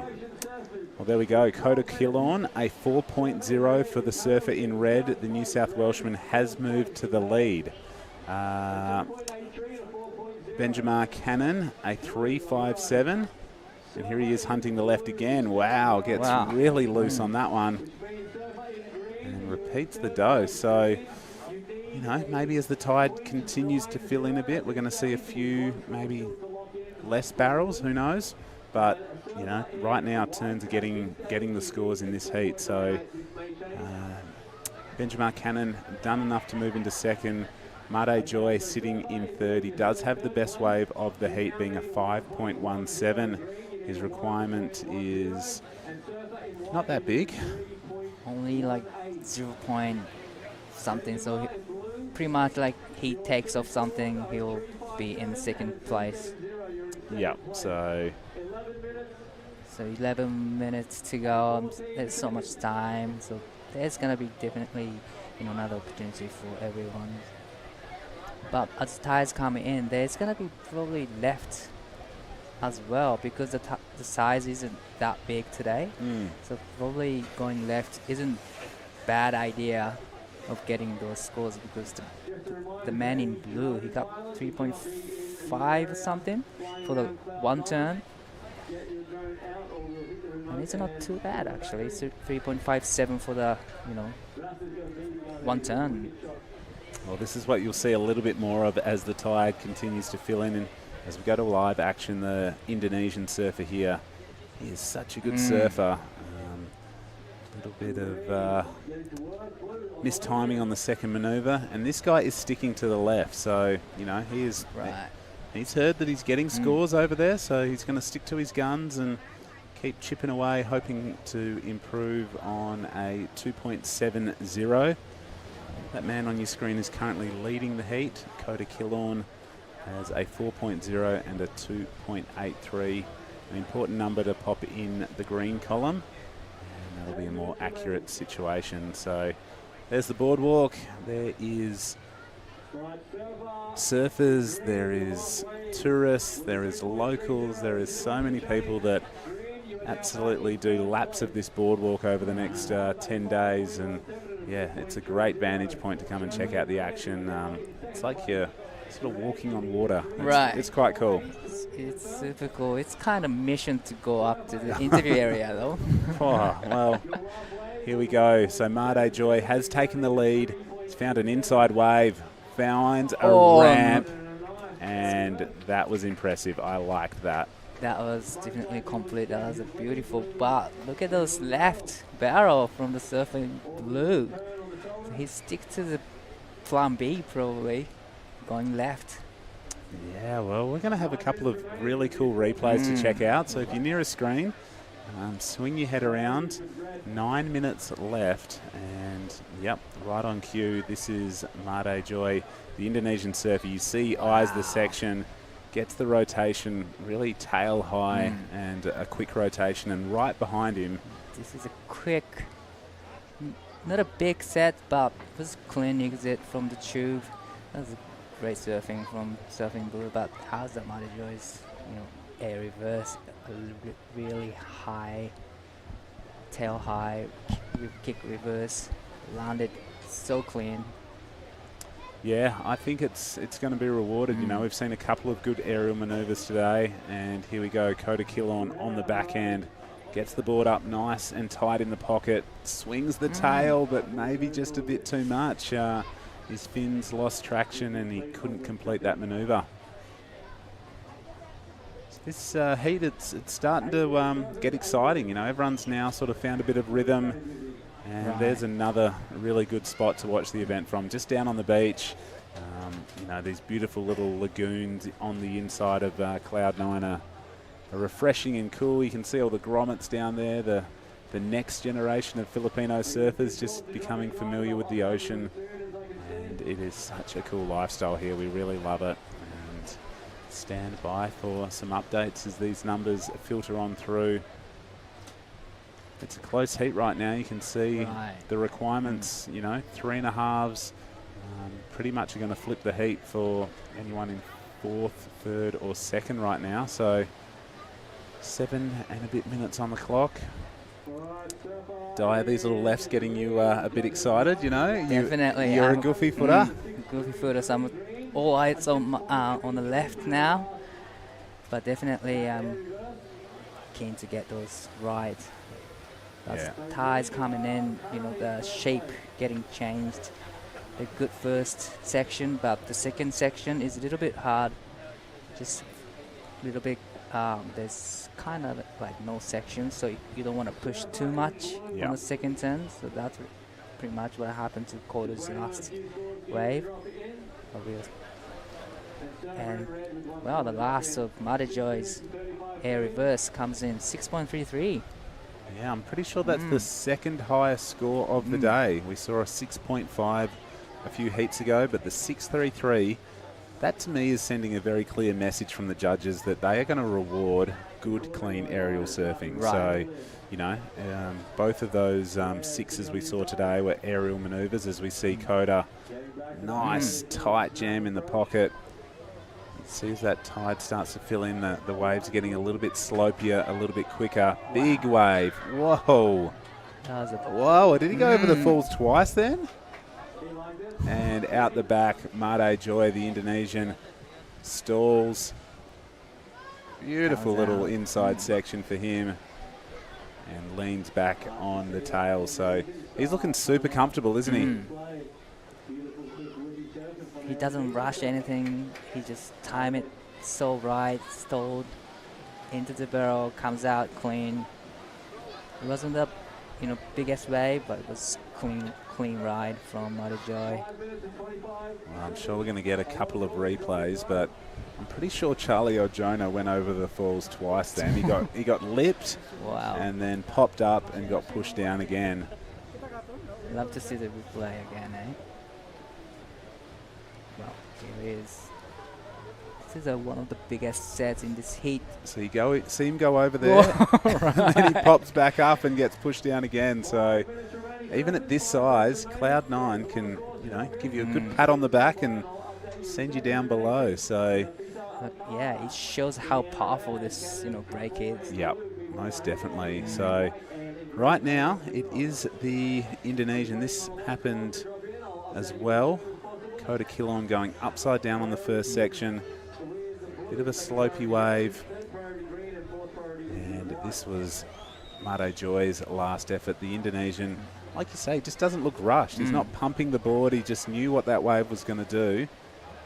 And threaded a nice little inside tube. So stand by for some scores. We've got just a touch over 4 minutes remaining, sorry. Well, there's a little bit of paddle going on from Koda, but it's not going this one. No one's on this one, but it was great shaped wave. Yep, so red had priority over white. He's a big boy, but he tucks into that one. Unfortunately, unable to make it out. Kota Kilon. Give our viewers an update as soon as these scores lock in, but under 4 minutes. As I said, I really love this location, Di. I can't believe it's your first time here. I'm blown away by that. Yeah, I can't believe myself too. I should have come for the event before. This is such a nice place and just such a perfect location for surfing contest. And you can see Blue, he has priorities, just asking for the time. And it does look like some numbers have locked in. So a 4.87 goes into Blue's column. That was on a left. Looks like might still be waiting for scores for Koda. Koda's last wave. But 4.87, that is a good score for, not the big set, but he got a barrel on the left. So here is Koda's up and riding. Needs to go big. Unfortunately, Yeah, well, time now becoming a bit of an enemy for this guy riding and red, but nice floater there to start. Ditches the tail out, but you can see that higher tide as it's filling in. It's just making that second section of the wave a little bit softer when it's smaller. But a pretty well strung together wave from Made Joy right now. Sorry, Heat, with 2 minutes on the clock. And I think that is the accurate situation, so I don't think we're waiting on any more scores to lock in for Coda. He's currently chasing a 4.45 or better. Right now, Charlie Arjona chasing a 5.34 or better. Ben Cannon needs to improve on a 3.57. And yeah, the formula to success today is to make it to double digits, and Made Joy has done that. So with a 6 and a 5 under the belt, he might be feeling pretty comfortable in the lead. 90 seconds remaining now. It's a tactics comes in, but it's going for this wave. Little bit of a nose dive right there, but he had the priority over Coda and Charlie. So this is gonna be the important wave for Coda, needing 4.45. Unfortunately, stuck on the rail for his second turn. Oh no. And you can see the body language. He knew that was his opportunity. Right. Slaps the water. He was on his way to a mid-range 4, that's for sure. And that is the pressure of competition surfing sometimes, you know. You know that without the coloured rash vest on, you could land that turn every time. But, you know, with a crowd in front of you, with, you know, the world tuning in to watch, you can sometimes just come undone by a little mistake like that. So Coda, he's still got 30 seconds on the clock. He'd be hoping one more set pops up. He is in third priority, and you're pretty confident that Blue is going to shadow him pretty closely. You can see sits up right next to him. Cannon is not going to give him any opportunity to fire a shot. That is Coda kill on.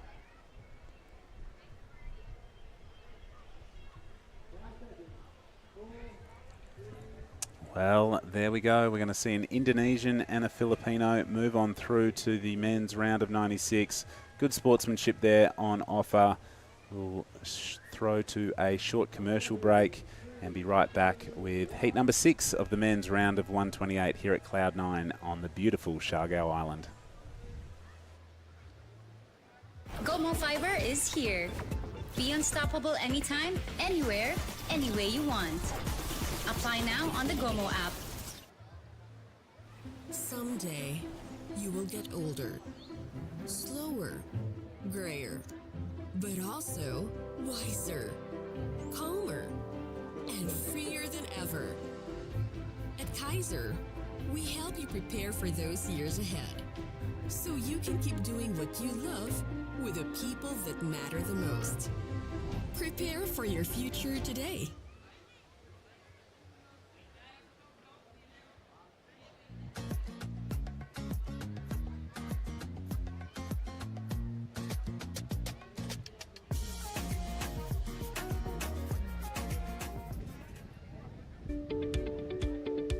Focusing on our customers' health and wellness, our highly skilled professionals provide fast, high-quality healthcare services.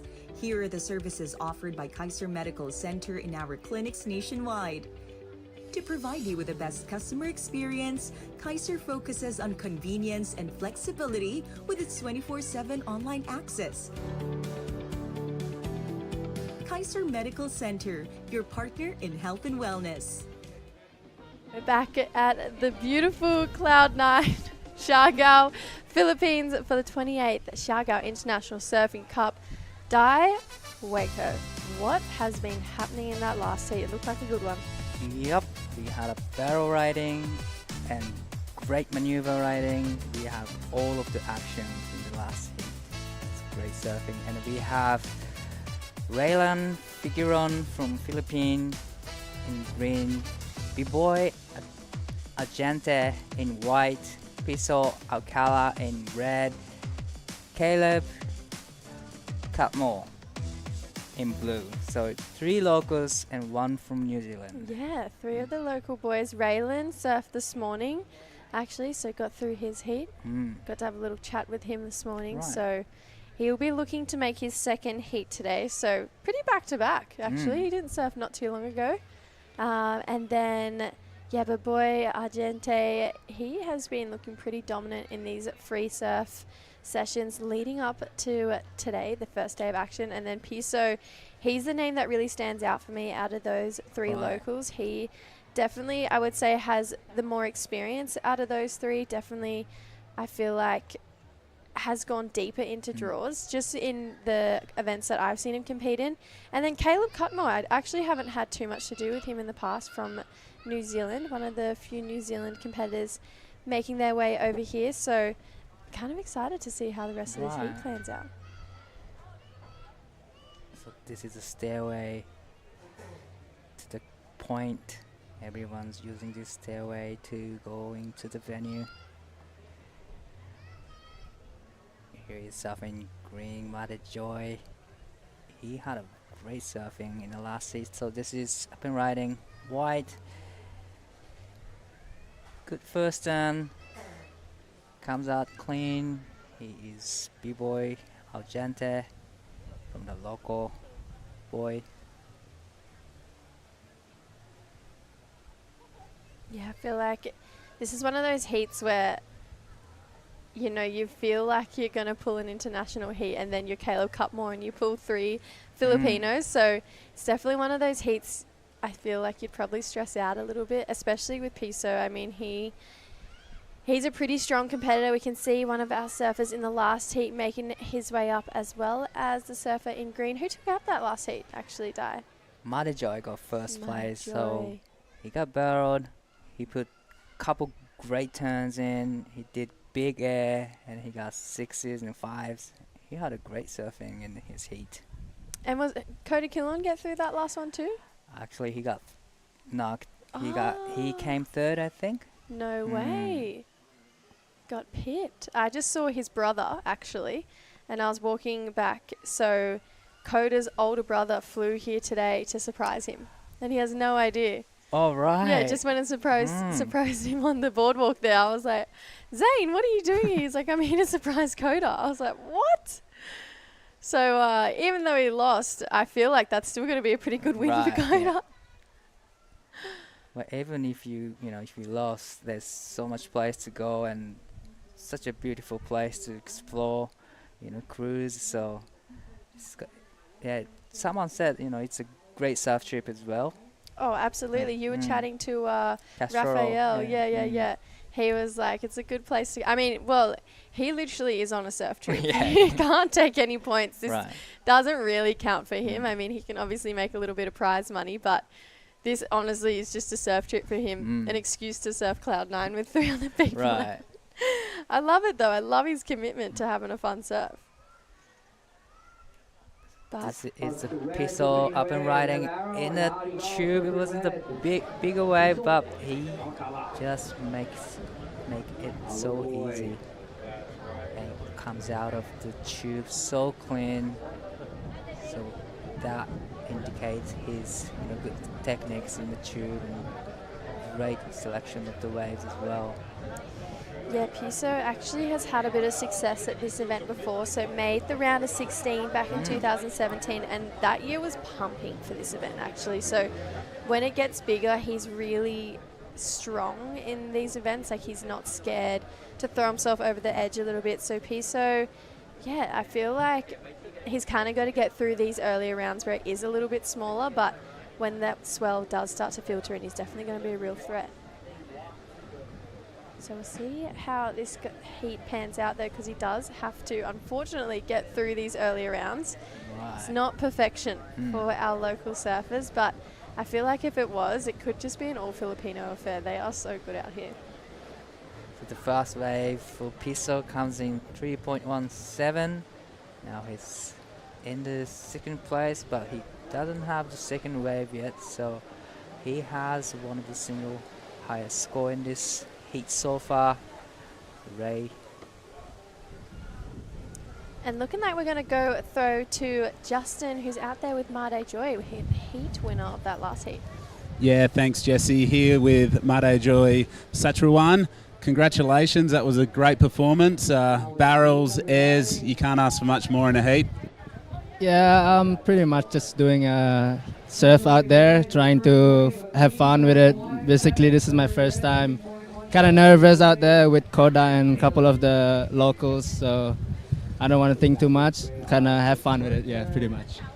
The conditions are a little bit small, the wind's picked up a bit, but it's still really, really nice waves. Yeah, it was actually there's some potential for this break. I'm really happy that I can come here and enjoy Siargao. And yeah, just like one of my friends told me there's gonna be a couple swells, so gonna took like 2 or 3 days. So yeah, hopefully getting through heat by heat and can get surf on the big days. Our friends Tippy Jarbrick, Tim Haim, I'm sure they're tuning in, and a lot of friends back home in Bali. Do you want to say something in Indonesian to them?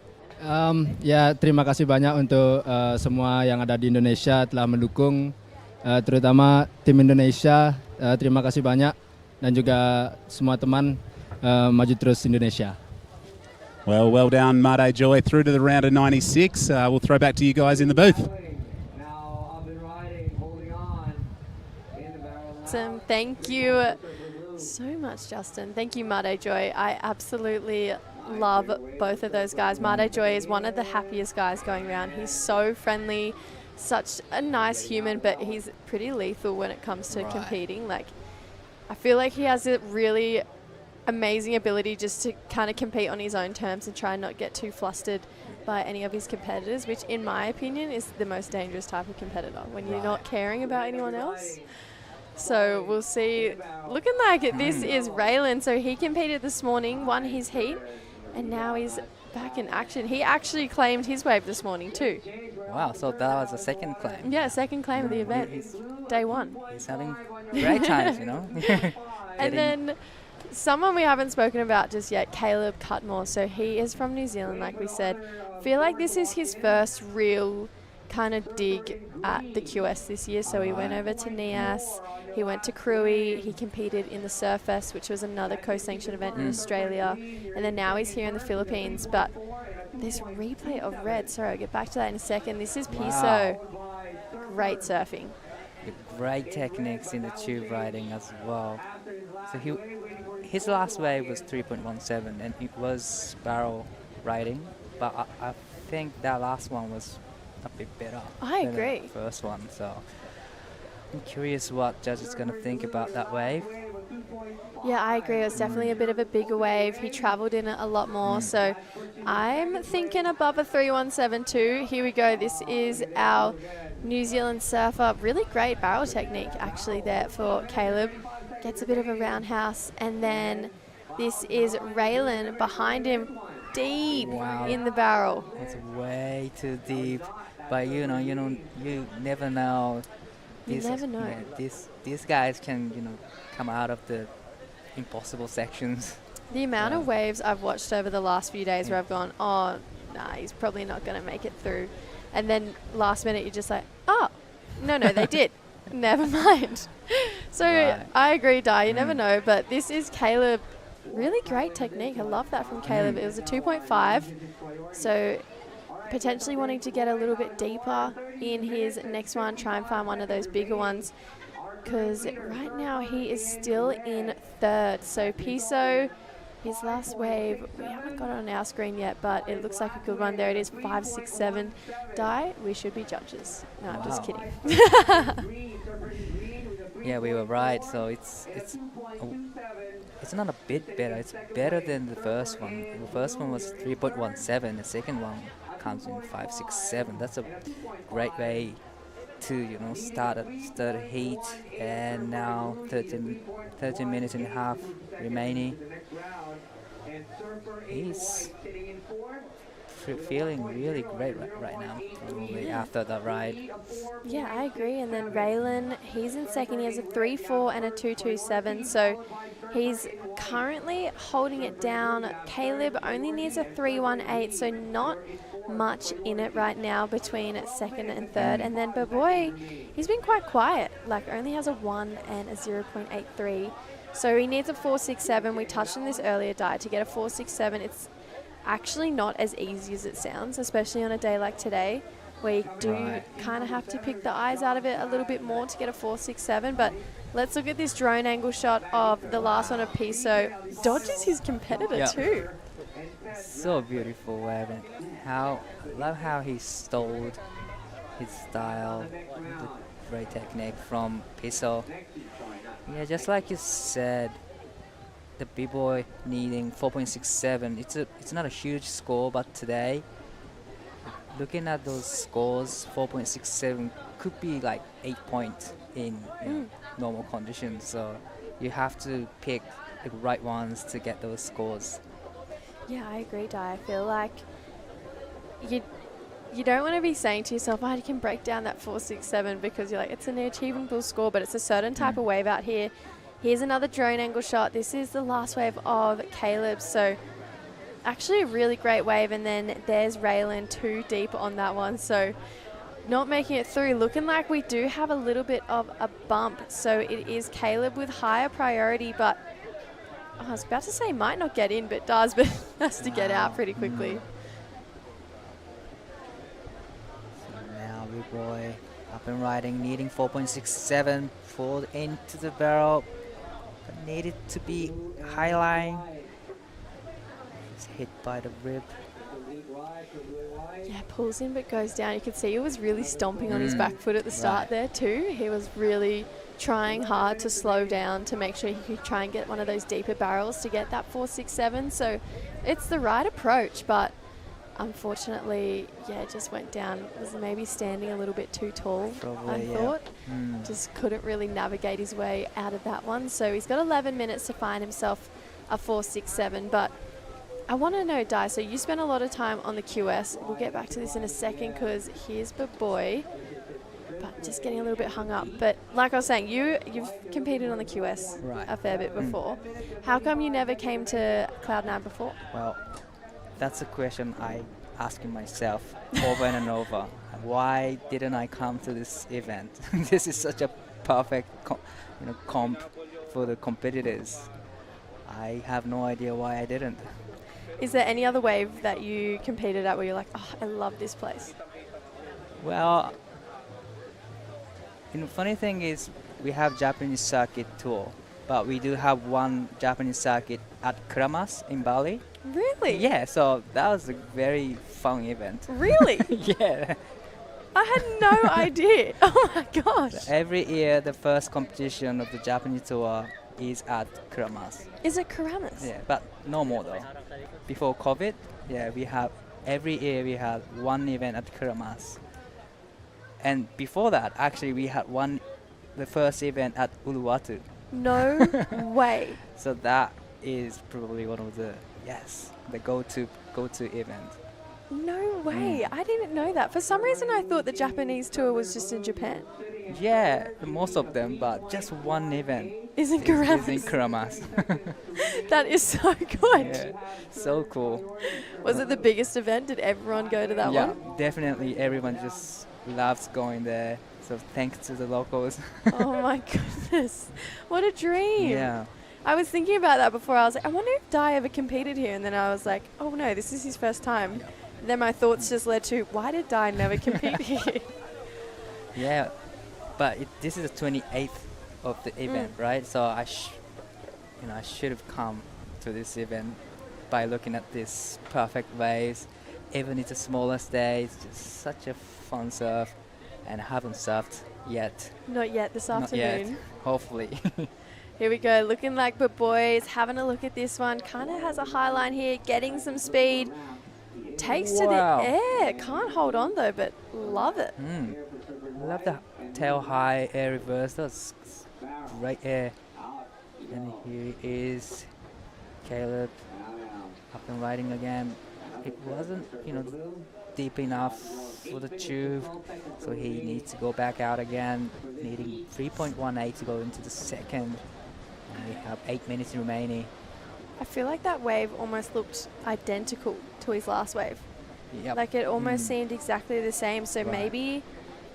maybe not the 318 he's looking for if his last one was a 2.5. Like it could definitely go there, but I felt like I was watching the replay. Like it looked like the exact same wave. I was like, wait, what is going on? But Caleb, he's got an incredible technique. I would love to see him when it would get a bit bigger. So I'm actually hoping that he can find himself the score he needs, because I feel like if it got a bit bigger, he's got really great ability to get himself in the right part of the wave. He looks like he reads the waves really well. So 7.5 minutes to go. He does need that score of a 318. Let's look at it from front on die. Yeah, he's really good at stalling on his backhand. Looks like he has really big confidence in the barrel riding. So yeah, also I really hoping to see his surfing on the bigger wave. And also, he looks like a tall guy. Yeah. Like he seems like quite a tall, person. So I feel like the fact that he's taking off on some of the smaller ones, he's able to like wedge himself in and still get barreled. I'm really impressed actually by what he's been able to do in this heat so far. But I feel like with 6 minutes 45 and he has fourth priority, it's probably time to maybe sit and wait, play the bit of a waiting game, because a 318, like we've been saying, it sounds easy, but it's not in these conditions. Like it's definitely a certain type of wave. We've seen heats where it gets to 6.5 minutes to go and no waves have come through anymore. So yes, sometimes good condition can be so hard to pick right ones, because every wave comes in looks amazing. So you wanna go for it. Oh, definitely. I feel like even the free surfs, everyone's like, oh yeah, I'll go, and then you turn around, there's a better one. You're like, wait, what? Why did I go this one? Looking like Piso was kicking around there. He's not going to get onto it. So the boy having a paddle on the inside on the drone angle shot again. So has a bit more of a wider stance. Goes for the floater, but cannot pull it off, unfortunately. So the boy, you can see maybe a little bit of frustration there. Kind of. He's getting only 1.0 and 0.93, so well, here he is. Caleb in the barrel. Traveling long time, doggy doored it. So, what do you think? It was great at the start. The rip got him a little bit, but he somehow managed to come out of it, doggy doored it. Here we go. This is Raylan. So he just got a little bit caught up there, so too deep on that one. But Caleb's, I don't know. A 318, it's so nothing, and he's going about it in the right approach, and he seems really calm about it all. I feel like that wave, like at the start, I agree. I was like, oh, this could be it. And like he did really well to even hold on at the end, because like I was like, oh, he's probably going to get like pushed off this one or pushed down. So he did really well just to stay on his board. But I don't know. This is why I like commentating. Right. Don't have to make these decisions. It's gonna be so hard for judges to decide whether it's better than the last two riding. Yeah, the last, you can tell that last one, wave before the last, it didn't go into his tops two, so the judges saying that it's not the score that he needs. So Piso is still out in the front with that 5.67, such a great wave. So Caleb's wave before last was a 2.4, so judges are saying not quite, but potentially this one might go there. 4 minutes to go. He does have second priority though, so it could be the tail of he might get another opportunity. 4 minutes remaining, and second priority is good situation for Caleb. Probably today we have two waves for each set, so probably Caleb have another shot at it. But we are still waiting for the last of Caleb. And in all reality, Caleb's actually surfed a really smart heat. Like, it's not like he's fallen once in this heat. He's made every barrel he's gone for. Like, in all honesty, he's surfed a really great heat, but unfortunately it just hasn't just been enough just yet. You can see Raylan there getting caught behind. Piso now out the back, having a paddle for this one, so no barrel here, but there's a big turn section and races down the line. Maybe an air here, Di. Oh no, barrel. No. Wow. Oh, what? That was a different approach. That one was a long one. I really loved the first one. It was a big section, and I thought he was gonna go to the cutback or go to layback turn, but somehow he managed to get it barreled in the last section. Yeah, I was calling an air because Yeah. you never see barrels on that Yeah. second part of the reef, and then he just went and did it. I was like, hang on a second. What? I was just like, haven't seen one like that, especially not when it's this small. Like when it's bigger, there's definitely the two parts of the reef, but let's take a look at the replay. So I love this first turn Me too. die. Big and strong in the pocket, races, and then boop, tucks in. Yeah, I thought he was gonna go for air or the big turns again. Somehow he managed to find the barrels, and we are still waiting for the last of Caleb. And we are marking at 2 minutes remaining. So the last wave of Caleb comes in 3.40. Now he's in the Wow. second place. Wow. So now Raylan is looking for a 251, and his last wave he did get caught behind. Only issue is now for Raylan is Caleb has first priority. You can see Baboy was up and riding on a wave there. But he's calling it a day with 1 minute 45. He's calling it a day, says I've had enough. But he's smiling. He's probably happy with just surfing. Oh, absolutely. That's what that kind of sums up like the Filipinos for me. I mean, they are just always happy no matter what. Right. Like I feel like he's probably thought to himself, well, it might not be the score. All good, I'll just go in. Like just have a good time, have some fun. With 1 minute 20 on the clock, so still was plenty of time for him to go back out, get another wave. Probably another shot, but now pressure's on Raylan and Caleb. Down to the last 1 minute. Looking at the replay here of Caleb, so Oh, yeah, it was oh wow, no, he got a lot deeper than I Right. thought. A lot deeper, actually. It's good. See, love the different camera angles. Thank you to our cameraman.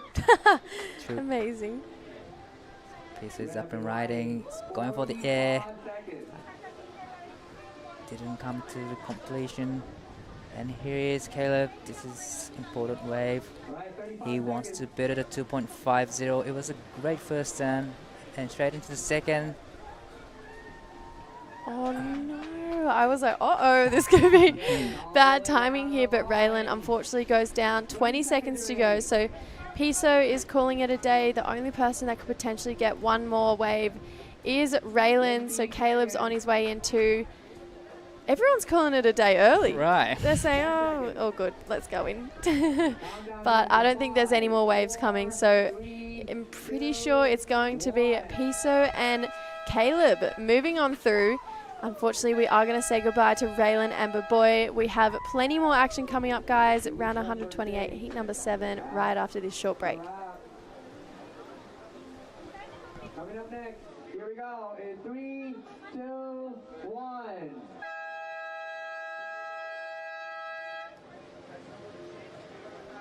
Last heat winner, congratulations, surfer in blue, Caleb Gilmore, and in first, Tito Alcala in red. But also wiser, calmer, and freer than ever. At Kaiser, we help you prepare for those years ahead, so you can keep doing what you love with the people that matter the most. Prepare for your future today.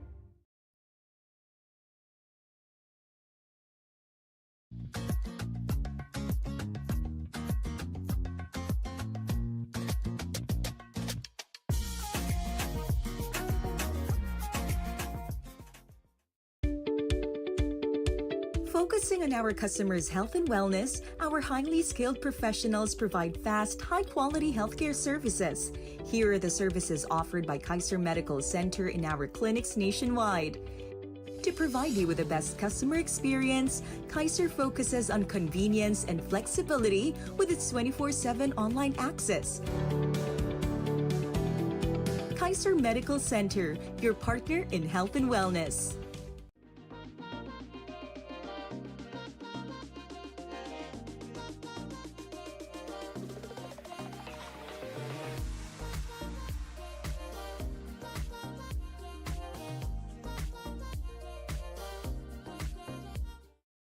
when Back there's for still heat so number much I can 7 be. of the round of 128 for the 28th annual Siargao International Surfing Cup. That, for me, felt harder than it should. I don't know why. Anyway, Justin, welcome back into the booth.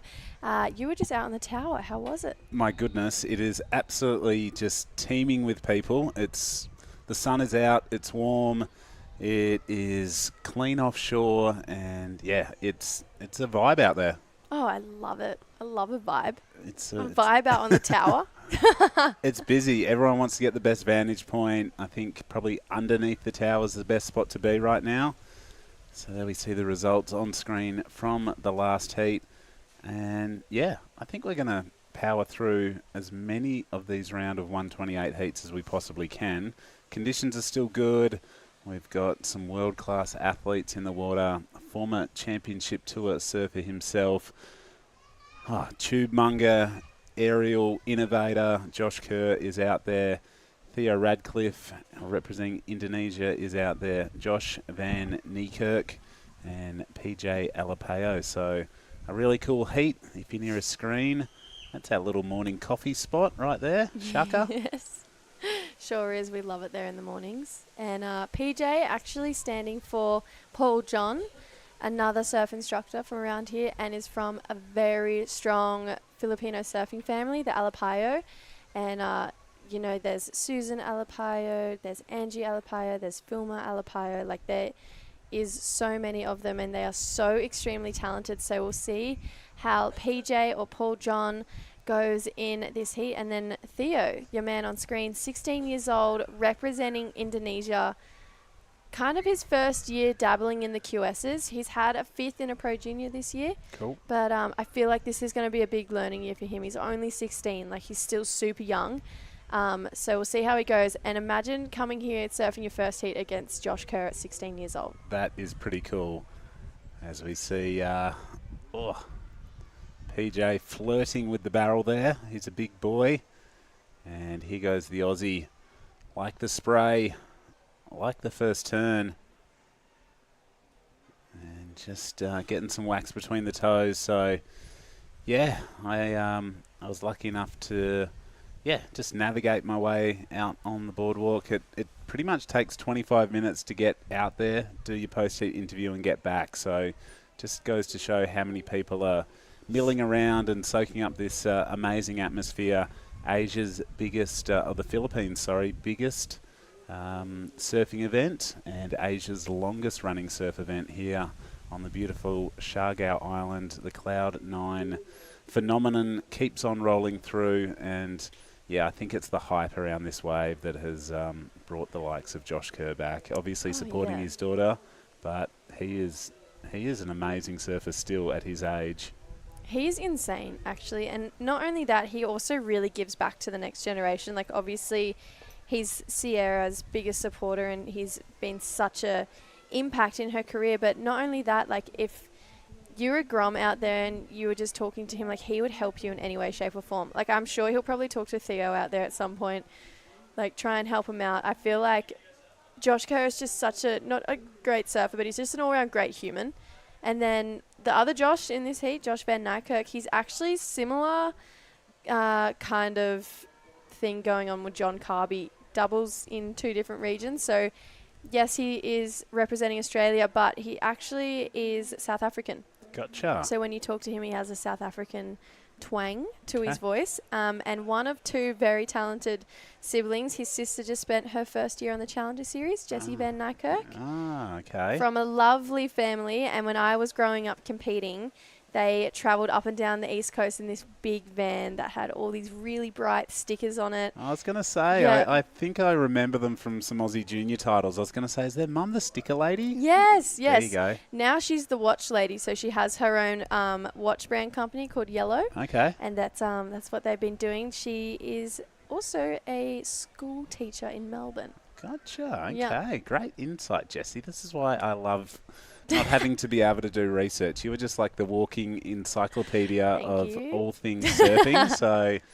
You make our job very, very easy when you can just delve into the record files of your brain and pull out all these cool and interesting facts. So thank you very much. That's okay. No, I definitely feel like I'm friends with a lot of the competitors in this, so it's just easy because I grew up with a lot of these people. Yeah. You know, and then spending the entire last year commentating the Asia events, I got to know all the Asia competitors really well. So I actually love coming to the events, not just to work because I obviously love what I do, but I just love hanging out with everyone and seeing everyone and catching up. So when I'm out in the surf, I got coffee with my friend Coral this morning and she was like, you never stop talking in the surf. I was like, yes, I'm well aware.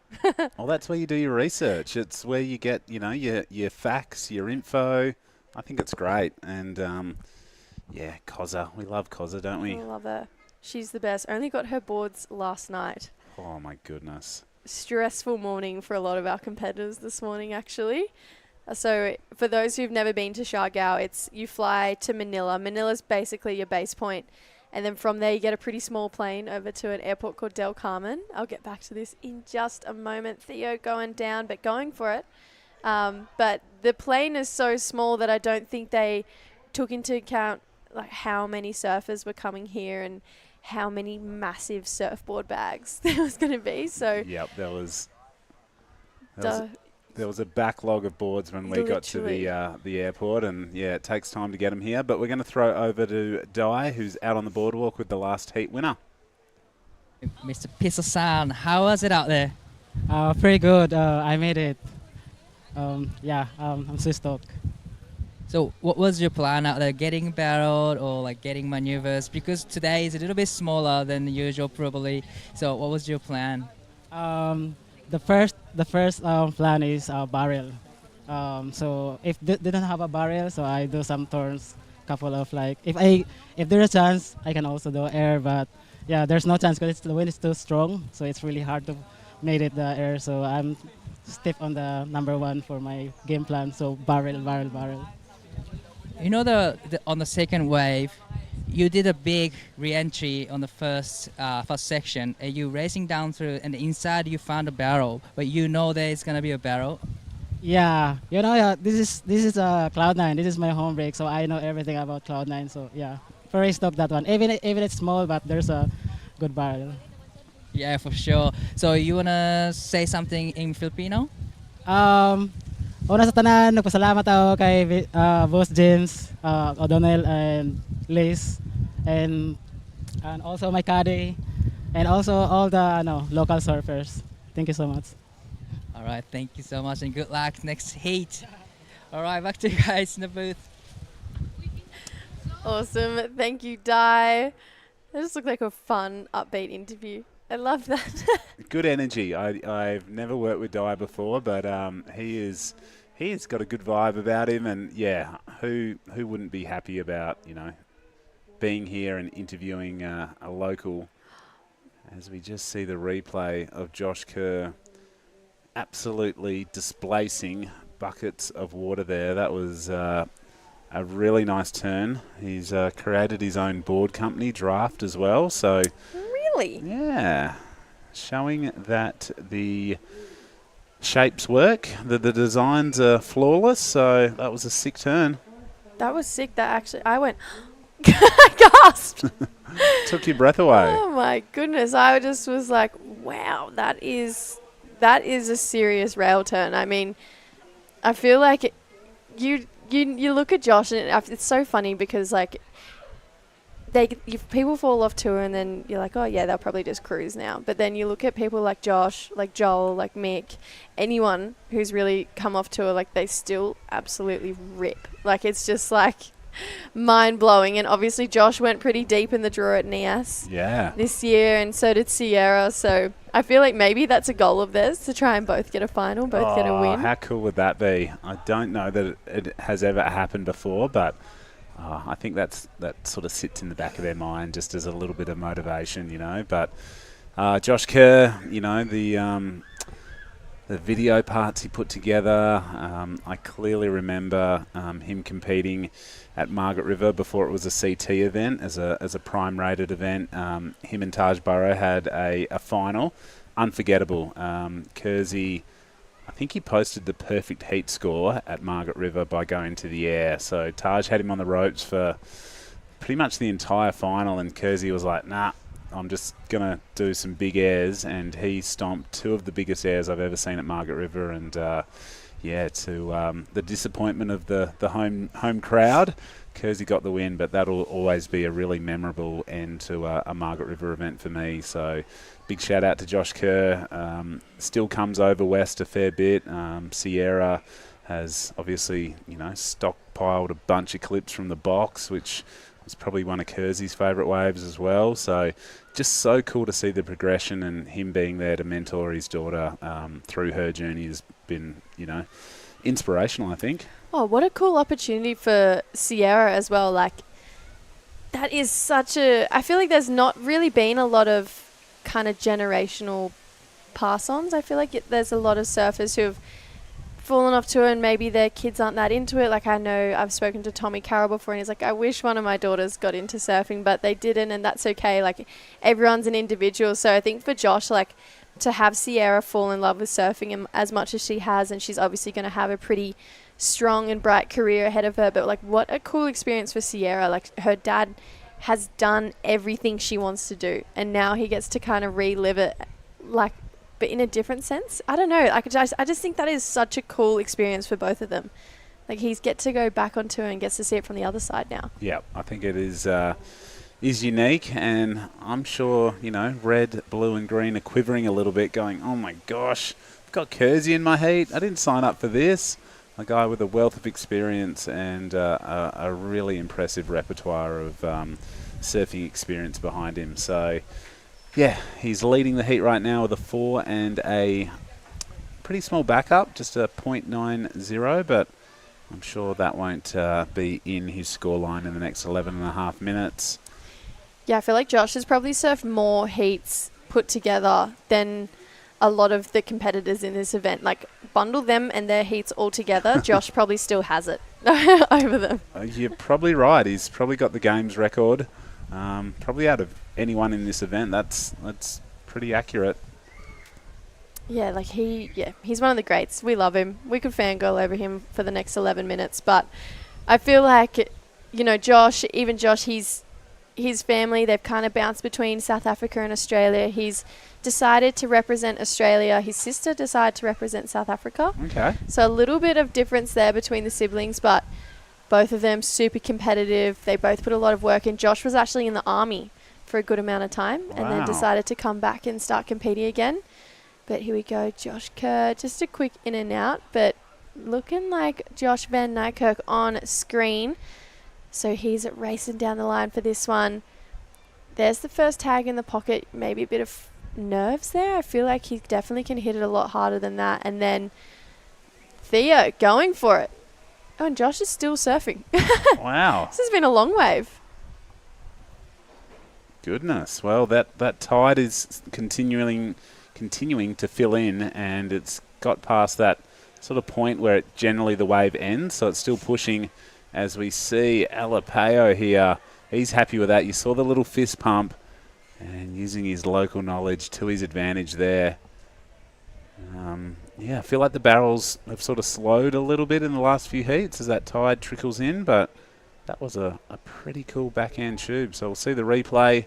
A bunch of scores to drop into all the columns pretty much now. So with 9.5 minutes on the clock, we'll give you guys a score update shortly. Well, it's non-stop. Here goes Kersey again. He's currently leading the heat. What's he eyeing off?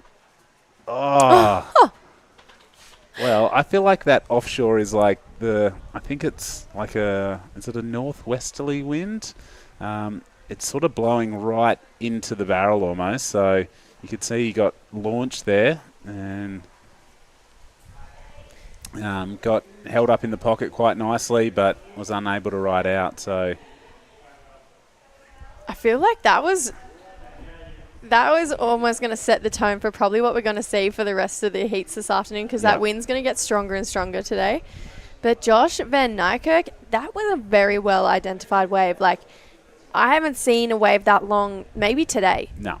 And then PJ Paul just showing his family's just power at this wave. I mean, they're all so talented.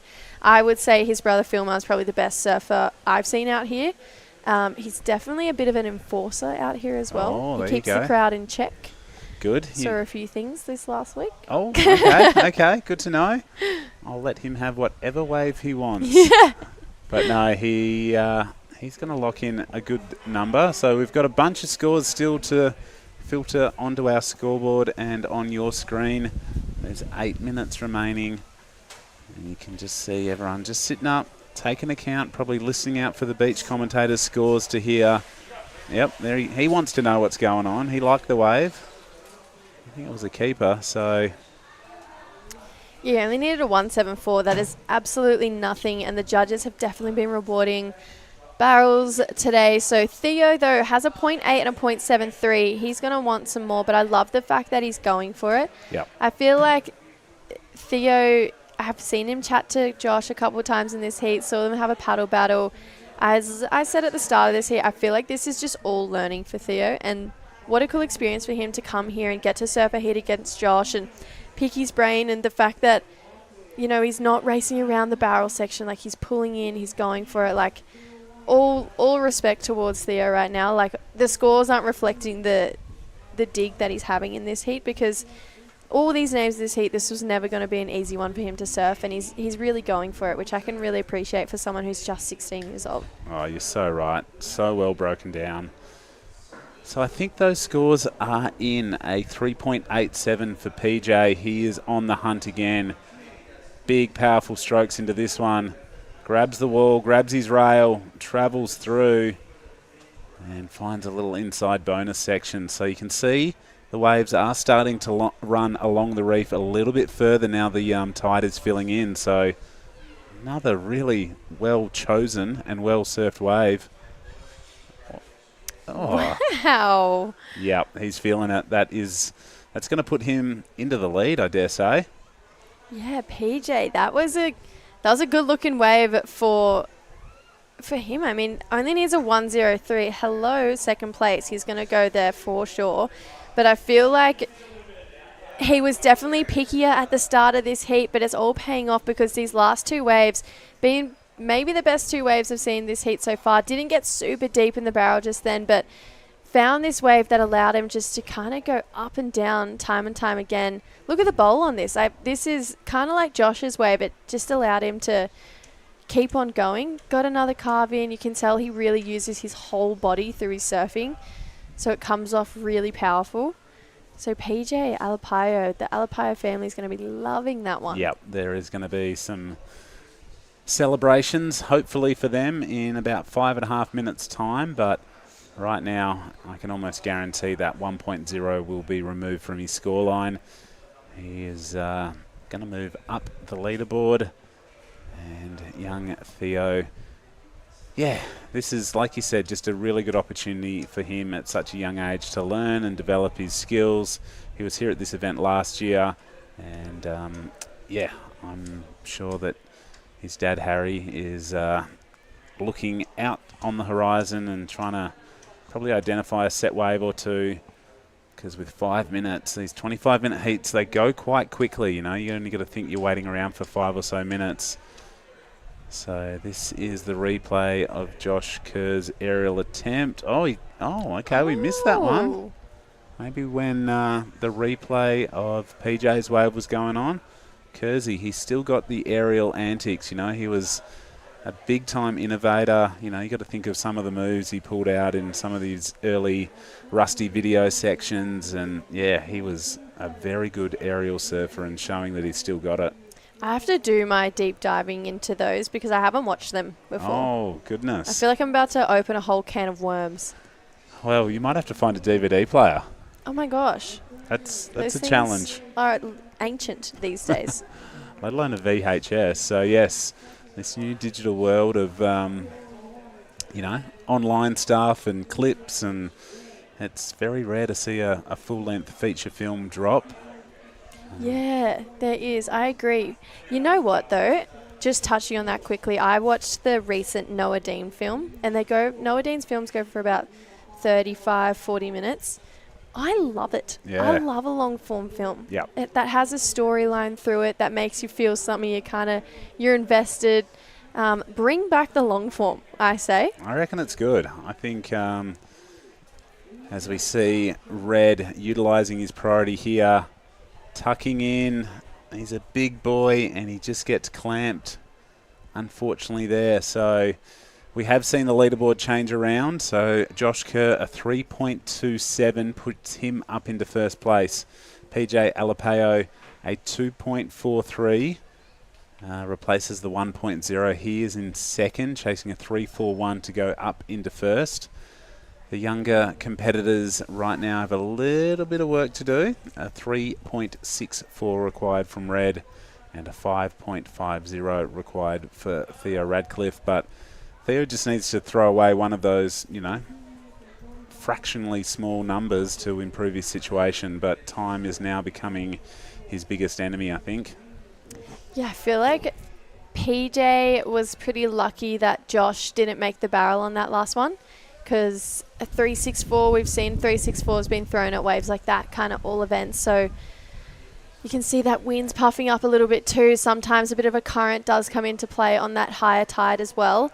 So trying to paddle back into position, and now that we've seen those longer waves come through, we'll see those two kind of separate takeoff spots start to come into play as well. So Josh, though, having a look here, 2 minutes on the clock, got a 3.27, takes to the air again, pulls it off. Full rote. I would love him to just continue competing, like Changers and all. Let's see it. And here goes PJ, showing he's got some aerial skills as well. So the older, wiser dogs in this heat, pulling out all the new school tricks. So we're approaching 90 seconds remaining. PJ just going, yeah, Kersey, I've got a bit of an air game too. Check this out. See what I can do. Here we go, Josh, the South African, going for it, but unfortunately that wave not looking like it had the power to match his surfing on that one. 1 minute 20 to go. He might just get back out and get second or third priority. So he's still going to be chasing a score. But what are you thinking for that last one of PJ's? Does it eclipse the 2.43? It does, actually. 2.77. A 2.77. So I think the judges are going to have a good look at this, because look how full and tightly twisted that rotation was, For a guy of Josh's age still to be pulling down full rotors is just speaks volume of his surfing ability. And that one was a bit more of a whiz, a cheese whiz sort of spinner. But, Kersey liked it. Threw up the salute in the channel. Here we go, kind of the last roll of the dice here for Josh Van Niekerk. So there's the first carve, gets a second one in, but 30 seconds on the clock. I just don't think that's the 3.97 he needs. No. They're not attainable scores today, just because like a 4, you think you could get it easy in your sleep, but it's hard out here in these conditions. Kersey on the hunt for more. Yeah, this is going to be a victory lap for him, and this wind is blowing in the right direction. Goes for the grab on that one, but a 5.33 on his second to last wave has seen Josh Kerr book his spot into the round of 96. And we'll be back after a short commercial break with heat number 8 of the men's round of 128 here at the beautiful Siargao International Surfing Cup. Gomo Fiber is here. Be unstoppable anytime, anywhere, any way you want. Apply now on the Gomo app. Someday, you will get older, slower, grayer, but also wiser, calmer, and freer than ever. At Kaiser, we help you prepare for those years ahead, so you can keep doing what you love with the people that matter the most. Prepare for your future today.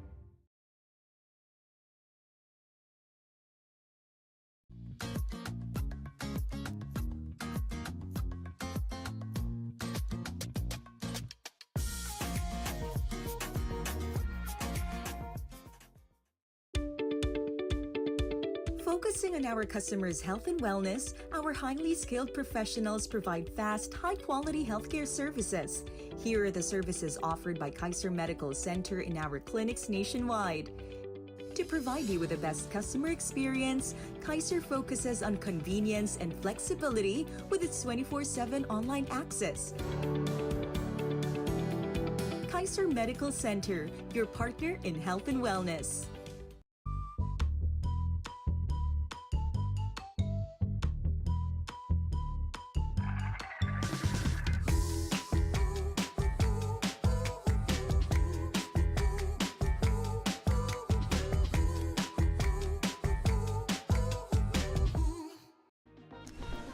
Well, that's where we are at the beautiful Cloud 9, and this is just postcard perfect conditions. The winds are clean offshore. They're almost a bit gusty now. You can see the palm trees swaying. You can see crew just enjoying the white sand beaches. The little lagoon there is just so good for a little dip. All the national flags are floating in the breeze, and you can see out the back someone is in the tube, was in the tube. I'm joined by John Carby as we see a good looking wave here for Dave Perry, the Australian. I don't know too much about Dave, but he's a goofy footer.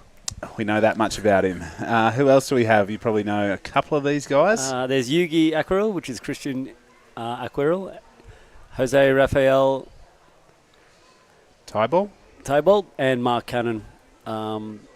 Good little lineup again. We saw Dave Perry there just get a little hooked up on that.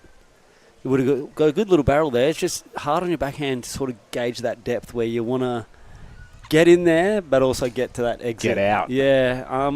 I don't know. I've always thought there's a bit of an advantage on your backhand because you've sort of got more things to drag, more things to slow down, and sort of your head just naturally faces the direction. Yeah, as your chest sort of squares up and everything's looking the right way to sort of get up high, get down low, and do what you need to do. So I've always sort of envied the goofy footers. When you see someone like PJ Alipeo, who was on that last heat, who actually went through, so big shout out to PJ as well, doing what he needed to do, going air for Josh Kerr. I'm pretty sure that was a bit of a Masters heat, that one. That's going to be in his memory bank for a long time to come. Oh. That was Jose going down. He's on the firewire board out there. No way, Jose. No way, Jose. Not on that one. That westerly wind is causing a little bit of havoc. You can see those sort of ribs now sort of hitting up the face, which means we've got a bit of a northwester. And we have a bit of a building northerly swell as well. So playing a little bit of havoc with the face of the waves. You can trust that the barrel's going to happen, but in what sort of shape that's going to happen, you're seeing now a little bit of carnage because of that strong offshore breeze with a little bit of north in it. Yeah, I don't think I've ever seen it white capping here in my time, Obviously, it is, sort of typhoon season, I believe, but I've never seen the amount of sort of ruffle on the ocean surface as what I'm seeing right now. Yeah, and generally with a bit more energy and a bit more size, it sort of is the major factor out there. So with this smaller, weaker swell, the wind has a bit more of a chance to sort of disrupt things and make it a little bit more ugly than what you're used to. John, 10-year local here in Siargao. Mate, you had a tricky heat, but you got the best wave of your heat earlier today.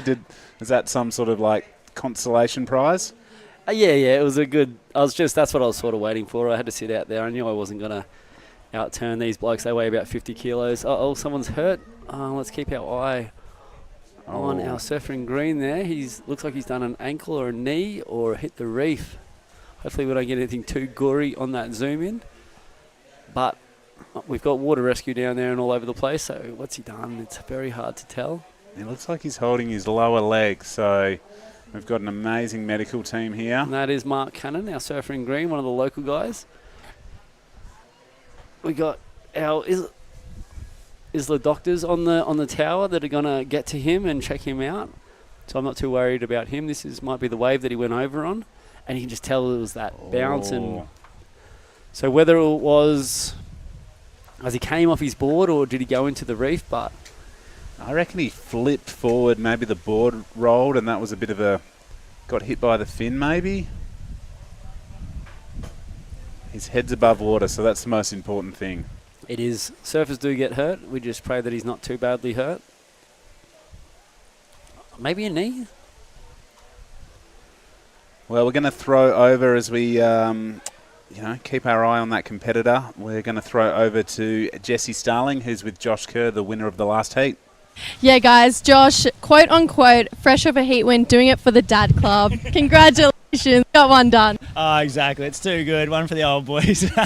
I'm just so excited. I'm so happy. I've never been here before and I always wanted to come to waves. So it's kind of like the same. Watch people get good waves, and I'm like, I know there's good waves coming in the forecast. I'm like, I've just got to grind it out and get to those good waves. A dad can't. Or is this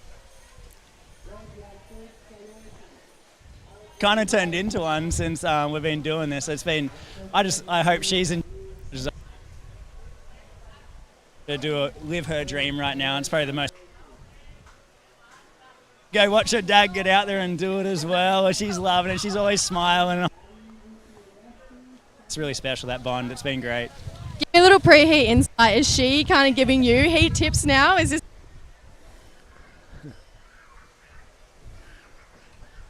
little motivation to get out there and throw a couple air reverses or whatever I had to do to get through just then?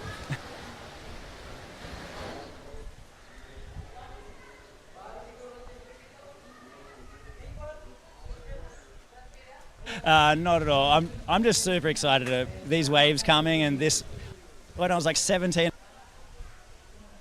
9/11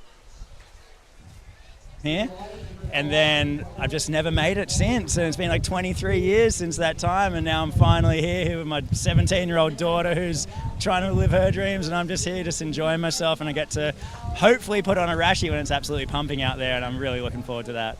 well, if you surf a heat like you just did, I reckon you'll be out here as well for the rest of the event. Thanks, Josh. Thanks, guys. Yeah, great interview. Thank you, Jessie, and well done, Kersey. I think maybe even the wind's playing a little bit of havoc with the signal there, but we got most of that interview. We did. It seemed to be out when Jess was talking and on when Josh was. So yeah.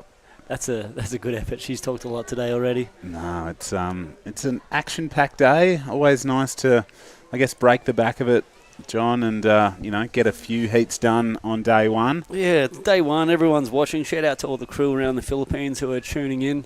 Everyone in the Philippines loved an event. A shout out to Harold and to Bjorn, a couple of friends from around the Philippines saying hi, and avid surf legends and always watching. So big shout out to the boys all around that are watching. Everyone loves this level of event here in the Philippines because they know what it does to the level. Everyone sort of ups. There we go. There's Mark getting dragged in by the water rescue. Oh, a little caught up. This wind is definitely affecting timing and a little bit hard to read when those lips are.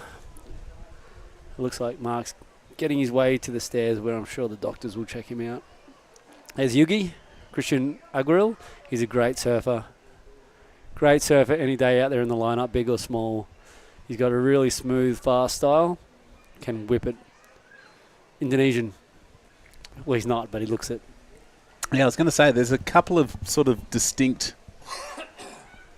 body types in the Filipinos. There's sort of the more slender build, tall and thinner, and then there's the more sort of stockier, muscle-bound sort of Filipinos that I've been able to notice, sort of two distinct different body types thus far. Yeah, and like you'll see Yugi there, he's like more like the standard Indonesian build that you'll see out there surfing, the sort of stringy, lanky and quick whippy surfers. Oh, a little bit caught up there for Jose once again. No way, Jose. Getting a little bit caught up. Big game, big nerves. Well, I feel like that board is a little bit longer and it's not just quite sitting in the transition well enough. You know, he's done that a couple of times, just caught the nose and gone over the handlebars, but... What is that? That is the Mankind. It's I think... The S-Boss, maybe? Yeah, a little bit rounded on the nose, a little bit more volume. With these trickier ribs, maybe he's just sort of catching that front rail a little bit more, just because it's not as knifey as what you'll find on the FRK or something a little bit more high performance.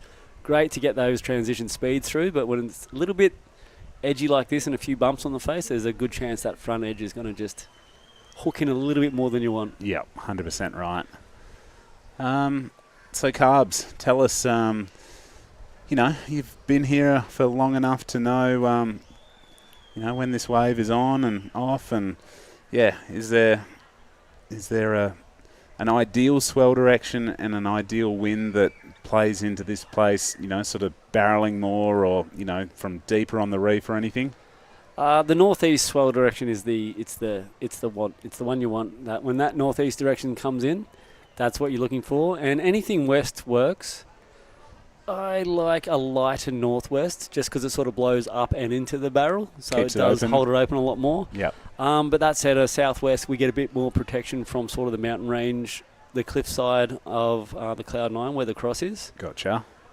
Anything happened here? Everyone's sort of no one's broken through in this heat yet. Perry's got a 2.83, and I don't think he's going to add to anything here.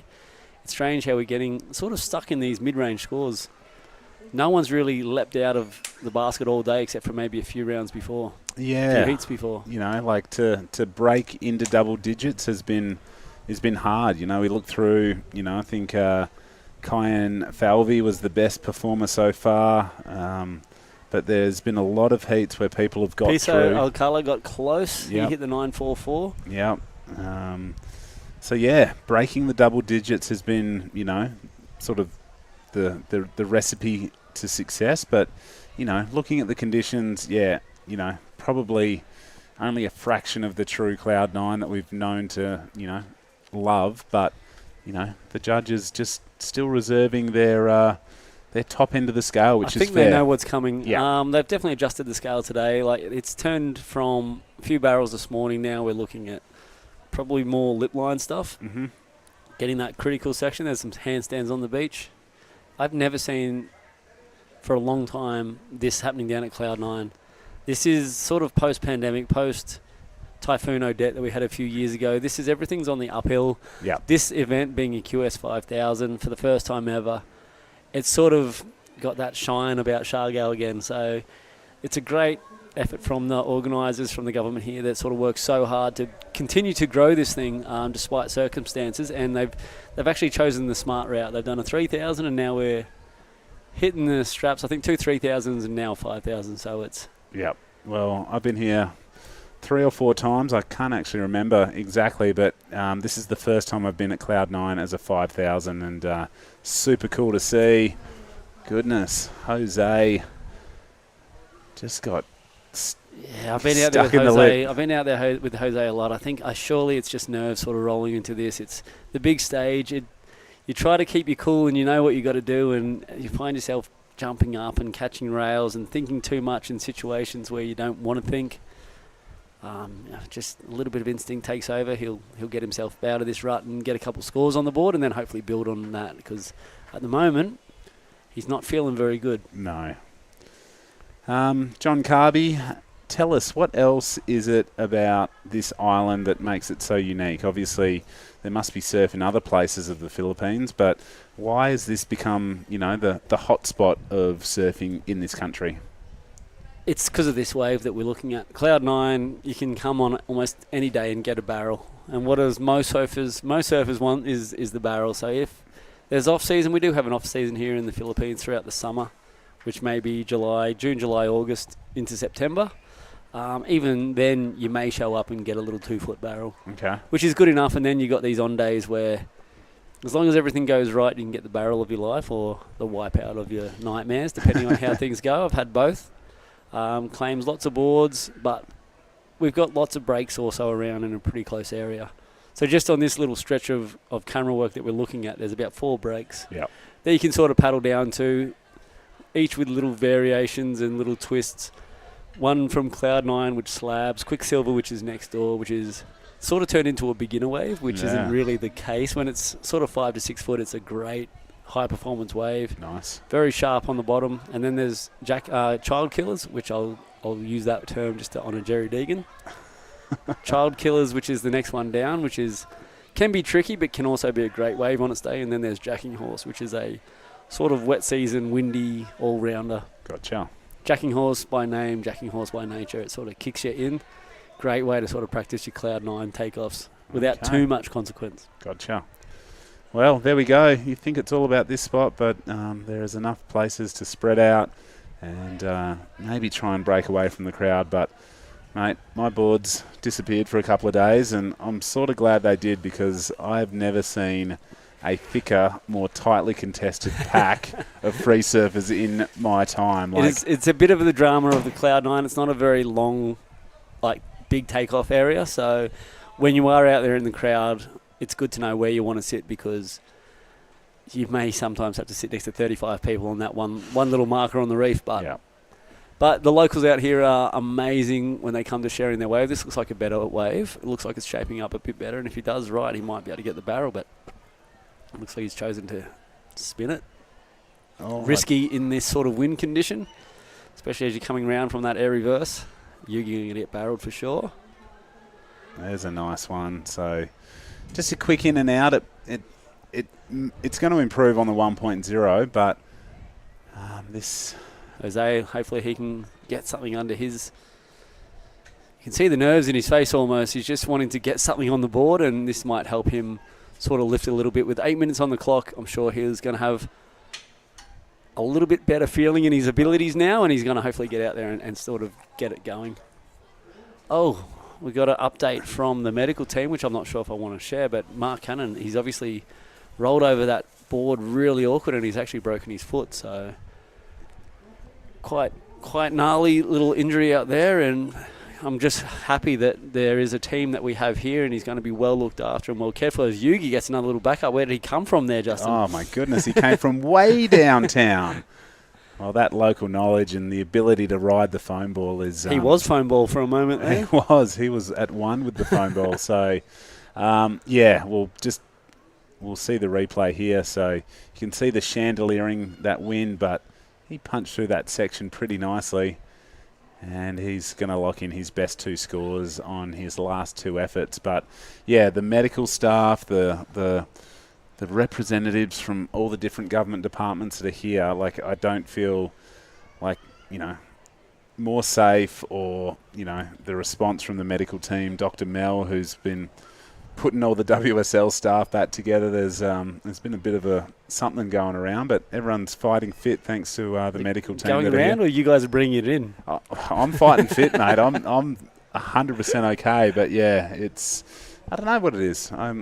It hasn't got me yet, so I'm trying to steer clear of it. Good thinking. Stay away from everybody. Be antisocial like me. It's a great game plan. I'm looking forward to seeing Christian's scores drop in here. I think he's going to do enough with the combine of those 2 waves to possibly better his 193. It's going to be close on that first wave, but that second wave seemed to be a little bit more deep and critical. It was a bit funky though. He sort of was one with the lip, and he didn't really come out a doggy door, but he didn't come out clean. Yeah, a bit of 50-50 there. But we haven't had too many barrels ridden in this heat. No, so I don't think we've had a heat, probably this slow / since I was in the water, I think. No, you're definitely scored higher than this, but I'm not too sure what time high tide is. We might maybe on the top of the tide, or is it on its way back down? We've got 5.5 minutes remaining. It is David Perry leading in the red.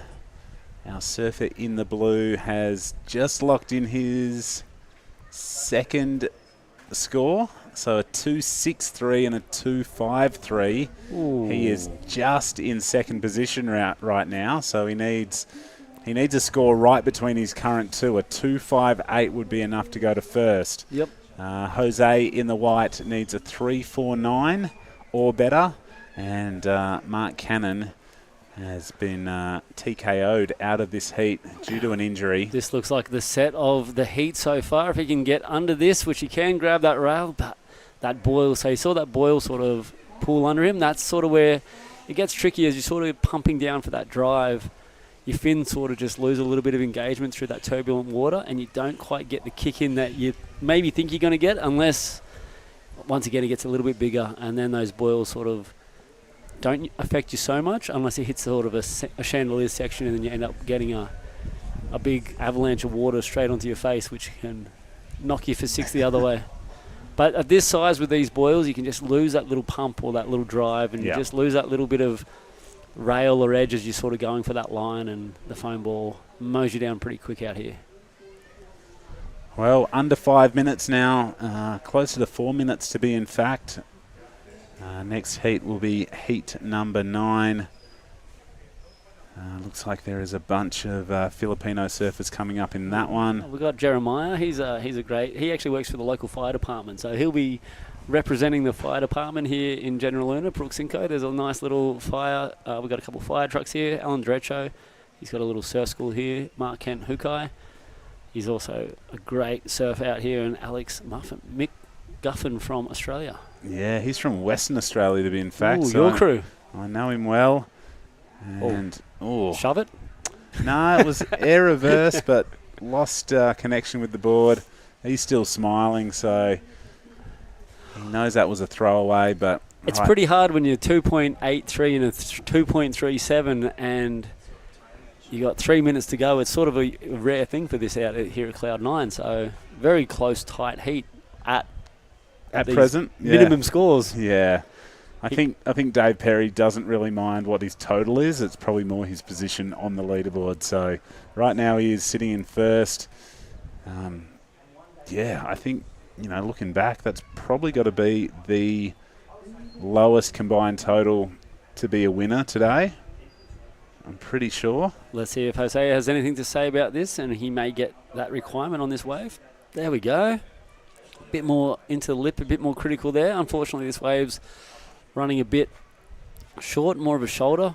So you've noticed probably a few waves throughout this event too. So someone like PJ who got one that broke all the way to the tower. Yeah. And a lot of these like short shoulders where they sort of come out of the barrel and then it wraps into about 1 foot.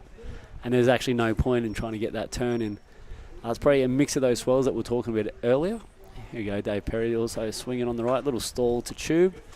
Can be hard. I've noticed the judges aren't really rewarding that left-hander today. We've seen a few really good left-hand rides. It's just hard from their vantage point. Jesse and I were talking about it. I don't think we've seen one left, regardless if it's been a wave that's offered turns or a wave that's barreled. I don't think we've seen one left score over a 4 today. So just goes to show. There was one. Was there? I'll correct you. Yeah, it was Ben Laden.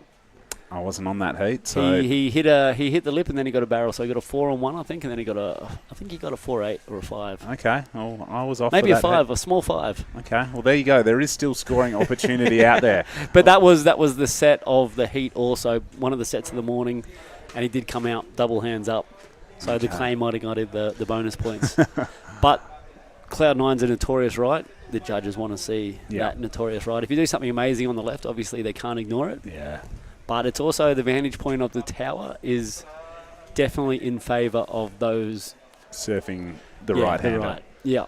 You're right. You're sort of surfing away from the judges' tower on the left, but we've got a bunch of replays and a bunch of different camera angles that we can see it really well, and I'm sure the judges can also see it really, really accurately as well. So right now there is less than a minute to go. Probably one of the more wave-starved heats of the day. Heat number 8 of the men's round of 128. It is going to be, I think at this stage, David Perry moving through alongside our surfer in blue. And we are topping out at the tide almost as we speak. So I just said, I think we're, maybe the water bath has just got a little bit too full to splash around too much in, but would it improve with the outgoing tide? I think so. This sort of size, you want the tide to drain out. You want the reef to sort of come up a little bit higher so they start hollowing up again. Yeah. A little bit more energy, even though, it just hits it a lot better, so it pushes a lot faster. So hopefully as this tide drains out, it gets a lot more fun. That's what we want to see. Well, tough old heat, but I'm sure Dave and our competitor in the blue, Christian, are going to be very happy with that. We're probably going to go to a short commercial break and be back with heat number 9 right after this.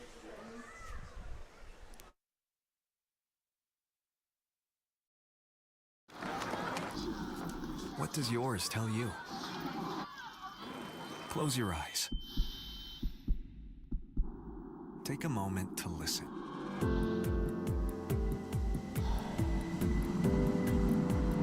What do you want to feel?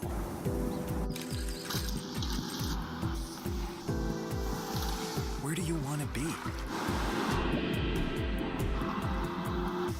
Listen to the voice inside you.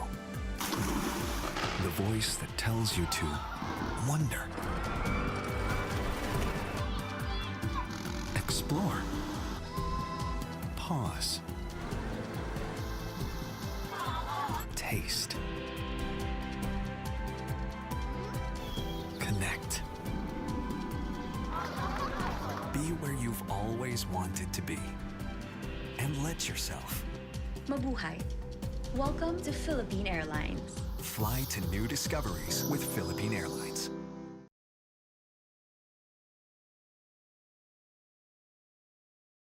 So many voices.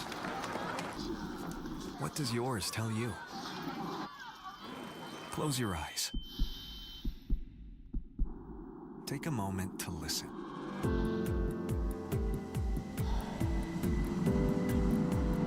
What do you want to feel?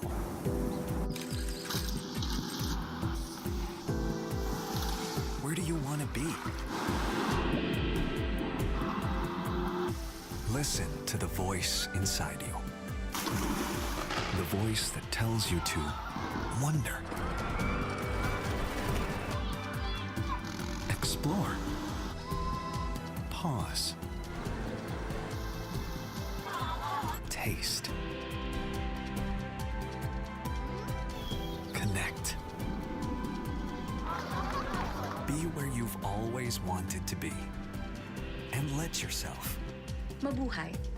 Welcome to Philippine Airlines. fly to new discoveries with Philippine Airlines. Welcome back to this amazing event down here at Siargao, the QS 5000 with the WSL. I'm here with the one and only, the famous / infamous Jerry Degan. Hello, John. Very, very happy to be here. I enjoy having a sit-in. It's been a pretty busy day, all in all. You know, the first day of the comp is always a bit of a nightmare. There's bits and pieces going wrong. It's probably not till tomorrow I start to enjoy it a little bit more. But it's all working pretty good, so Here we fairly are. happy about that. Who's in the heat? Jeremiah Escamillion, Alan Derecho, Mark Kent Hukai, and Alex McGuffin.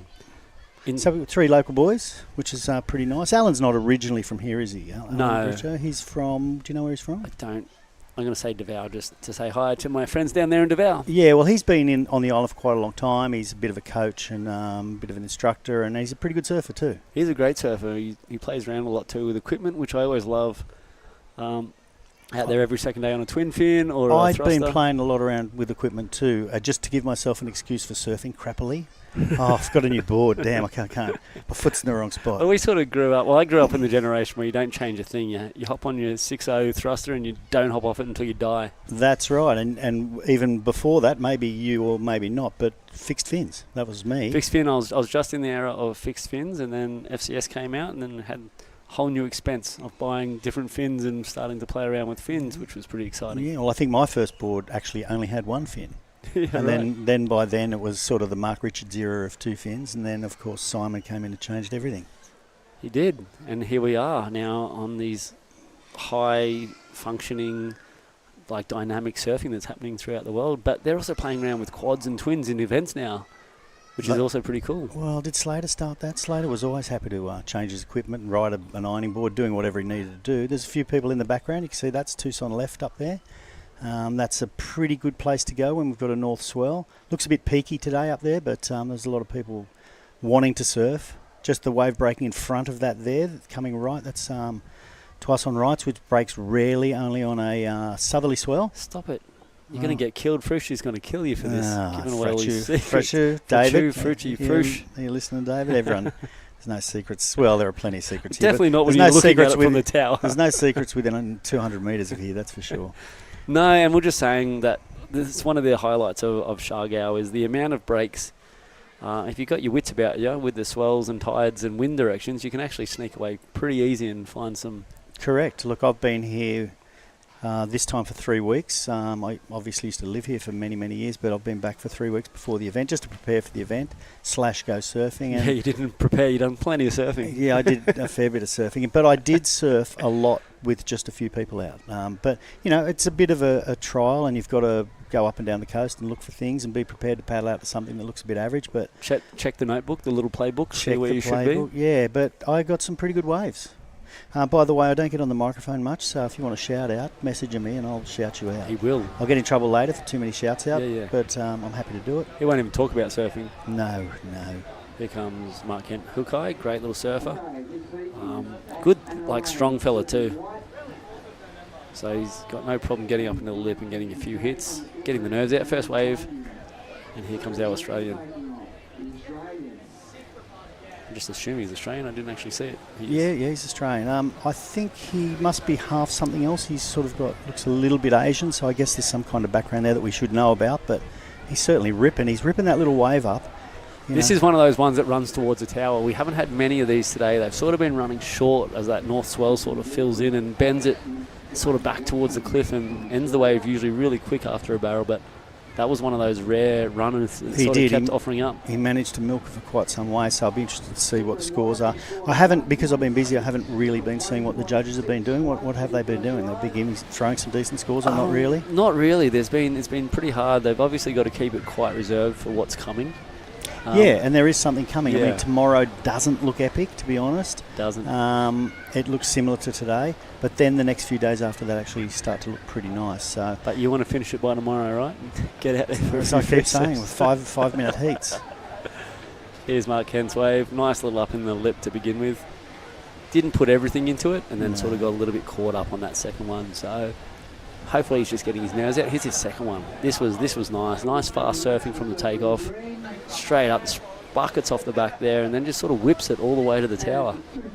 But not much going on. You can't really say there's anything critical because it's just not offering up anything critical. But no, but there was a bit of variety there. You know, quite a few. Well, the last couple of manoeuvres were the same, and there's whoever's in red. That's Jeremiah. He's a member of the local fire department. Oh, is he? And he's Escamillion. Is he Susan's brother by any chance? But no doubt a relative. No doubt a relative. And there's Alan throwing some buckets off his. Yeah, he probably pushed out a bit too hard and couldn't get back to the end of that. But our Aussie guy Alex did get a 2.77 for that long one. Not much else there at this stage. It's been sort of really hard to break out of these sort of 2 to 3 range today. Yeah. There's been a few 5s, but nothing really has gone into that really, really high. There's been, I think, one score that got into the good range. 6.5, I think, has been the highest of the day so far. That was before when there was a bit less tide, a bit less wind, and a few more barrels on offer. Yeah. It might have even come off that alley-oop. Yeah. Oh, I did see that. I saw that as I was heading to a meeting about... I won't even go into it. I wouldn't. It could be dangerous. And have you been getting much surf before the event, John? Yeah, I've had my fair share. I can't say I wouldn't because my wife would hear it and call me a liar. Yeah. A big shout out to my wife Christine, love you, and my daughters Shirley and Asher. And we should say hi to your wife too. I will. Susan and Lily, love you guys both dearly, and that's our tower. So I love the drone. You know, drone zipping over the tower. Yeah, that gives you a bit of an indication as to how far the surf is from the tower. Let's call it around 100 metres to where that peak's breaking. So it's all relatively close. You had a few dramas with the tower on the lead up to the event. We had that westerly wind blow through at about, what do you think it got up to, about 30 knots, 35 knots? I was going to say 60 kilometres now, so yes, I'd say that. And we lost the netting off the top. There's our lifeguard boat out the back there. The netting off the top of the tower all ripped off and was hanging down, and they've sort of patched it up. It looks, from the ground, it looks good. From the drone, actually, it didn't look that good. They missed some spots. They thought no one would check on them. Yeah. But yeah, it's doing the job. The net's on top to help stop the leaf that they use. What's that called? Nipa. The Nipa. Nipa. So you can see from there, there's a boat. You can see a boat just up in the top there, and that's parked at the Bommy, which is not a great wave today. It's too windy, but can be a fun little wave, accessible very easily from here. Should paddle though, I believe. Well, for years and years we paddled, and now they're calling it boomies because no one could pronounce Bommy for reasons I don't know. But okay, so that's Alan having a paddle there. No, who's on priority there? So priority was with Alan. I think they're going to have to shift him off that one. He definitely sold it to red. Well, it says 4 up there now. We've got a little thing right in front of our priority marker, but it does look like it's been. What was he on? Was he on 4 or was he on 3? Don't know. Anyway, whatever. The people watching can see actually more than we can see. Yeah, we've got a mute logo above our priority. But it looks like Alan's decided to use his under priority, and he's got a nice little whack off that first one. So Yeah, at least he finished the wave. It's hard out there. It's getting harder and harder. And I spoke to a couple of the surfers this morning. The wind was fine. It was windy and more direct offshore. Now it's kind of hard to tell. It's a bit bumpy on the face, which is making it more and more difficult as the day progresses. As you mentioned, the tide's topped out already, so the tide's heading down. It may get a bit better this afternoon. It got so good yesterday afternoon. Now we're going to head off to a interview with the last heat winner. So take it away. Yeah, thanks, boys. I'm here with Dave. Mate, tough conditions out there, but you did enough to get through. You've got to grind on the QS sometimes, don't you?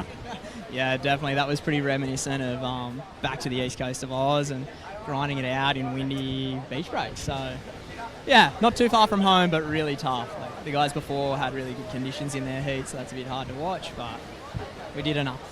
You got to scrap sometimes and you got to do your best, but this is a pretty cool scene, mate, to see all these people here. Obviously, the wind has picked up, sort of on the full tide right now, but have you had some waves in the lead up in the practice sessions? Yeah, so I actually came out like a week and a half early before the contest, and it was pretty much just me and the local boys, really. So got some really good waves during that, and then everybody kind of showed up, and it got pretty tricky. But there's so many little slabby rights around here. You know, you got Quicksilver behind us, and then you got Tahiti's and Joking Horse or whatever it's called. But there's just waves everywhere, and they all chew.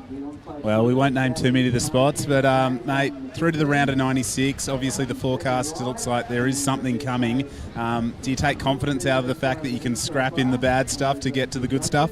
I was kind of hoping it would be like this. I'm slowly running out of surfboards, so smaller the better in my case for this one, and I just need to keep that one intact until Taiwan.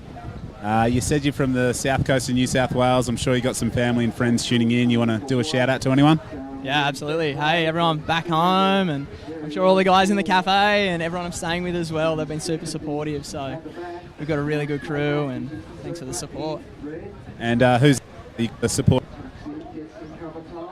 He's an absolute legend. You want to say something? I think he's a bit cold, getting a bit strong. Well, we'll wish you the best of luck in the round. Rolling, mate. Great interview. Little caddy out there freezing. Yeah, apologies, there was a bit of a sound issue there, but it's quite windy between here and there. But yeah, good on him. He got through tough conditions. Got his little buddy there to help him out, so good on him. That's it. Had him out there, a caddy freezing his little bones off. It's funny because earlier the caddies could stand on the reef, it was pretty comfortable, and now they've got to sort of put up with the wind and the waves, and it's a bit more of a difficult job. I've got a shout out to Christian Surfers Southeast Asia, a big crew. They were here a few months ago, and usually good part of the event, so a big shout out to Christian Surfers across Southeast Asia. It was great having you guys here. There we go, Mark Kent getting his little, it wasn't really an air reverse, it was more of a chop hop, but let's see how the judges react to it. He's done a few nice little bit of work, and there is Jeremiah pulling in. So while we're on that interview, the most part of this action has happened because at the stage before these scores lock in, Alan Derecho was in the lead. Yeah, so it's turned around just a little bit. I'm not entirely sure if we're still waiting for scores. I believe there might be one. Oh, there we go. There's definitely scores coming in. Okay, this is Alex again. Oh, he's got a whip on him, doesn't he? He does. That was great. Small wave and loads of power. The boy, I can see the boys in the background looking at It's one of those disheartening things when you look back and all you can see is 18 buckets coming off in different parts of the wave. But I'm sure that's going to be his best score, and he's going to probably jump into the lead with this. Yeah. We don't know what Mark got. So Jeremiah, I think he wasn't on anything either, so that 227 might be his. And Mark Hukai, he didn't really fool anyone with that 230, I don't think. I'm pretty sure that's what he got for that last one. Yeah, okay. So it was a reverse, but there was a bit of chop-hop nature in it with this westerly wind. It's tempting to sort of throw those tails out and add a bit of loft to it. And the wind is actually good for airs, but the lines just aren't long enough. It's not hooking up down the line. They can't get the speed going. And when you have those ribs sort of coming towards you and it's a little assist, it turns into more of a literal chop-hop rather than the air reverse. So judges not being fooled. They are very on point. We're late in the day, but they're still on the game. It's a long day out there on the tower, by the way. It's hot, it's windy.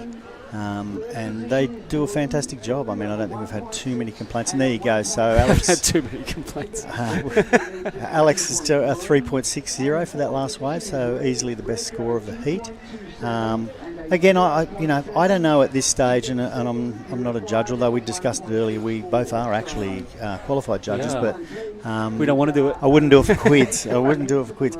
But there seems relatively low scoring. I mean, he ripped that wave up, and I don't see a lot of much better waves coming through. So the judges must have seen in the previous heat some bigger and better waves, and are expecting possibly some more barrels. Well, that's a problem of Cloud9, right? Like we could be sitting here and they could start stretching out the score, and then all of a sudden some 4-footers roll in, and then they Correct. sort of back themselves into a corner. So. Well, yesterday was just atrocious, and the wind was crap, and the surf wasn't much good, and that little storm pushed through, and all of a sudden it was sort of 4 Pumping. foot, and really, really good. It was all time yesterday. The boys were out there loving it. There was guys paddling out at 5:30 just I as you was couldn't there, see. yeah. I was on my second beer, and they were paddling out already. Still, I mean. Yeah. So a bit of shout out to Rico. Hey, Rico. Rico was complaining that I never shout him out. So Rico, I hope you're listening. There's Alex once more on the inside. Cameraman's busy. Picking up some scraps there. Oh, there we go. That was a bit more of a... bit more... committed. Let's say a bit more committed, but it was a bit of a flat landing area. Maybe he didn't quite have the speed. Yeah, the judges really want to see you sort of go off the lip, get above the lip. So they're not fooled by much. No. Jeremiah, I remember surfing with him years ago at Twice on Right. We had a ball together. It was pumping. It was just us. Great guy. Okay, barrel out the back. Okay, couldn't just push through that mark, so unfortunately.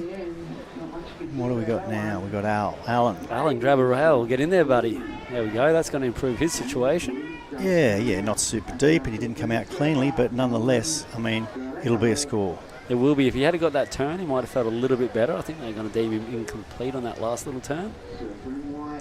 Mark Kent, again, not quite getting into the lip. Just needs to set it up a little bit higher and put a bit more commitment onto those reverses. Like I said, I don't think he's even going to improve on his 2-3 on that one. I think he'll actually be below it. Yes, and look, it wasn't overly exciting. If I did it, I'm going to call my mum. 2 hands in the air. I'm going to call my mum. Yeah, Big shout out exactly. to my mum too. And my mum. Hi, mum. Hi, mum. Hi, mums. And dad.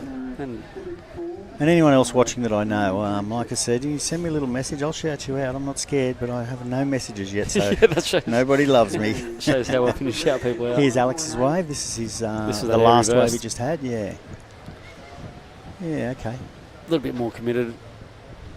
Jeremiah just a little caught up into that lip. He didn't quite ride out clean. A little bit hard with this offshore wind. And then there's Mark Kent behind him. I thought he would have had that.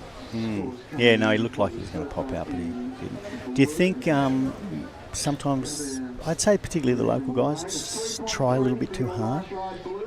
You know, In the go body for language, things- absolutely. Yeah. When they relax and surf, when they're comfortable, they look really good. Here we go. There's Alan Derecho who's jumped into second place with that little tube. So 3.36, that's the second best wave of this heat. That backhand approach, just being able to slow yourself down and sort of gauge when you need to come out, definitely helps it in that Sometimes I think I'm privileged to be a goofy footer here as opposed to a natural footer, because you can take off as deep as you can take, and you can also stall it a little case. You easier. can drag things. You've got more things to drag. You can drag things in, you know. We talk about bodyboarders, but no, we're not dragging those things. No, we're not dragging those but things. yeah, you can, and I loved it. You know, my days of paddling out there all the time with not crowds and just getting backhand barrel was super satisfying, and you know, I felt like I was one of the best surfers, and I never was, but when you're in the barrel, you can't tell how good a surfer you are. You know? And a picture tells 1,000 lies, doesn't it? It does. Doesn't see you go over the falls on the part where On you got most lipped of on the them. way through, but Yeah. it shows you that one that you slotted. So a big shout out to There we go, your to friends. Marja O'Donnell and Hey, James. James and Marja. I had dinner with them last night. Had fantastic Japanese food with them last night. So good on you, Marja. I'm giving you your shout out right now. Yeah, little kid. As Macca, just hoping Macca feels a bit better, get that medicine into him. And he sort of was good strengthen him last up. night. He seemed fine, but was He's he a bit sick today, is he? so Okay. just hoping all the best for little Macca, the little legend. Yeah, okay. There's Diego. Hey, Oh, Diego. what about Fitzy? Big love to Fitzy and Jacko. They're up there in Manila somewhere, wishing they were here, no doubt. Oh, they had some pretty good times here before They got the circus showed up. So they got some they're happy. great waves for sure. I think Jacko will be back on Tuesday, I think he said, but he's apparently at handle. Oh, here we go. Got a bit high there. He's apparently at Handlebar watching, so he loves that place up in Yarra. On his third beer, no doubt. So good on you, Yako. 13th. And thanks, Fitzy. Thanks, Fitzy, for pointing that out. It's 3 p.m. Okay, so we've got 4 minutes and 40 seconds remaining. We have our Australian Alex in the lead. Mark with a little bit of a cover-up. There was no depth there. Nice little cuddy to But he's not looking for much. He's at 2.61, and in this sort of last few heats, that might be enough. Just not having an overreaching, like you said, doing too much sometimes. This is the sort of one where he settles down. He didn't get quite as deep as he should have. Maybe a little bit of a hand drag might have helped him on that one, but nice little wrap out. 2.6, it's going to be within that ballpark. Yeah, I'm thinking he might struggle because they're going to claim that he was not in the barrel at all. Is that a 2.17 that just came through? Was it? Maybe. Yeah, I mean, in reality, he wasn't in the barrel at all. No, so they are very picky because they know what's coming. Well, not only that, the angle, they can see into the barrel, so you can be even semi-deep, and to them it does. I mean, they're smart enough to know I was as deep as possible. I was so far behind the foam wall they couldn't even see me, but on the camera I was there. Oh, yeah, obviously. You made it through your heat, so you did pretty good. No, I didn't. Oh, you didn't make it through? Out, no, you made it to the second round. I was in the second round. I know. Here's Alan. He's wanting to sort of throw away his 1-6. I don't know if he will with that.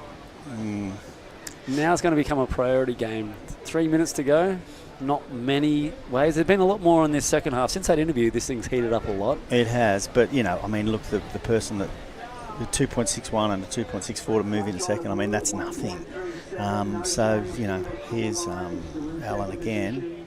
Yeah, he just got a quarter bit behind, and then, that was pretty average. Pretty average. So I don't think that's going to get just any mistimed, scores. off speed, it didn't come around the way you wanted to. Yeah. So, no, it hasn't increased anything there. So, 3 minutes to go. Alex, I guess, wouldn't be overly confident in the lead, but there's not a lot of waves coming through at this stage. No, it's better to be in first because you've at least got that one little safety blanket. Yeah, but look, and I want to say to everyone watching, look, it's not epic at the moment, that's true. And tomorrow may not be much better, but we are looking for some pretty amazing waves. So don't give up on the event. We are going to see some typical and special Cloud 9 over the next few days. And I just feel a little sorry for those that get knocked out early in waves like this because the QS is brutal. 4 men go in, 2 men come out, and a lot of people travel a long way to do this. And travel 14 hours on a flight and it is brutal. And to not catch a wave. And some of them are heading off to Taiwan, and I guess they've got 10 days here, which is not a terrible thing because, once the surf picks up again, they'll be heading up and down the coast and getting pretty decent waves, and they can console themselves with that fact. But then they've also, here we go, here's Jeremiah. Nice little sort of lip line float there. A little bit more aggression would be nice from him. Lay back and he just sort of lost it, but he's gonna get clear. 2.64. It was a little untidy throughout. You're so PC. I always want to say words maybe a bit more nasty than untidy, but I know I'm not supposed to. Well, let's go through it. So he got up into the lip line. Wasn't too bad. He sort of glided over that pretty well. This one would have paid to have a little bit more aggression. Yeah. Where he threw it on that third one and he's just sort of went for the layback, but he's caught a rail and he just sort of bobbled through it. What would you said? What word? Oh, look, I won't do it. I mean, I like being a commentator every now and then. Someone will ring me and say, don't put that guy on again, whatever you do. So, look, it was just a bit, untidy is the way to describe it, and I'm sure he's not happy with it either. Just the style didn't look there, and he has got style. So and he would have set it up well. It looks like he's on a bit of a high volume board too. It does look like it, yeah. So 2.27 wasn't enough, or was that the 2.30? Either way, it's not enough. He's still looking for that 2.61. Under a minute to go. Priorities with Mark, so he has a chance. He only needs a 2.61. Yep. But the wave's got to come to him. And it looks like there's something right here. It does. Now, I found that earlier when the sets came in, they were kind of out of position, but maybe they'll be right spot on here. So let's see what he can do. I'm expecting... Oh, okay. So we saw more than what was there. It's hard. It is hard to tell, especially with the way... That wave still hasn't broken. Oh, there you go. We're calling sets. Hang on, just before I get booted off here, I'll see if anyone's called me out. No, but Mum, happy birthday, Mum. And Susan and Lily, I hope you're listening. Love you both. I'll be home in a couple of weeks. And if not, you can just re-look up the footage where he shouted you out. Yeah, exactly. Oh, here we Jeremiah. go. Yeah, no, he had to try. Well, I don't know how he did that, but I still don't think that's a 261. And Mark Kent, I think he might have been a little bit after the hooter here. Yeah. It's not going to matter anyway. No, I think his feet went on after the hooter. So, look, it looks to me like it's fairly obvious who's going through there.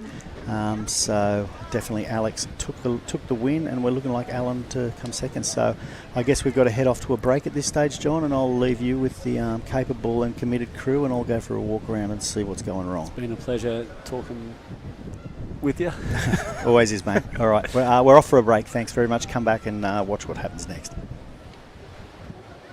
So many voices. What does yours tell you? Close your eyes. Take a moment to listen.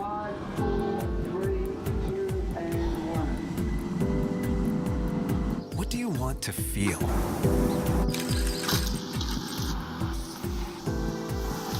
Where do you want to be? Listen to the voice inside you. The voice that tells you to wonder. Explore. Pause. Taste. Connect. Be where you've always wanted to be. And let yourself. Mabuhay. Welcome to Philippine Airlines. Fly to new discoveries with Philippine Airlines. When there's still so much I can be, do I stop here? She don't stop. She don't stop with go-go. Don't stop. She don't. Do I stop here? She don't stop with go-go. She don't stop. She don't stop with go-go. Do I stop here? Cut! Next! There's no stopping me. Gomo anywhere I want, anywhere, anytime. We don't stop. We Gomo. Someday, you will get older, slower, grayer, but also wiser, calmer, and freer than ever. At Kaiser, we help you prepare for those years ahead, so you can keep doing what you love with the people that matter the most. Prepare for your future today. Well, we are back in the booth. My name's Justin Majex. I'm joined alongside by Jesse Starling. And Jesse, I'm stoked to see my little West Aussie mate Alex McGuffin move through in pretty tricky conditions right now. If you go out to the tower, it is quite blustery.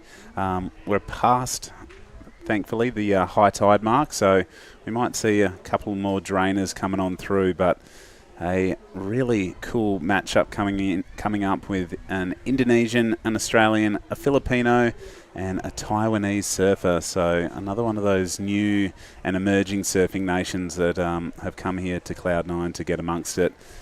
This guy is a former Aussie Junior surfing champion, and with moves almost like that, this is going to be an impressive matchup. Yeah, and then this is Dylan from Indonesia. I mean, yeah, this was always going to be a good matchup. I feel like you look at this heat on paper and you're like, okay, this is going to be one of those heats. We're going to see some airs. We're going to hopefully see some barrels if we see a couple sets come through. Obviously, everyone's probably familiar with names like Dylan, with names like Harley, but then to have Liu Min Zhang, which I've come across a few times now, he's actually a really great competitor. Like, he's quite savvy in his competition style. So looking like he might have just grabbed a bit of outer rail there, gets a nice turn in, goes down. He actually goes by Cooper. Really? Yeah, so he likes to be called Cooper. Rightio. You. So, yeah, he's been here for 2 weeks already. And then this is Ben from the local boy here. He's from Cloud9. But, yeah, Liu Min Zhang, Cooper. That's a cool nickname. A nickname stick, certainly in surfing. Right now, 21 and a half minutes, so an exciting matchup. The 10th heat of this round. And from all indications, we're going to push on through to the end of the men's round of 128. It's been a good day so far. Day one here at the 28th edition of the Siargao International Surfing Cup. Big shout out to Jeremy Walters. I'm sure that sort of Yamba and Gary click are all tuning in. Obviously, been lucky enough to see Harley's brother, Dakota, travel over to Taj's Small Fries as an absolute grommet. He was so tiny. And, Taj took him under his wing and showed him some of the better spots of the southwest of WA. And here he is, a Challenger Series surfer and mixing it up with his brother, which is really cool. I interviewed Ben earlier on today, and in between the time I interviewed him and this heat, he's got a new sticker on the nose of his board. So he's picked up a bit of local sponsorship, which is always exciting. So well done to Ben Antolin. And we just see Dylan get a pretty good barrel, actually. So that was pretty deep. He travelled a fair way through it now. Like you're saying, Dakota, this is his younger brother, Harley. Incredible surfer. He's such a strong, goofy footer. I mean, they're just a small portion of his repertoire, those last two turns. So I'm expecting to see some pretty good things. Here is Cooper up and riding. So Cooper travelling here with his mum and dad and little sister.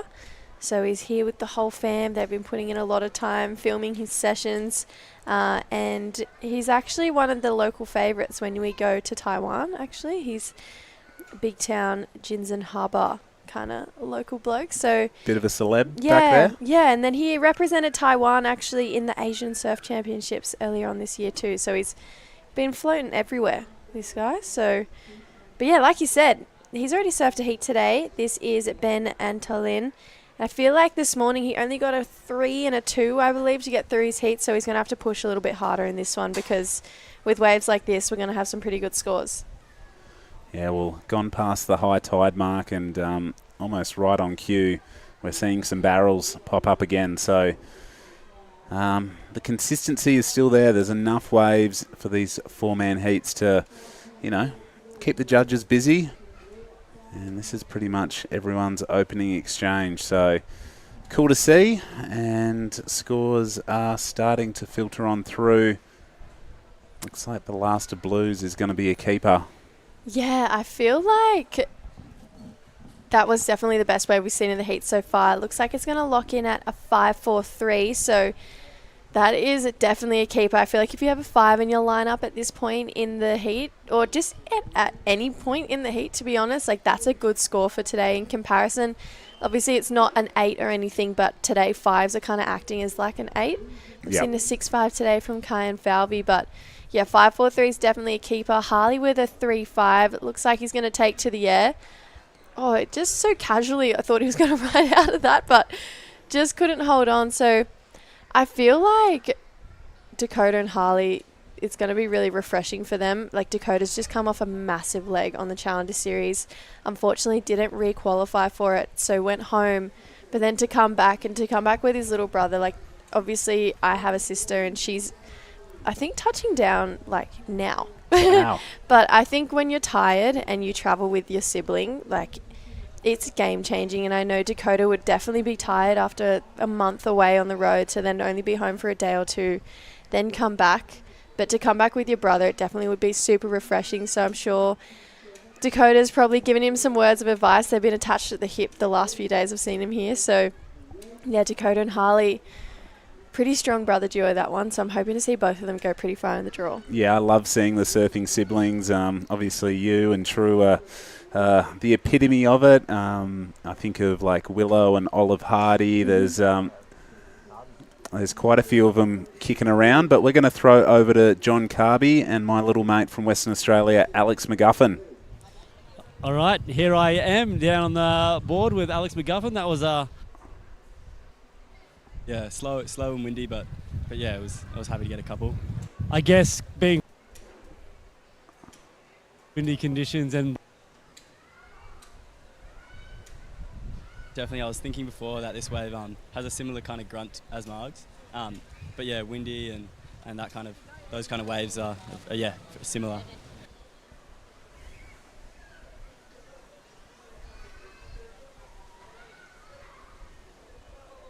So stoked to make this heat because the forecast is looking good. It'd be a shame to make it through. Yeah, I noticed you sort of got one of those ones where you got the good score. You just sort of kept whipping it all the way, and it sort of kept running all the way to the tower. Did you have a plan to look for it, or Surf out here was this morning because I only got my boards last night, but yeah, my game plan was just to try get a couple turns because it looks like the wind's picked up a bit and there's less barrels going on. So yeah, just kind of grinded out with some turns, and it's been low scoring all day. So yeah. just sort of testing out to see how it felt? Yeah, I was testing it out. I kind of got a lip to the face, but yeah, hopefully in the next heat I'll be a bit better. All right, Sick. What board are you on? What sponsors do you want to shout out to? Anyone you want to yell out to while you got the chance? Yeah, boards. I'm running it back home in bigger stuff and smaller stuff. It goes in everything. So yeah, it's just what I'm familiar with, and it went good out there. Probably keep riding it even when it gets bigger. And yeah, shout out to everyone watching at home. Epic. All right. Can't wait to see you in the next round. All right. Good. Well, we're only getting bits and pieces of that. It seems maybe the wind has picked up and blown the signal off our wireless mic just a touch, but straight back into the action here. We see Ben Antolin whipping through a series of vicious turns, but I've known Alex for a very long time, and he is a great competitor out of Western Australia. Grew up on the Metro Beaches, now calls Margaret River home. Works for Rip Curl Margaret River, rides DHDs. So shout out to Tomo, to Mark, his mum as well. I'm sure everyone's tuning in and supporting him. He's been doing these qualifying series events through Southeast Asia for a long time, and yeah, I'm sure he'll take great confidence and momentum out of grinding through a tricky heat. Yeah, I feel like this high tide, it's definitely getting pretty hard, and we do have that lack of swell at the moment, so it is, like we've been saying all day, like not typical Cloud 9 that we're used to, but still super fun. Definitely still a lot of potential, a lot of opportunity. Obviously we saw that 5-4-3 from Dylan, so they're still out there, but they just might be that little bit more few and far between. But I've actually never surfed Marg, so I found it really interesting for Alex just then to say that it reminds him the similar kind of grunt to Marg. So I was actually pretty like, oh really? Like kind of taken back by that. We've got a wave back in WA called Gas Bay that has similarities to Cloud 9. It's a reef break. It's a peak that barrels both left and right. Pretty much, home break of Jacob Wilcox when he was back living in the West, and it's a real high performance wave. But yeah, we're used to a little bit of push, and a little bit of wind's not going to, worry the West Australians too much. Definitely not. You guys definitely get your fair share of wind over there sometimes. But looking like a bit of a replay, this is Ben. Got a bit of a cover up there, and then just kind of got a few little rail carves in. I'm loving that kind of flame spray. I was looking at it actually in the post-heat interview earlier. But now heat leader looking to better a 3-point ride. He has been on the best waves this heat so far. An Indonesian, I feel like, without stereotyping Indonesians, like you can tell he's from Indo. He knows how to surf a barrel. He looks comfortable on the reef break. Harley, though, looking comfortable himself as well. So our Indonesian and our Australian just looking pretty chuffed right now, looking pretty comfortable. Yeah, well, Harley's really tall, so he did well to compress down and make it through that. I thought, he's going to get clamped, but, he compressed well. So this is a really good replay. We're going to see 2 barreling waves. That one was really nice. Throws a nice rebound off the whitewater and straight behind him. You can see Harley stands up, but is able to crouch down really low. And those are going to be really pivotal scores in the context of this heat with just under 12 minutes remaining.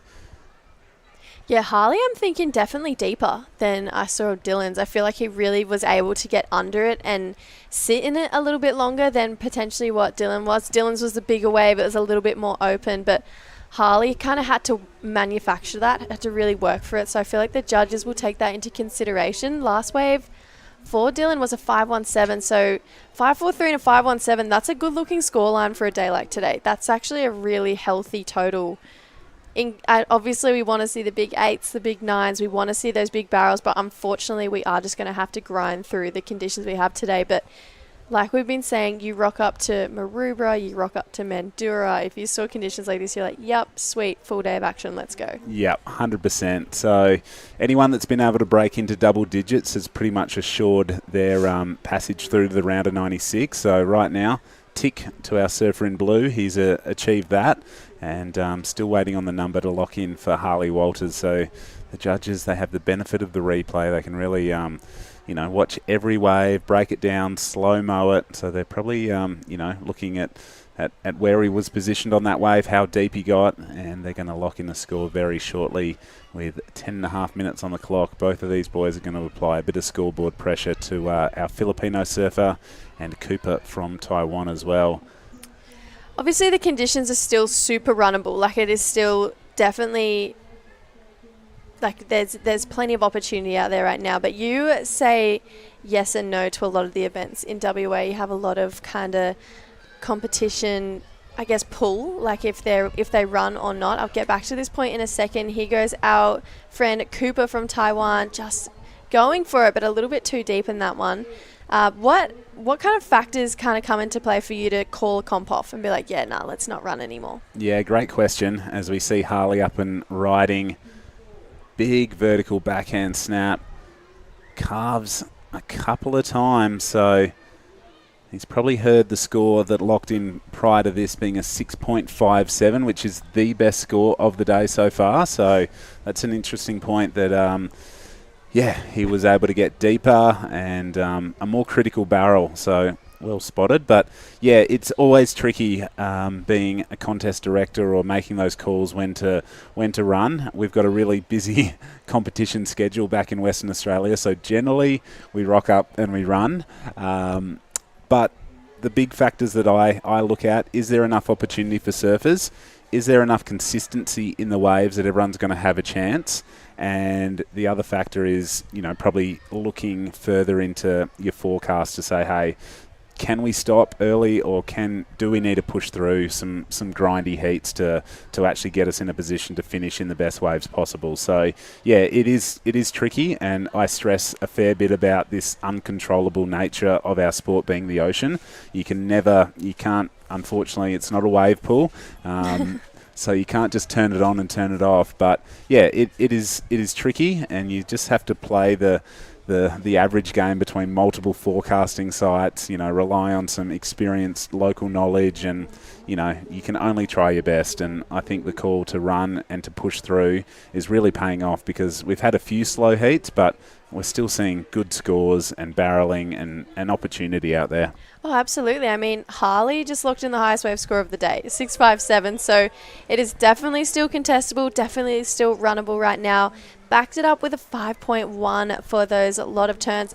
Haven't really seen a turn wave go as high as a 5.1 today. So the judges really loving that. We've kind of seen them be capped at like a 4.5, but that first turn had so much grunt behind it. So very well rewarded 5.1, but yeah, I just thought I'd throw that in there. I don't think I've seen a 5.1 for just turns today. No, it's he's put together a really solid heat, so he'll be happy with that, and I'm sure the Angari pubs probably tuning in and cheering him on. So we did see a priority switch there as well, so he's not resting on the fact that he's got a couple of good scores under the belt. He wants to improve, and he's keeping the priority judge honest, and he's keeping Dylan honest as well. So right now, sitting with two of the best numbers we've seen of the day and sitting with priority, he's in a really commanding position in this heat. Oh, definitely. And I feel like right now we haven't really seen anyone at some point today looking for an 8.33 or an 8.7. Like, they are big totals, and we've seen a lot of people chasing 3s and 2s and 4s, but to be chasing an 8, that's a huge score. So that's definitely a break it down type of number, especially if you only have 2s in your lineup. So 6 minutes 40, I feel like it is almost reset button right now if you're Ben or Cooper or Liu, whatever you feel like when it comes to Liu Minjiang. I like to call him Cooper. Every time I see him, I go, hey, Cooper. He's like, hey. We'll run with that because, I think nicknames are cool. And however he landed with Cooper, I don't know. I know. I don't know either. I remember I was like, I interviewed him in the Maldives earlier this year, and I was like, am I pronouncing that? Is it Liu? And he goes, just call me Cooper. I went, righto, Cooper it is. Easy done. And then ever since then, it's stuck. I saw him again, and he was like, Jesse, remember me, Cooper? I was like, yes. Oh my gosh, hello.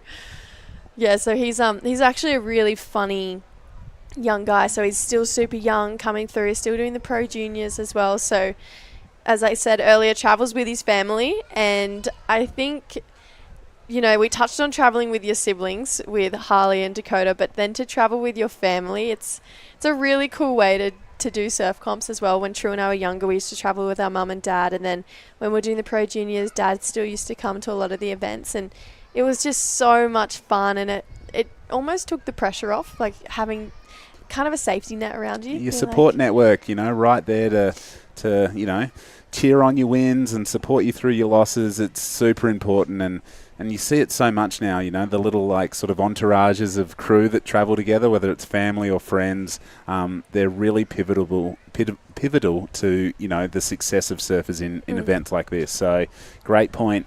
And this has been a great heat so far from Harley Walters with 5 minutes on the clock. We thought the waves could be getting trickier, but he's gone and proven us wrong and shown that there is still good scoring opportunity out there. So I'm sure that he'll look to improve where he can. He's holding priority, so he's not going to take off on anything that he doesn't see being better than a 5.1. So, but right now I am feeling for Ben and Cooper, because that is something you wouldn't want to hear from the beach announcer, to hear that you need an excellent score to progress with less than 5 minutes remaining. And Harley as well, he's doing pretty well on the Pro Junior Tour as well. And in Australia, there is, as you would know, one Pro Junior left. And it's kind of crunch time to be able to qualify for the World Juniors, which will be happening in January next year. So he's left that aside. He's left that. He's not still at home. There's a Pro Junior on right now in Newcastle, back in Australia. It's the last one. He said, nope, I'm not going to do it. I'm going to come here, give it my all, give it my 110%, and then to come out, get the highest wave score of the day so far, and then we rewarded the highest score for turns today as well. I mean, Harley's definitely ticking boxes right now, and both the Walter brothers are maybe the cruisiest humans I know. So even if he had a 2 and a 1 in his lineup, I still think he'd just look like he's absolutely cruising out there. So nonchalant about it. 100% right. And I think that's the unique part of our sport, that, there's multiple pathways to get onto the Challenger Series now. So, the Pro Junior might be a shorter, sharper sort of way to get there, but you learn so much more, I think, from travelling to outside of your region to different countries. And, I guess the QS to the Challenger is the more defined pathway. And I guess you just got to weigh up your options and go, hey, should I be down at, Redhead Beach in New South Wales, or should I be in board shorts with my brother and my friends getting good waves? I'll choose B. I will take B any day of the week. This place is paradise. 2 minutes 45 on the clock. Looking like we have a little bit of action coming through. Here we go, Cooper, our friend from Taiwan, having a look at this one. Beautiful bottom top turn combination. Really nice technique. I've noticed that he's wearing an ankle brace. He actually hasn't been wearing that this last week, so maybe that's a bit of a new thing there for Cooper. But 2.5 minutes, it'll chip away potentially, but an 8.7, he's probably going to be looking for a lot more than that. So 2 minutes, you got to think he's probably going to have to find 2 4s. Yep, as a minimum right now with 2 1.9s under his belt. It's time goes so quick in these 4-person heats. It's really challenging. As we see Ben Antolin here had a good first heat and just leans back as that wave lays down. So unfortunately, probably not going to improve his situation there.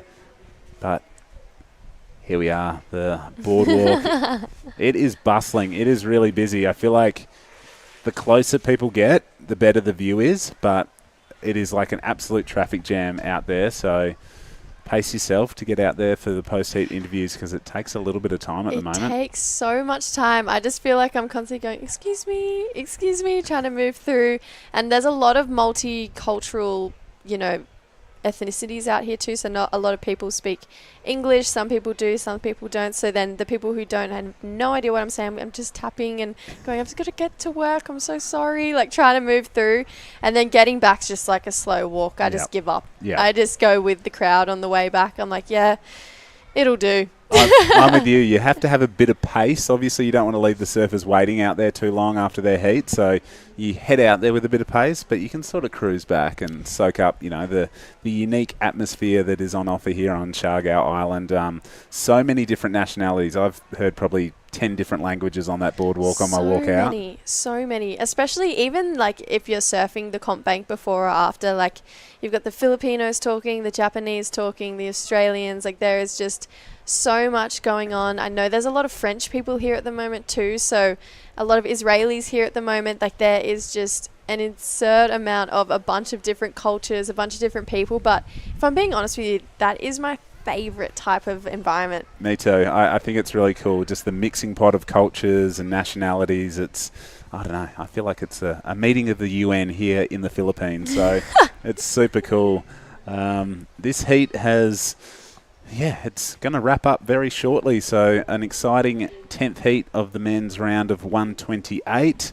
Well done to Harley and Dylan. We'll take a short commercial break and be right back for heat number 11 after this.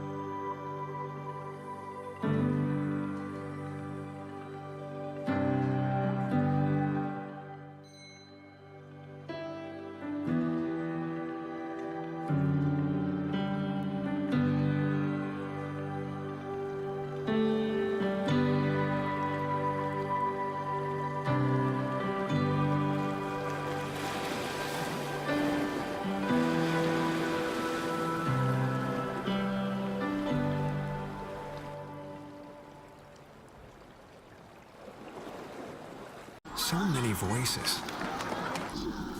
What does yours tell you? Close your eyes. Take a moment to listen.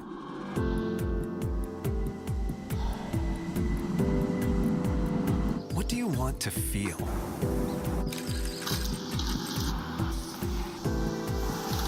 Where do you want to be? Listen to the voice inside you. The voice that tells you to wonder, explore, pause, taste, connect. Be where you've always wanted to be, and let yourself. Mabuhay. Welcome to Philippine Airlines. Fly to new discoveries with Philippine Airlines. When there's still so much I can be, do I stop here?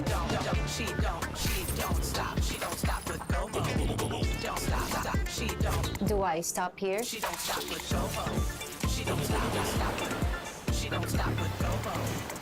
Do I stop here? Cut! Next! There's no stopping me. Gomo any way I want, anywhere, anytime. We don't stop. We Gomo. Welcome back, everyone, to day number 1 here at the beautiful Siargao International Surfing Cup. My name is Justin Majex. I'm here with Dai Wako. Dai, a couple of Japanese surfers in this heat. What can you tell us about them? So we have in blue Kenshin Matsunaga and Yuji Mori. They are all from Japan, and Kenshin is actually from Chiba. It's kind of near Tokyo area.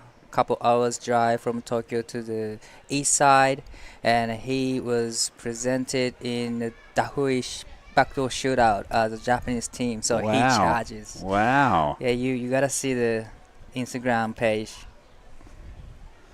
And this is Nikita Adiv. This is a man in white, Yuji Mori. He's from Shonan area where I grew up. So I've been surfing with him quite a lot of times back in Japan, and he's really like a stylish surfer. He's one of my favorite surfers in Japan. Well, we've had a bit of a flurry of waves in the break, and this surfer is from Israel, so Dor Livich Kiliga. Sorry if I've got that wrong, everyone. But yeah, just showing the true international flavour of this QS 5000 event. But Dai, I'm sure you can commentate in Japanese because you've got a couple of your countrymen here. Oh, that was so close to being an impressive forehand air. Wow, it was a big turn from the surfing red Nikita. Yeah, he got absolutely upside down on that thing. That was impressive. I think he recently dropped a clip from throughout Indonesia, so he's from Russia originally. I don't know that there's too many Russian surfers that I know of, but I've seen this guy's name in the draw. I think he sort of hangs in Asia a fair bit and just, obviously likes surfing in board shorts. Right. Surfing green door. Wow, he's got a really stylish style. He's quite tall and lanky and uses his height to hook into some pretty good turns there. So we've got a bunch of numbers flying around the screen. We'll probably wait for the last of reds. Here's the replay. So Nikita, hard bottom turn, and my goodness, he just demolished that section. So I'm going to be really interested to see what the judges reward that, because that was devastating. Definitely. Really strong bottom turn, and found that section and timed the turn beautifully. So we'll stand by for scores. 19 minutes on the clock. Heat number 11. There's 16 heats in this round, so whether we'll get through all of them today, we'll have to wait and see.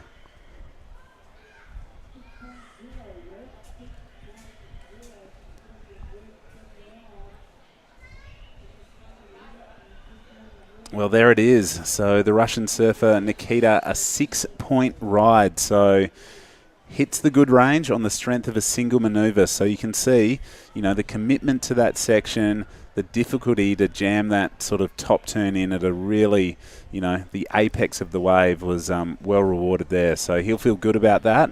It leaves our surfer in blue in second with a 3.33 and a 1.0. And just minor scores in for both green and white right now. So a lot of time still on the clock. Wow, that was one of the biggest single turns of the day.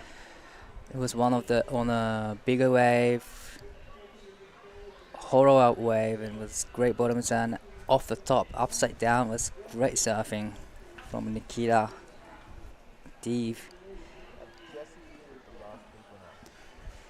Yeah, we're going to throw over to Jessie Starling, who is with Harley Walters, the winner of the last heat. Yeah, Harley, huge heat win, biggest heat total of the event so far. It's not perfect Cloud9, but you definitely made it look fun.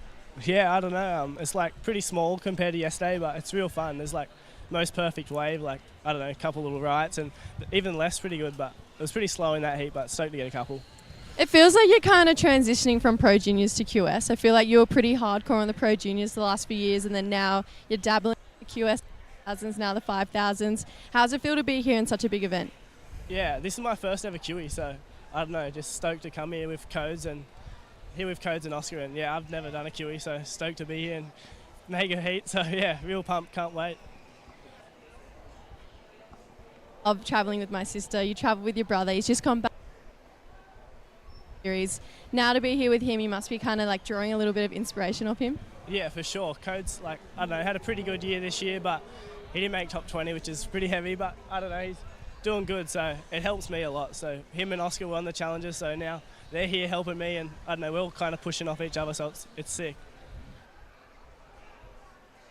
Tuning in, watching on, want to say hi to anyone?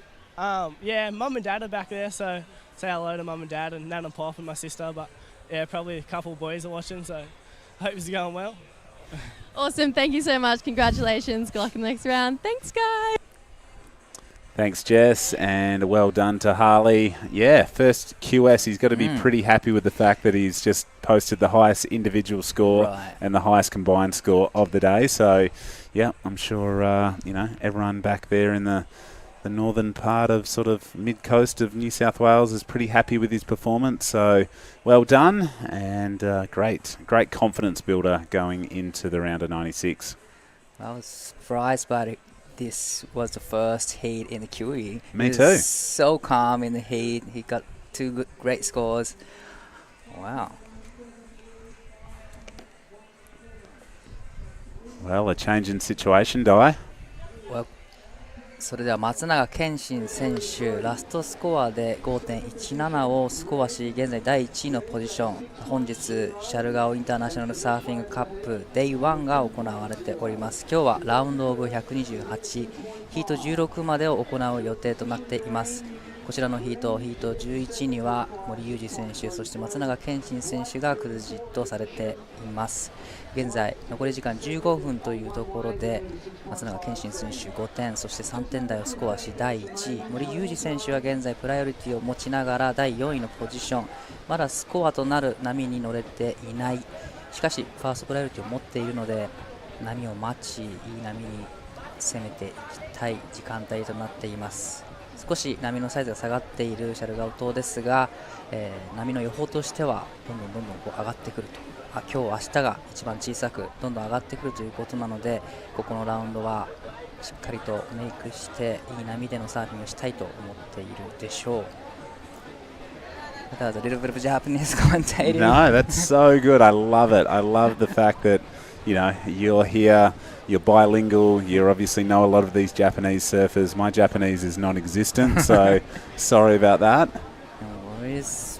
But here is Matsunaga, Kenshin Matsunaga up and riding, going for the air. Oh, so close. Well, gets the rotation, that's really close to land it. Yeah, just got stuck in the lip and couldn't engage his fins to spin that one around. So you can see that he's got confidence from the 517, wants to replace the 333. And on screen, it looks like another youngster stepping it up. So that is Jaden Wilcoxon. So that's Dylan's younger brother. And Dylan made it through the last heat, got a couple of nice cover-ups, so I'm sure that Jaden will have his brother in his ear, coaching him from the sidelines, and he'll be hoping to make it through alongside his brother into the round of 96.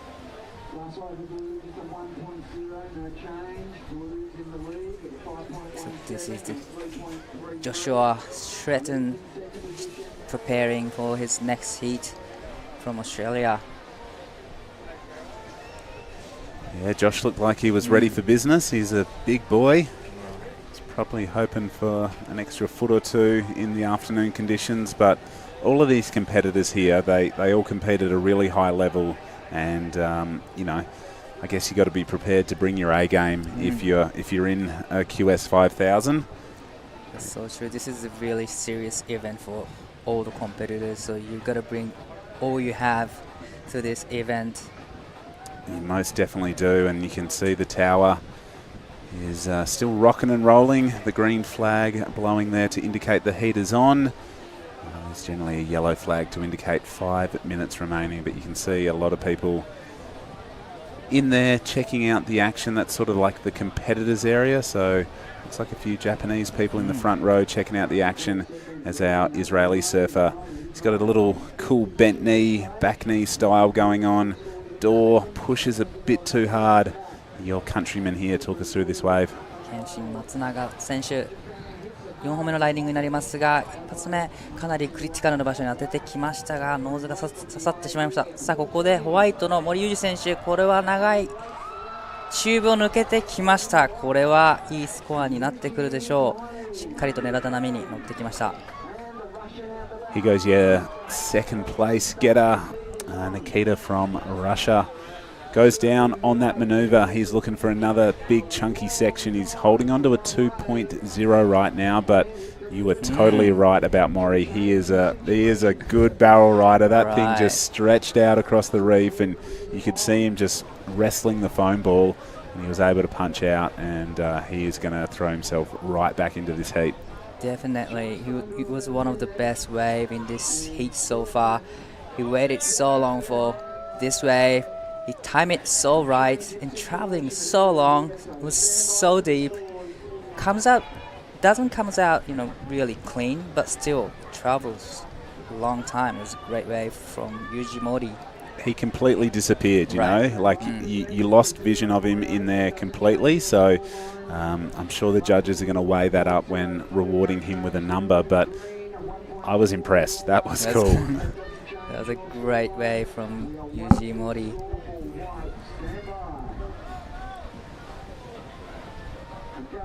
Well, here it is again, the front angle. So you're going to see right here, he is completely out of sight and does so well to stand tall through that section and whip a little finishing maneuver. So, wow, the best number of the day, a 7.50. 森裕二選手、ラストウェーブで 7.50、 本日のハイエストスコアをマークしました。かなりディープなセクションからチューブの中を駆け上がり、しっかりと抜けてきたこのライディングに今日のシングルハイエストがスコアされました。10分以上待っていた、そんな時間帯でしっかりとメイクしてきたあたり、さすがです。さあ現在森裕二選手第1位のポジションにジャンプアップ。 Well, I've got a very clear indication now from the judges that this is a barrel riding event. As we see him up and riding, looking to replace the 1.43. Just one turn on that wave, but you can see his intention. He doesn't want to hold on to a 1.43 for much longer. But my goodness, he completely disappeared, and he was well rewarded. A 7.5 is an absolute keeper score.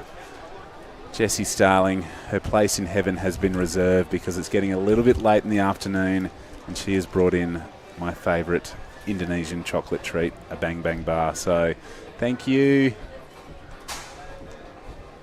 Well, Maury there, I think now the 1.43 is gone, so a smart competitor knows he wants to apply some scoreboard pressure, improve on the 1.43 to improve his situation in first and make the requirements for second, third and fourth that bit bigger. So he has done that, a 2.50. He's hit double digits, which has been pretty crucial. Right. Anyone hits double digit, they get through. That's true. Today, so he's doing really smart move. 森裕二選手、立て続けに波が乗ってくるが、ここでそれは謙信選手もチューブを狙ってくる、ストールをして、さあこれは深く入っていった、しっかりと綺麗に抜けてきました。さあここでレイバックターン、さあこれもいいライディングになってきた。Wow, another beautiful ride. Your two countrymen are taking a stranglehold of this heat. It must be good for you, Dai, to see Japanese surfers doing so well on the international stage. That's why I'm here for. So I'm cheering for my country. But yeah, it was great wave choice. Stalled. Oh, it was so clean. It's deep. It comes out clean with a spit. That was a great surfing from Kenshin Matsunaga. Yep, I was impressed by that. You could see that he sort of missed the first barrel section, but he just had his eye down the line. He knew it was going to throw again and put himself behind the lip and got shot out cleanly. Nice finishing manoeuvre as well. So I'm interested in the score, but I think the tide is starting to improve. We're seeing more barrels, which is good. The two surfers from Japan holding down first and second currently. Here we see Red. He has priority. He's going to use it here Nikita scratches hard.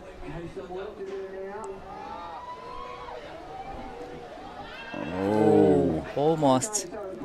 Goes for the backhand reverse.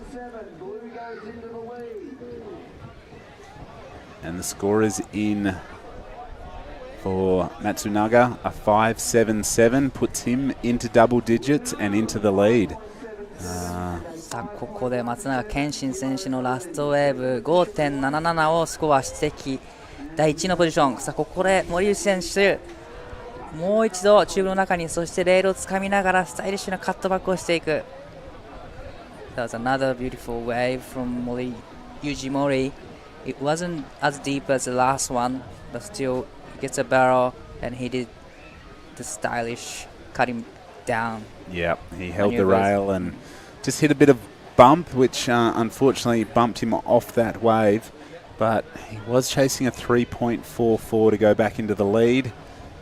I think it was a bigger wave. He threaded the barrel from the takeoff quite nicely. So an interesting score. So the battle is on between the two Japanese surfers for first position. And right now it looks like the requirements are building for red and for green. So I love the drone angles. It's so cool to see. He didn't completely disappear in the barrel, but you can see the nose area, but still it was a bigger wave. It was a clean exit, so yeah, it comes in 2.97, better the second score. Yeah, and to the surf fans tuning in, if that was any sort of weekend warrior or couch surfer that saw that and thought a 2.97, most of us would be pretty happy probably claiming that as the barrel of our life. But this is a high-pressure situation. The judges are expecting, good to excellent surfing from anyone that pulls on a rash vest and gets out there. So, yeah, a good attempt, but a 2.97 in today's conditions, probably a reasonable score. 森裕二選手ラストスコアで 2.97 をマークしその差を少し広げていきます。現在第2位のポジション、第1位になるためには 3.44 が必要。さあ残り時間が4分10秒になってきます。本日ラウンドオブ128のヒート16までを行っていく予定です。4 minutes remaining. Nikita Avdiv from Russia chasing a 4.48, and our surfer in the green currently chasing an 8.80. So that is a pretty big requirement. Right now he's holding on to 2 scores in the 1 range, so he's got to do better on both his numbers if he's going to hope to make it out of this men's round of 128. I was kind of curious what Nikita's going to do on the next one, because probably he heard all the scores from white and blue and he knew that they got barrels. But Nikita got solid turn and he got 6. So I was wondering if he's going to go for barrel or the maneuver again, because only he needs is 4.48. So if he can do the solid turns, then he probably get it. So yeah, I'm wondering. Yeah, I think you stick to your strengths in this sort of situation, his last wave, the wave was pretty quick. He raced and tried to do an air. I think maybe if he'd just gone for turns, like a couple of solid turns, a 4 today hasn't been an easy score to get necessarily, but, knowing that he can get a 6 from one single manoeuvre will give him confidence to go, hey, I just need to do that again, and I can put myself into a really good position. So 2.5 minutes, he's got second priority. Blue, your heat leader, has first priority, so that's a really ideal position to be in. And here we see Dorr up and riding in the green. Throws it up there and does ride out. さあここで森裕二選手、この波に乗っていくが少し波が速かったか、ここはすぐプルアウトをしていきます。There's a quick in and out from Yuji Mori. Tried to better the 2.97 to extend his lead to Nikki Adby. Yeah, he's not going to extend his position. So right now the requirement's still for red, a 4.48. He's got 1 minute and 43 seconds remaining. And yeah, this is tight. This is really a tight heat. Right. It's been dominated by the Japanese surfers thus far, but our Russian surfer in the red has the second best score of the heat. His backup currently just a 2.0, so you know there is surfers with really good numbers, and right now, you know, Maury and Avdiv just looking to improve their backup scores, both in the twos. So you can't really win on the strength of just one good number. You really got to have a solid backup. With 1 minute remaining, the nerves and tension would be rising in the veins of our surfer in red. So he's on the hunt. He's looking around. Pressures building up for Yuji also, and Nikita. Active, one more is a set coming. Paddling, green. Intense moment. Yeah, looking back at the priority disc, just checking where he is in the priority line. Under 30 seconds now, so will Mother Nature provide our surfers with any more opportunity? He looks like he's on the move. He's realised he's probably got to break away from this little pack. 10 seconds. He's paddling hard here. He has seen maybe something. Needs to get to his feet. Oh, not sure if these waves will count, but he hasn't ridden out of that manoeuvre, so it is going to be the two Japanese surfers moving on through. Di, I might allow you to do the post-heat interview if you don't mind. Definitely, That yes. would be cool. And I'll stay here, and yeah, I'll hold down the fort for heat number 12, which is coming up after this short commercial break.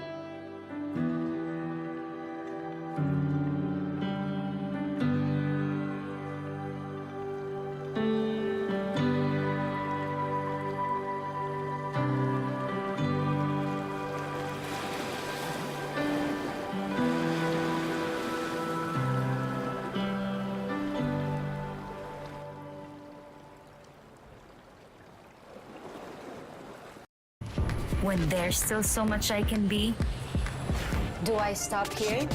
She don't stop. She don't stop with Gomo. Don't stop. She don't. Do I stop here? She don't stop with Gomo. She don't stop. She don't stop with Gomo. Do I stop here? Cut! Next! There's no stopping me. Gomo any way I want, anywhere, anytime. We don't stop. We Gomo. Someday, you will get older, slower, grayer, but also wiser, calmer, and freer than ever. At Kaiser, we help you prepare for those years ahead, so you can keep doing what you love with the people that matter the most. Prepare for your future today. Welcome back, ladies and gentlemen. A super entertaining heat, that last one, heat number 11, dominated by two Japanese surfers. There's the scores. We haven't seen two surfers get into the double digits for a little while, so well done. We've sent Daiwako out there to have a chat as we see our Australian surfer in the red, Josh Stretton, leaning into that one, but maybe pushing a bit too hard. Jesse, we've just had word that we're 3 heats away from calling it on day number 1. So heat 14 will be the final heat of the day. So 2 more after this one, but we have absolutely broken the back on day number 1. We've pushed through and put ourselves in a pretty good position, I think. Yeah, we have. We've ploughed through the round of 136, and then now we're only going to have 2 heats left by the end of the day of the round of 128, which is amazing. Like, when you look at the draw, it's pretty daunting. Like, when you first came out, you're like, wow, 136. But now we're pretty much about to roll through into the round of 96 after this. So we unfortunately have said goodbye to a lot of surfers today, but tomorrow we're saying hello to a whole new draw. So all good. Yeah, I like your take on it. And this is Jaden Wilcoxon. He is the younger brother of Dylan, who we saw a couple of heats ago. And well, I'm liking the fact that we're seeing some barrels back on. You know, that high tide period just got a little bit slow and sleepy, but as the water's starting to drain off the reef, we're seeing some barrels again, which we come to Cloud 9 for that reason alone. Definitely, and we have 2 pretty big Filipino family names in this heat. So we have Miko Alapayo, which the Alapayos are such a massive name when in Filipino, not just surfing culture, but just like in Siargao, they are such a big name. There's a lot of them. And then the Espejon family as well, there's a lot of them as well. So Redden is out there representing the Espejon family, but also both of these surfers representing Team Philippines, which is like a really big family. Actually, Team Philippines, they love to support one another, and they have a big Filipino group chat, QS group chat I've seen. Love that. So these guys support each other, and kind of like the Aussies do, and I'm sure the Indonesians do as well. Josh Stratton, Newcastle boy. There you go. But recently actually spent a lot of time on the Gold Coast. He moved up there, but I'm thinking he's moved back down. I haven't seen him as much lately. Okay. But that could actually be me. I've been away from home a lot recently. You have been travelling. You and your sister must be racking up the frequent flyer miles. As we see the replay for Blue here, Redden, a little cover up, and this is Miko Alapaya. He probably surfed in. Well, he was really lucky because he made it through his round of 136 heat with an interference score. So no way. Yep, a non-priority interference. So he just scraped through by the skin of his teeth. He was super fortunate to be in this position right now. What happened? What was the non-pro? I missed that one. Yeah, well, when your last name's Alapaya, you can pretty much have every wave you want, but not in a competition. So unfortunately just dropped in on someone. Priority wasn't established and just didn't see that White was a bit deeper behind him, and he thought he was in the perfect spot and just went. Oh, you're kidding. I feel like they both look younger as well. So I feel like maybe this is all learning for them, and to get to kind of learn at your home break. But you're not very often you see someone get an interference at all, make it through a heat, you know. But I guess the non-priority interference is only your second wave half, so you still get a score, but that is lucky. That is very lucky. But looks like we are going to cross down to the tower with Dai, with the last heat's heat winner. さあ松永健信選手、見事第1位で通過しましたが、いかがでしたか？ありがとうございます。海外の大会初めてなんで、ちょっと楽しかったです。はい。This is actually his first event in overseas QSs, and he was kind of nervous, but he had fun. 海の中ではどんなことを考えながらというか、どういうプランで入ってましたか？最初自分フィリピン来るのはこの大会目的じゃなくてサーフトリップだったんで、ただ楽しむことを考えてました。So actually, it wasn't his plan to actually be in this competition. He was here for the surf trip, but somehow he ended up in this event. All he was thinking was just have fun. かなり楽しんだようですが、日本からも応援してくれてる人もいると思いますので、一言メッセージの方お願いします。家族や僕のスポンサーの方々だったり支えてくれてる方々に本当に感謝です。明日も頑張ります。じゃあ次も頑張ってください。Alright, this is Kenshin Matsunaga. Back to you guys in the booth. Thanks, Dai, and well done to Kenshi. I love the fact that Dai is bilingual and he can just have those chats, because sometimes the Japanese surfers, as amazing as they are in the water, they can be very shy in front of the camera. So I love the fact that Dai was more than willing to change the order of proceedings around a little bit and run out there and interview his countrymen. And yeah, that was an impressive heat. And yeah, we've only got a few more to go today. So we have had an action-packed day number 1 here at the 28th Siargao International Surfing Cup. It has been a little bit of a slower start to this one. A 3.5, the best number in right now for Redden Espenjon.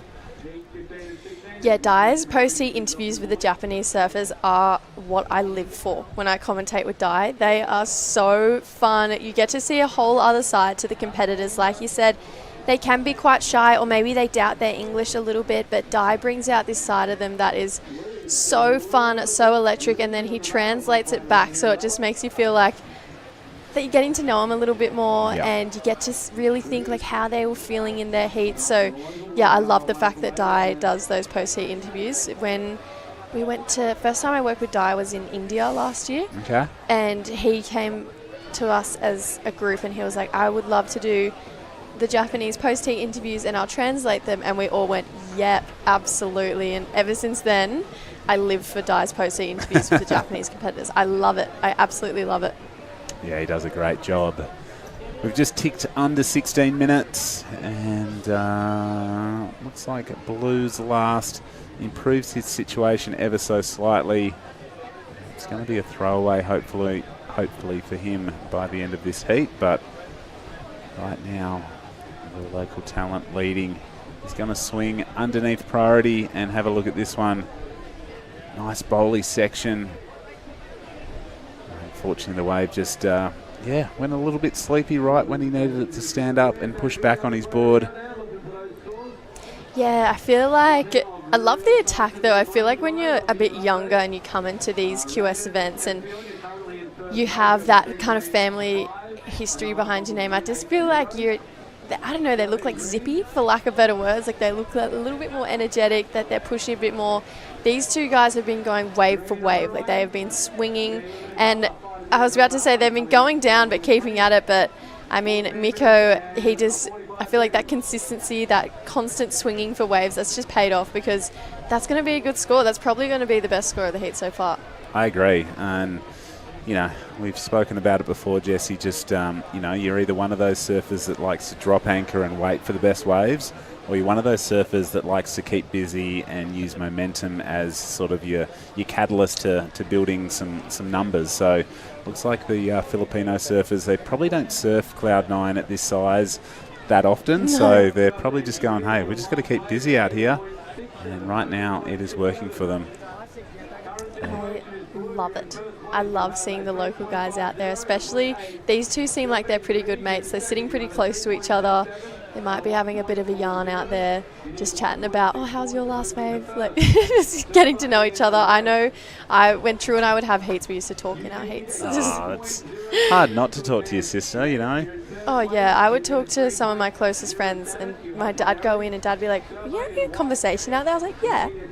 But hence why I've ended up in the work that I work in, because the talking thing never stops for me. But well, I feel like that's the best place.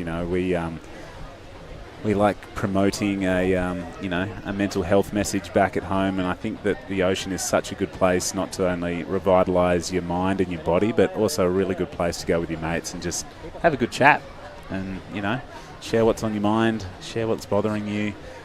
And so much happens, around surfing, either in the water or in the car park. It's a place where a lot of conversations go down. Oh, absolutely. My best friend back home, Shay, and I, we started our own show just because we were having so many chats about surfing and just like car park conversation. And we're like, why don't we just film one of our conversations and see how it goes? And it's kind of snowballed into this thing, and it's really fun. We're going to do a season 2 next year. So similar kind of thing, like not that we talk too much about mental health on our show, we definitely should, but you kind of go from car park chats and see what they snowball into. And it sounds like you guys have probably had a conversation about mental health and all these conversations with surfing and how they kind of go hand in hand, it's probably snowballed in to what it is now. Pretty much. So, yeah, big shout out to everyone back home. They would know about the message very, very clearly. But surfing is just such a great vehicle for, carrying, such awareness around vital messages. And, they support the CT event back at home. Jack Robinson was the message ambassador. We've had Felipe in the past. So cool to see. And here we go. Big guy, crouching low, getting behind the lip. Did all the hard work. All he had to do was come out of that thing. I feel like that's the second time he's clipped his outer edge as well, like he did on his first wave.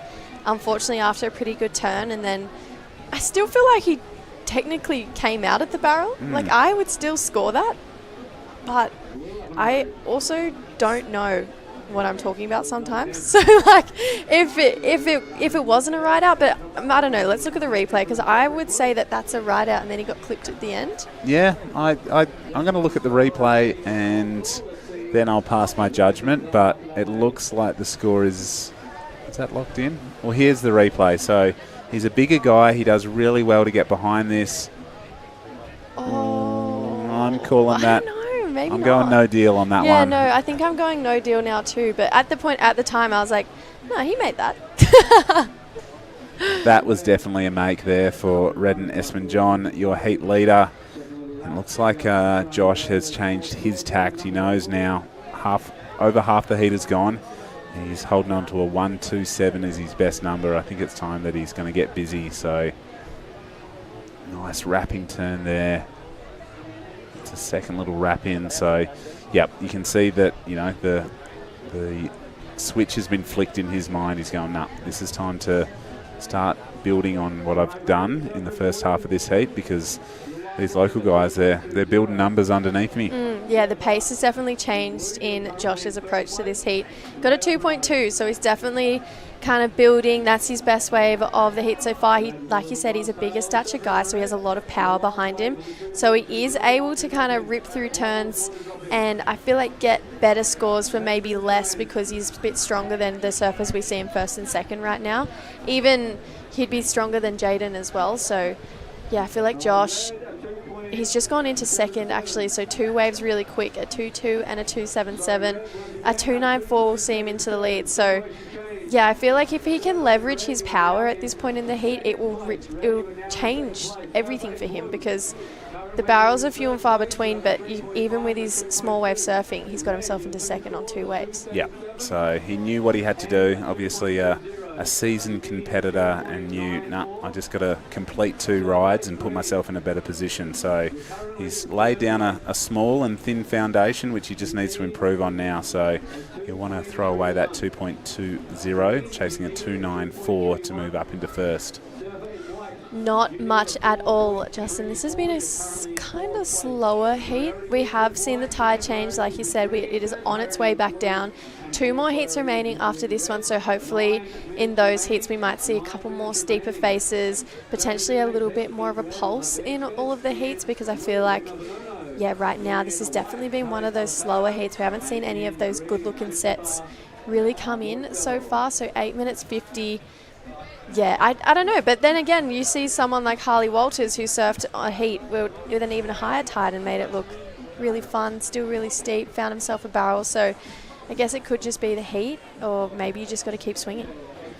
Well, here he is. He is swinging for the fences right now in second spot. Oh, his approach is definitely, switched. He's surfing with a bit more power, a bit more aggression in his approach. So that would have been, a really good manoeuvre to stick, but might be the case of that sort of heat on, heat off sort of scenario. We see it a lot in surfing, that one heat just pulses and then the other one seems a little bit wave starved. So just hope the tide isn't draining out and taking a little bit of that swell with it. But definitely the heat before this one had a lot of good waves and a lot of good numbers.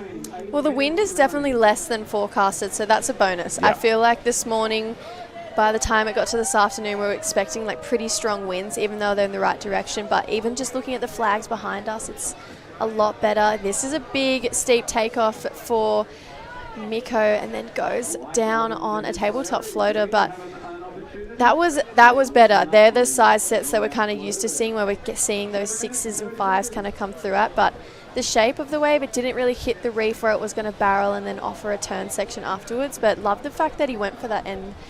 Pretty steep section. Yeah, he threw it all at it. A bit over 7 minutes remaining in this one. It has been a little bit of an arm wrestle.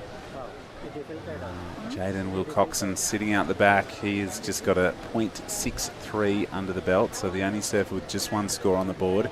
He needs a 4.34 or better to put himself in a qualifying position. So anything's going to help him right now. He's the only surfer with a very small score under his belt.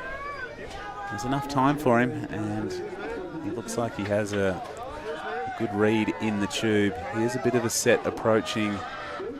Blue's in the chute. What can he do? Ooh, holds on, but isn't too deep. That one definitely stretched out to that wider part of the reef. You could see that where Jaden was, he was definitely a little bit too deep. Here he goes now. Oh, the grommet. I love it. That is so cool. So I don't know how old he is. I'm calling 13 or 14. If that. Yeah. Yep. And I think that's going to be enough to see him move up the leaderboard. So this is cool. This is really, really cool. And, you know, some people say, you know, competition can be hard. It can be heartbreaking, but it can also really, you know, spur you on to good things. So that was a nice takeoff. And, yeah, we only saw maybe a couple of inches of his board. Throws a little turn in. And another one. So the grommet. And another one. This was a sick barrel. Look at that takeoff. He was lucky to not catch his edge there. Just sits so perfectly in it. Gets spat out. I feel like he made the same noise I made, like with a woo when he came out. Kind of had that facial expression for it. And then, yeah, tagged it 3 times afterwards. He saw Josh watching him in the background, probably thinking, ooh, but there it is at 5.0, so it's enough to change the heat. Now only needs a 0.7 for first. Just stand up, Jaden. Just stand up and go to first. Josh is now chasing a 2.87, so 5 minutes to go. This heat, it's flipped again. It has. So, oh, there we go. We see Red coming out, leaning into a nice turn. So this guy has definitely got some experience, knows what he needs to do. And maybe going to see a priority switch there. Yep, so green scratched pretty hard, but unfortunately he is going to go into, wow, it's going to go into third priority, which is, wow, unfortunate. So Josh. Stunning. Well done, well ridden. That was one of those waves that he took off behind the peak, so it was going to be a shorter barrel, but he took off in the most perfect position on the reef out there. Came from behind, tucked in perfectly, came out, did a solid layback at the end of that one. So gets the score. It's a 4.07, so it's enough to put him up into first. Redden actually goes into second. So now Jacob, well, there it is. He needed a 0.7. That's the 0.7. I'm saying he's going into first off that one. And we've got a flurry now. It's all happening. Oh, my goodness. This is what I like about this wave. It comes in real waves. It pulses, and everyone has opportunity. So although it's not, you know, picture perfect cloud 9, it is still providing enough opportunity. And there you can see just the crowd that comes down to this beautiful part of the Philippines to check it all out. I'm sure they've got a screen or something. It's a pretty good vantage point from there on the beach in front of Shaka. Our morning coffee spot. We love it there. I can recommend the pizza from next door as well, from X. Yep, had some of that. But yeah, just a great sort of beach vibe on offer. Thanks to Ryan on the drone, and you can see some of the homestays and the other restaurants on the back street just behind us here. It is a bustling little community, and it is all based around this wave, Cloud 9. Well, there we go, a 2.17, enough to put Jaden Wilcoxon into first place. Josh Stretton is now in second, chasing a 3.11. Redden Espenjon in third, chasing a 3.35, and Miko Alapeo chasing a 4.17. The whole leaderboard has pretty much flipped in the last 5 minutes, so it'll be interesting to see what happens in the next 2.5. I don't think we've had a heat that's flipped so much. No. Today, like this is, I feel like as a judge, you'd probably be exhausted in this heat. There has been so many waves, so many different changes. You know what? Take judge out of it. Priority judge. I feel like if you're a priority judge, your arms would be hurting right now, changing the colors so many times. So yeah, a lot of waves caught, a lot of leaderboard changes, but I feel like that's what makes heats interesting. That's what makes them exciting. They're definitely the heats that I love to commentate most because I haven't really sat back in my seat yet in this one. I've just been like, I'm on the edge I of my want seat. to know how this is going to pan out this next 2 minutes. So hopefully for a 4-wave set, that's what I would like. Yep. I reckon there's time. There's 2 minutes on the clock. 30 seconds each for these surfers. And you can see surfers on the move. White is in the lead, but he is in 4th place on the priority queue. He's got to give this one up. Blue has a look. Ooh. Oh, it's flipped. He looked over the edge a little bit too much. So here we go. White, the grommet, has a look as well, but didn't commit hard enough, so he'll stay in 3rd position. We're under 90 seconds. First priority is now with green, a 4.17 his requirement. Second priority is with red. He is in 2nd place on the leaderboard. 1 minute, and here he goes. Ooh, tucks in, so it doesn't get super deep. I don't know if it's going to be the 3-1-1 because he didn't really get too far behind it. It might better the 2-7-7. I don't know. We'll wait and see what the judges think for that one. But then green, Miko kind of rolling the dice for the last time there. So needed a 4-1-7. Unfortunately, with the no exit, that's not going to be the score there. So 35 seconds to go. First place is Jaden. He's looking to better a 2-1-7, but you'd have to think he's probably set in first moving on through. But Redden, looks like there might be a little wave coming through. Yeah, let's see. Does the Grom utilise priority? He sort of doesn't. Redden in the blue. Ooh. Getting spicy through the inside, and this is the fear that competitors must have about these local competitors. They know this reef like no other. Oh my goodness. Okay, this is going to go down to the wire. This is going to be a super interesting finish. You hear the siren go. We are going to be on hold awaiting scores. We'll probably go to a short commercial break and let you know who has made it through because we don't even know. I have no idea. I couldn't even tell you. We'll see you guys very shortly. Don't go anywhere. 2 more heats left for today. Ang pinakamaganda sa life insurance, it makes life easy. Katulad na lamang halimbawa, let's be very honest, Manila Bank is life, na nariyan in your moment of grief. The best way to show your love is to assure your love that I will not only take care of you during your lifetime, but I will take good care of you in this lifetime of life.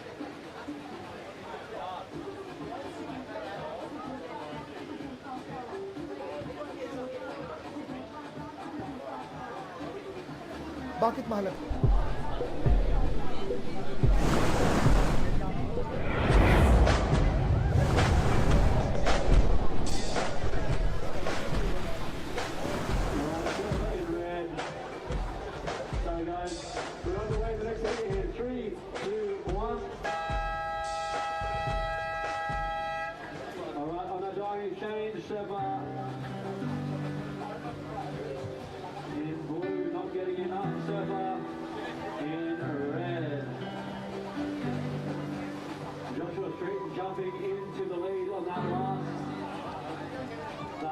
Reversion through our leg, in the first place, and putting White into second, Jaden Wilcoxon falling in second place, pushing Reggie Nesbitt just out of the picture there, not enough on your last wave, Raiden, but awesome serving. I think Ali Kao is rounding out the races with our last heat. The great surfing industry in the water we have. Then third from Australia, went up and over from the Philippines.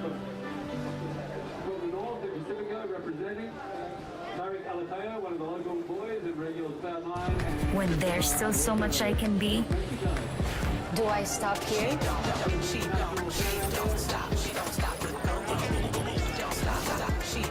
Do Do I stop here?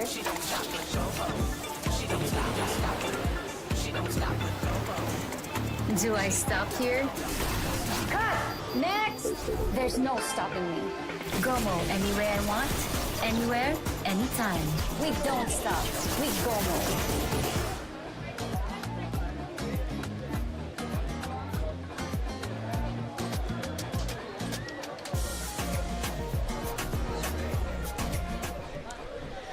Welcome back. Looking like Josh Stretton is shaking hands with his fellow Australians. He made it through with a win actually. 3-2-7. Jaden Will Coxon coming in second.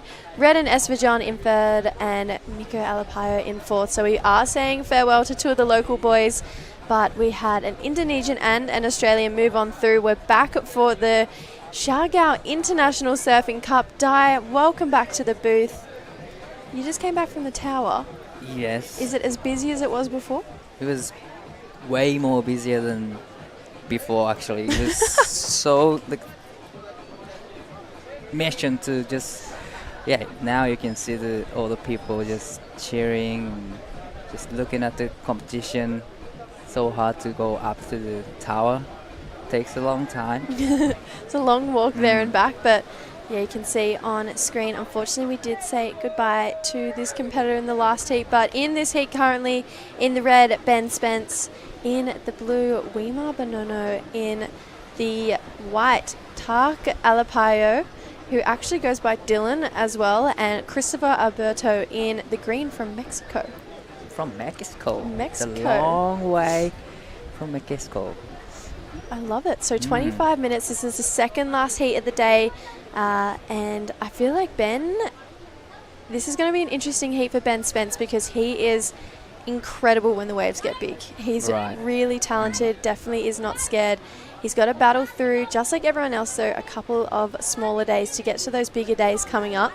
So hopefully he can find his way through this heat because I'd love for you to see him die when it gets big and slabby. Right. He's really good. So definitely he wants to get through this heat because we are looking at forecast saying it's going to get better and bigger throughout the week. So this is going to be really important heat for him, and we'd love to watch him surfing in the bigger waves too. Yeah, so I feel like all of these competitors, even there was an interview earlier with one of the Australian competitors, and he was saying, you know, you just kind of have to grind through these ones because you really want to get to those ones where it is a bit of a bigger swell. Everyone's seen it. If you have Surfline, it's dark green. Like the forecast is looking dark green. It's looking so good. So everyone's kind of got to battle through these earlier rounds. But looking like first wave starting to roll in. Ben Spence is going to stroke into this one. So got it pretty far out from the reef. Big first turn here. There's the second. And the third. So this was a steeper one, but a complete turning wave right now. Wow, the wave choice was amazing. He managed to put 4 turns, and every turn was solid. It's going to be a great score for Ben Spence, first wave. Looking like we've got a paddle, but that is Weimar saying no to that one. So Di, I thought you did a really interesting interview before with one of the Japanese competitors who said he wasn't even supposed to go in this event. He wasn't planning to go into this event, just trying to have a great surf trip. But look at this replay from Ben. Great first turn. Wow. First of all, the wave is really good that he got it. Wow. Super fast surfing there too, Di. Like, I feel like he was really quick in between turns there. So Ben Spence from WA definitely is going to get I would say a good score on the board. I know there was no barrel on that wave, but I liked the turns. There was really nice flow on that wave too. Really good flow on the wave. You know, every time he put so much energy to it. It was great surfing. This is a bit of a pulled back shot, so the sun is starting to go down here in the Philippines. Look at that beautiful drone angle shot of the tower. I mean, that is like what the world revolves around here. I feel like that is just the hangout spot. Everyone sits there all day watching the surfers. I feel like the last week you couldn't go there without seeing someone you knew, and I spent many hours out there as well watching some surfers. So yeah, it's definitely a good hangout spot. You can see how busy the boardwalk is starting to get. So it kind of has a little bit of a break here, and then just along the next section it gets crazy full of people. So yeah, everyone tuning in, wanting to come and be a part of the action. A lot of tourists here as well. And this event is a big deal. Biggest surfing event in the Philippines, longest running surfing event in Asia. So 28 years this year. And just before the first surfing event started, there was actually a bodyboard event here. So technically 29 years of an event running. But yeah, I mean, everyone wants a piece of the Siargao Cup. It's such a amazing event, and I'm excited that you get to experience it this year, Di. It's so much fun. So excited to see what's to offer in this beautiful island, Siargao and Cloud9, and I can't wait to go out surfing. So the first wave for Ben comes in 5.0 or maybe 4.83 for the first wave. Yeah, he must have swung on a second one kind of quickly. So here he is now having a look at this one. So Ben goes for an air but can't quite pull it off. So that is a 0.17 for that one, I believe. I feel like we're kind of playing catch up with Ben right now because he's got a 5 on our screen, but our computer is telling us a 4.83. So he does have another wave score to lock in. But these other surfers in this heat, I don't know too much about our Mexican surfer, but Tak, a part of that big Alapayo family, who actually we had an Alapayo in the last heat. But talking about that last heat, Justin is with Josh Stretton, the winner, taking out heat number 12. Yeah, thanks, Jess. I'm here with the last heat winner, Josh Stretton from Newcastle. Mate, a little bit nerve-wracking that heat? I don't know what happened. I was so stressed out at the start. Had full numb legs, but managed to pull it off at the end, I guess.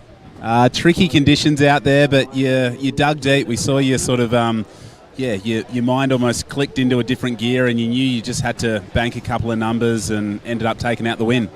Yeah, I sort of knew I had to kind of find some rhythm. Like, I was just not really feeling it at the start, so I just wanted to catch as many waves as I could and try and get a couple of small scores, which sort of worked out, and then I ended up getting 2 little tubes and an air, so it felt all right. Mate, you're the size of probably your other 3 competitors out there, weight-wise and size-wise.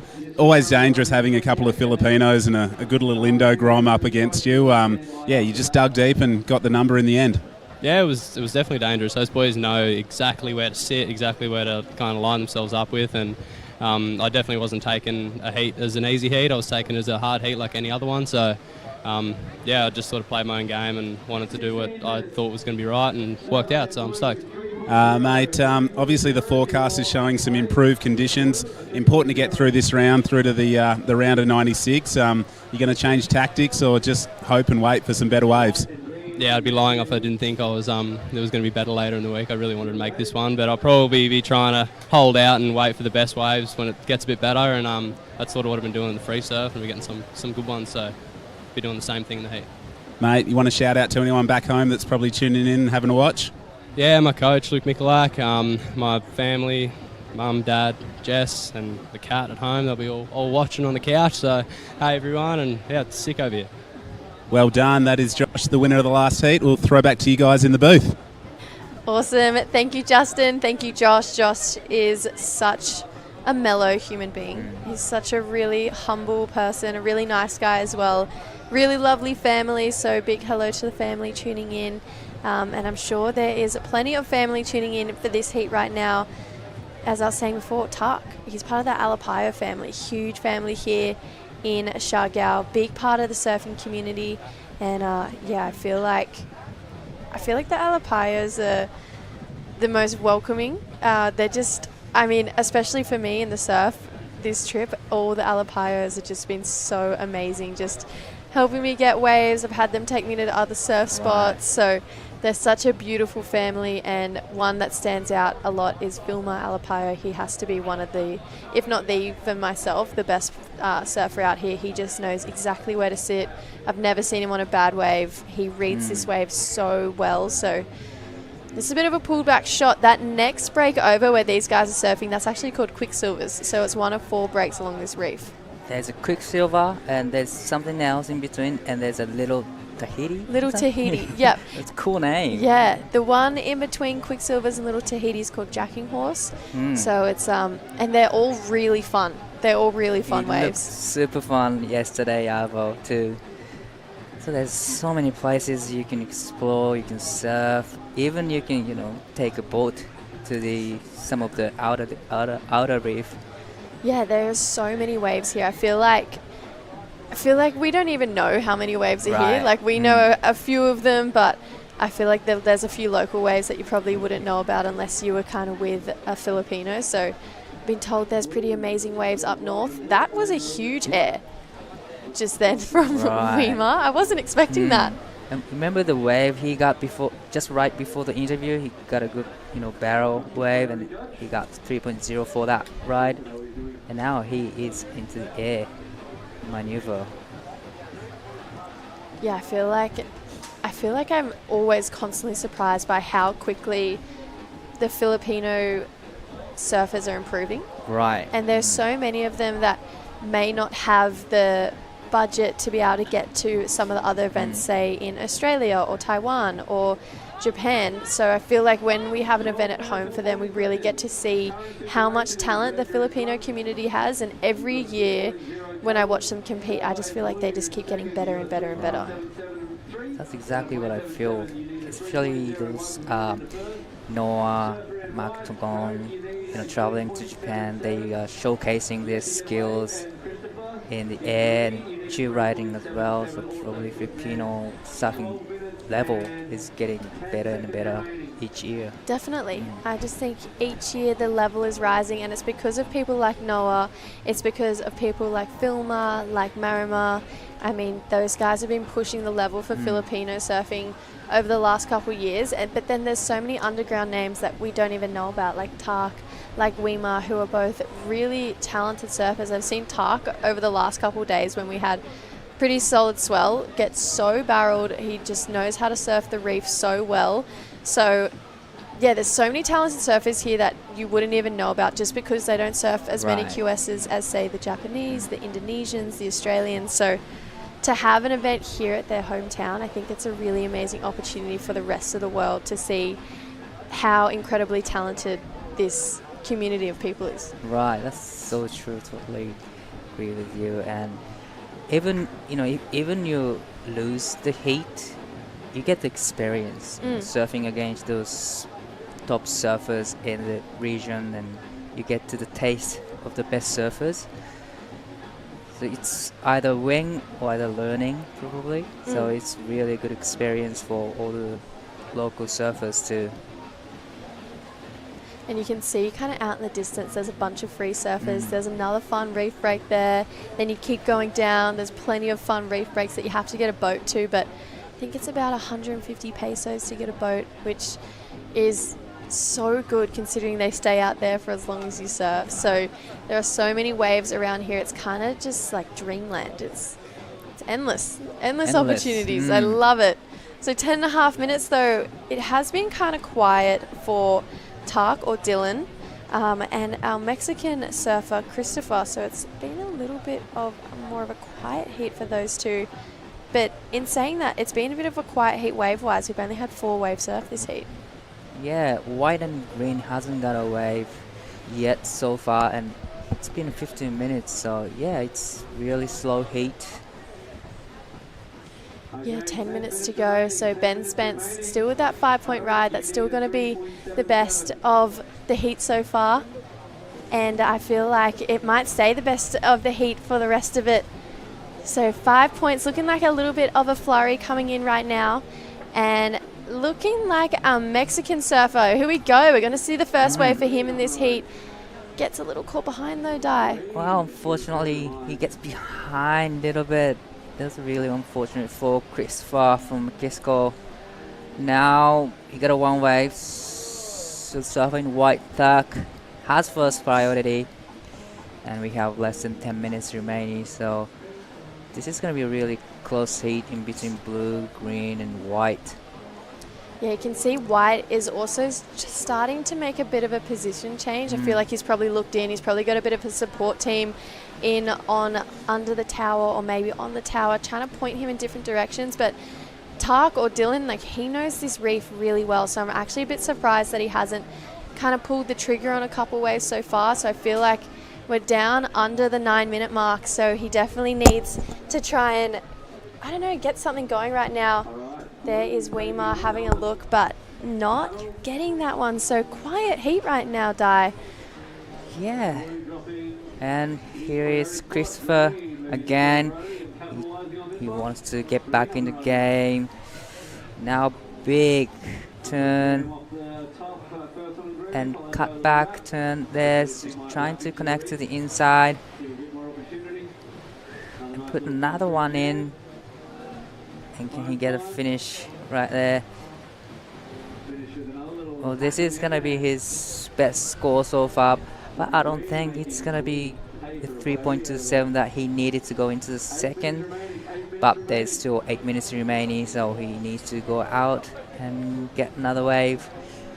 Yeah, it was a 1.9, so has looking for a 1.88 now. Finally looks like we might have Dylan starting to stroke into this one. Beak kicks in, pulls into the barrel. Oh, he was deep, but he had to kind of get pumping to come out of that one.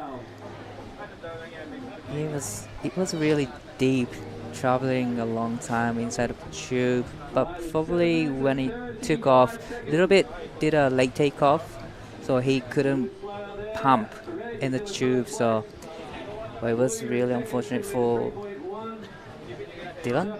Yeah, for Dylan, yep. It's funny, I got introduced to him as so many different names. Yeah, right. And then I was talking to him for himself. I was like, what should I call you? He was like, I feel like Dylan. I feel like you should call me Dylan. I was like, okay, I'll call you Dylan. Oh, right, so. I was like, perfect, that works. So, yeah, I feel like Tark, Dylan, some people know him as a few other things. So, 7 minutes to go. I feel like a little bit of a wait there just for a 0.8. So now we might see him start to scramble a little bit, try and swing on a couple more waves because he just waited a really long time for a 0.8. It's not a very big score. So I think he's kind of lucky right now that there's been no major scores since that 5-point ride. A 2.98 is very doable for him. But yeah, I just feel like that was a long wait to only get a 0.8. It's been like almost 20 minutes to get 0.8. So, well, now he's in the little barrel, put some few turns in. So his backup score is 0.77. So probably he better that to extend his lead to green and white. But still, all the surfers needing really small scores. Yeah, and 6 minutes to go, so it's tight. I feel like Ben, he's looking pretty comfortable right now. Right. That 5 is definitely separating him, but yeah, super small scores, super slow heat actually, Di. Like nothing has really come through since that 5 at the start of this heat. But the good thing is we have a stunning sunset this afternoon, so this drone angle is absolutely stunning. You can see all of those Sprite tents there. That is actually the athletes area, so they've dedicated a whole front of a resort to become an athletes area, which is pretty crazy.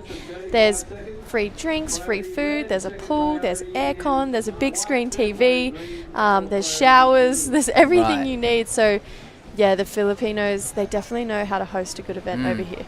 Really good setup, Great setup. You can chill on the beach watching competition with a big screen, and then you can go to the towers, you can focus, and now going to the air, spun around.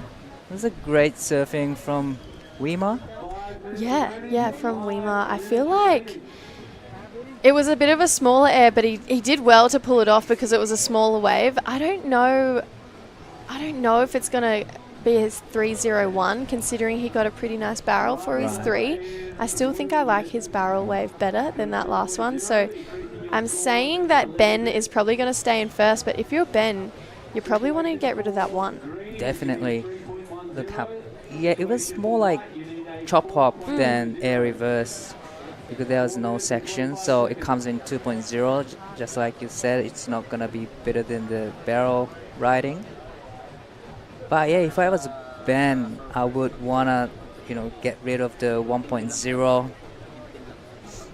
Yeah, I feel like although that 5 is really changing things for him right now, like it's allowing him to kind of sit be a little bit more picky, be a bit more comfortable. But yeah, I feel like you don't really want to get through a heat with a 1 as a backup. Right. You know, you're going to want to try and get at least a 3 or above. So he's done well to get that 5, but we honestly haven't seen a wave that size come through for 22 minutes.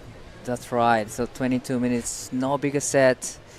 That's pretty much why Ben was waiting so long. Probably waiting for that, same wave as he got 5.0. But it's down to 3 minutes and 30 seconds remaining. So probably now it's time to change plan. Probably doing a plan B. So Di, if you were going out to surf the last heat this afternoon, knowing that this has been a slow heat, right? What strategy are you taking? What tactics? What Di tactics are you going to do in your heat? Probably trying to get 3s for the first 10 minutes, and then I'll probably wait for the bigger set. And 2 3s gonna get you through the heat. So that's probably my plan. This is Ben's second wave. Yeah, really nice first opening carve. Gets a bit of a check turn in, and then a full roundhouse. That board looks very fast under his feet. Actually, I wonder if it's a carbon or... I was just thinking that. I was thinking maybe it's a carbon board. But going so fast. Yeah, let's look at this replay. It's just moving really quickly under his feet. That was a really nice kind of forehand gouge, and then gets a second one, wraps it again for the third. So Ben Spence, he's been listening to us. We said, don't have a 1. Get another score to finish off this heat, and he's just done that. So that 1 is definitely going to be out of the picture, and for the next 2 minutes, he really just has to defend first place. Right. Well, here comes Dylan, needing 4.20. Nice first down, throwing a lot of sprays into second, and well, it was a great wave, and this is going to be his best score for sure, but I'm not sure if it's going to be a 4.20 that he needed. No, I don't think it's going to be the 4.20. Like you said, it's definitely going to be his best wave, but he kind of backed himself into a corner. He didn't get a wave until 8 minutes to go. Then he's only had a 0.8 and a 0.7. I love the fact that he's going for barrels, because that's what we want to see. But I think just because of the tide and the nature of this heat, it maybe was just a lack of adjustment earlier on for him to be like, okay, I'm not looking for barrels, I'm looking for turns. Because even this one, like, yes, it's barreling, but that was not a traditional wave that we usually see come through here. Like, it was really small. It was going to be hard to make it out of. This one might do it, but isn't going to as well. So, yeah, I feel like this is going to be good learning for Dylan. Like, he probably should have adjusted his strategy 7 minutes before he pulled the trigger on his first wave, you know? Yeah, he got 4 waves in the last 8 minutes. So he he should have got at least one wave in the first 10 minutes also. Yeah, because it could be a completely different heat right now if he had have done that. So 35 seconds on the clock. He's got second priority. He's got 35 seconds to try and find another score. We're saying that his last wave is definitely going to be his best wave. So he's kind of got 30 seconds to figure that out, try and get the next wave that he needs. But looking at the ocean, it's looking very quiet now, Di. It looks flat to me, but hopefully there's going to be another opportunity for every surfers. Down to 10 seconds. Yeah, that last wave of Ben Spence at 4.83, so he's definitely going to win this heat, but unfortunately it's going to be story over for Christopher and Dylan. So it's going to be Ben Spence and Wima Bonono moving on through. Guys, we're going to go to a quick ad break. We'll be back for the last heat of the day here. Day number 1, don't go anywhere. Plenty more action coming up.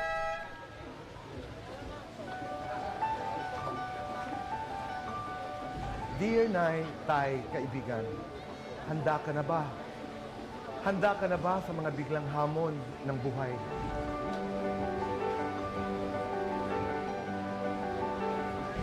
Hamon ng buhay sa iyo at sa iyong pamilya. Alam niyo, life is full of surprises. Kailangan maging matalino, what if madiskarte tayo sa buhay.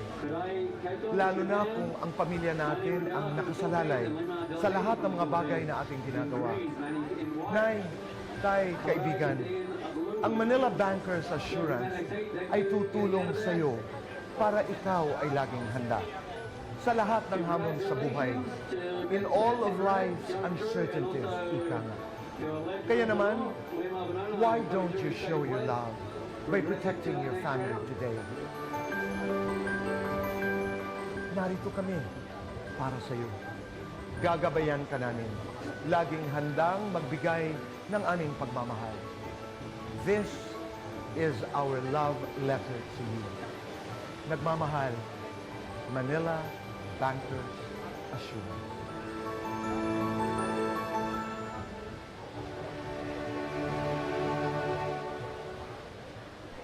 White, have you looked?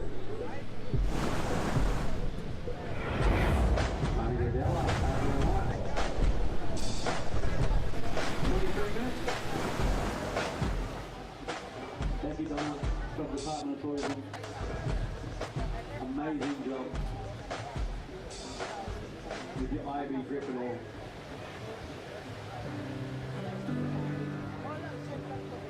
Red getting some good travel time through that barrel, not finding the all-important exit.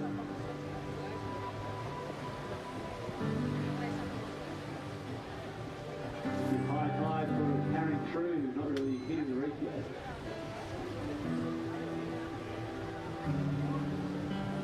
Green up and riding. Tricky conditions out there. Cloud 9 reef. Blue. Nice fish going out waterfront. Also going over the handlebars. All surfers on the board. Nothing. Welcome back, everyone. This will be the final heat of the day, and there we see the results from heat number 13. Big shout out to Margaret River's Ben Spence. Gotta love to see a couple of West Australians moving through from the round of 128. Ben Spence will join Alex McGuffin and our surfer there, Waymar Bomo. Di, it's been a busy day. We've done a lot more than we thought we were going to get done. So this is going to be our last heat for the day, round of 128, heat 14. We have Kodai Kato from Japan, Ash Jana in red, Manning Udela in white, Lima Dilamide in green. Yeah, and here we see straight into it is Mani. The Filipino surfers have been scattered through day number one here at the Siargao International Surfing Cup, and there is two of them in the final heat of the day. What can you tell me about Kodai Kato? So he is the big brother of Kato, and there's Shohei Kato, who is in the round of 64, top seeded surfer. He's a big brother of Shohei Kato, and he's really good at surfing as well as skateboarding. Really? Yep. So he's a really powerful surfer. He's good at air. So can't wait to see his backhand attack. We had a good look at that one, but decided not to. Maybe a little set wave approaching here. Ash Jenner using priority in the red. That one just clamps on him, unfortunately, so no way out of that barrel. Do you know much about Ash Jenner? I don't know much about him, no. I've definitely heard the name. I believe he is from Queensland. I hope I've got that right, but yeah, I don't know a great deal about him. I know he's in the red rash vest, and I know that he's in the last heat of the day. And we have two locals against Australian and Japanese in this heat. Right, this is a surfer white pull into the barrel. He makes it and do the go-to layback turn right there. That's a great surfing from the surfer white, Murney. Oh, we saw Kato up and down there. I do remember seeing him at the event last year, so good to see him back. He's returned, and his brother is a very impressive surfer as well.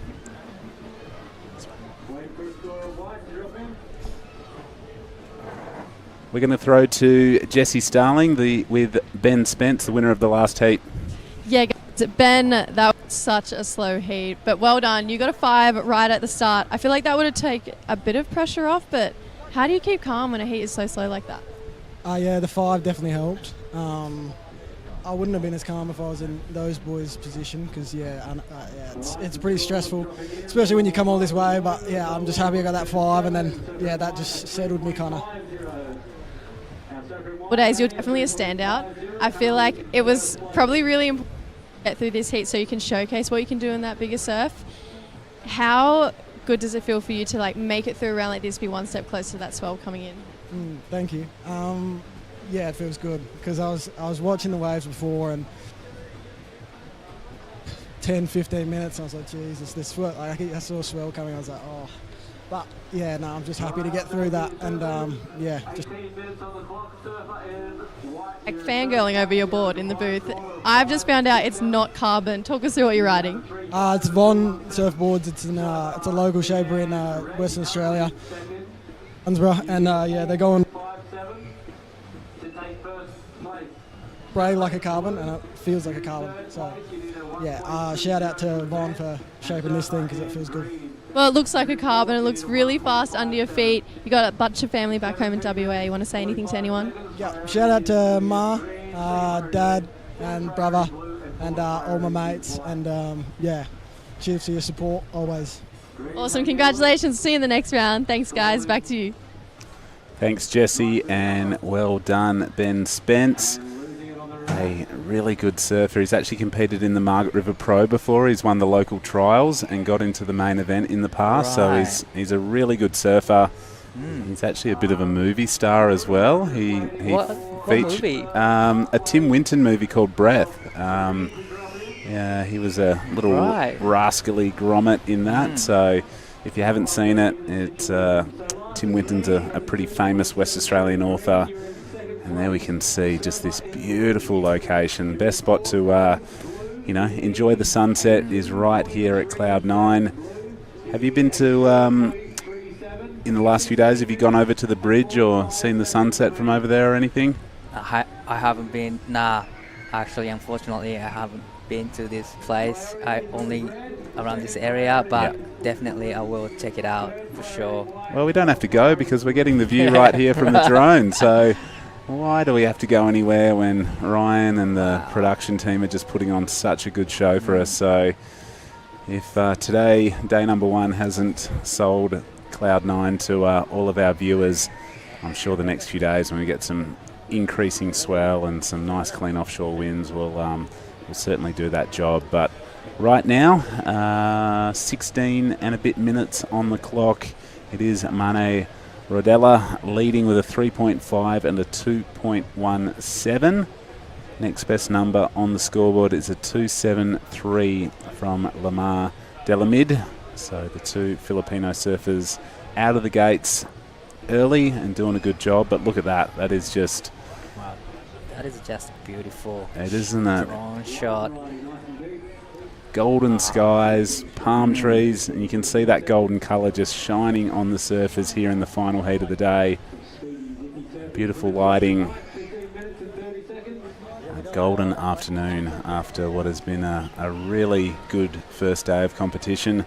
Di, anything that really stood out for you? Any highlights? Probably my highlight is to just watch the first time Cloud 9. Yeah. That would be my highlight for today. And I can't wait to see, when the waves getting bigger and classic Cloud 9. Yeah, I'm sure it's coming. Maybe not tomorrow, maybe not the next day, but definitely if the forecast holds up, we're going to see a lot more barrels. And if you're a surfer, you probably didn't pack too much sunscreen because you're going to be behind the shade so much. But it's really good. We were hoping to get 12 heats done, and we've actually done 16 heats today. So unable to finish this round. We got pretty close, but you can see where the sun is about to disappear behind the palm trees. So we've definitely kicked off in fine fashion. I'm sure at the end of this heat in about 14 minutes, there's just going to be a sea of free surfers heading out there. a lot of people hanging out, and I'm sure surfers in heat 15 and 16 are probably going to get some practice in, knowing we'll probably start with those heats tomorrow. Right. Definitely, I see a lot of people just left side of the event venue, just waiting for the heat to finish. See the that's crowd right there. I'm sure a lot of those people are going to paddle over. So pretty sure that's Quicksilver, the next break to the left of the tower there.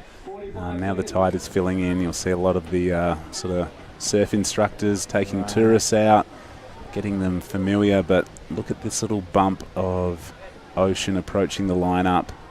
This is Ash Jenner, just got clamped. He had done everything right until that point, but the lip landed on him and not around him.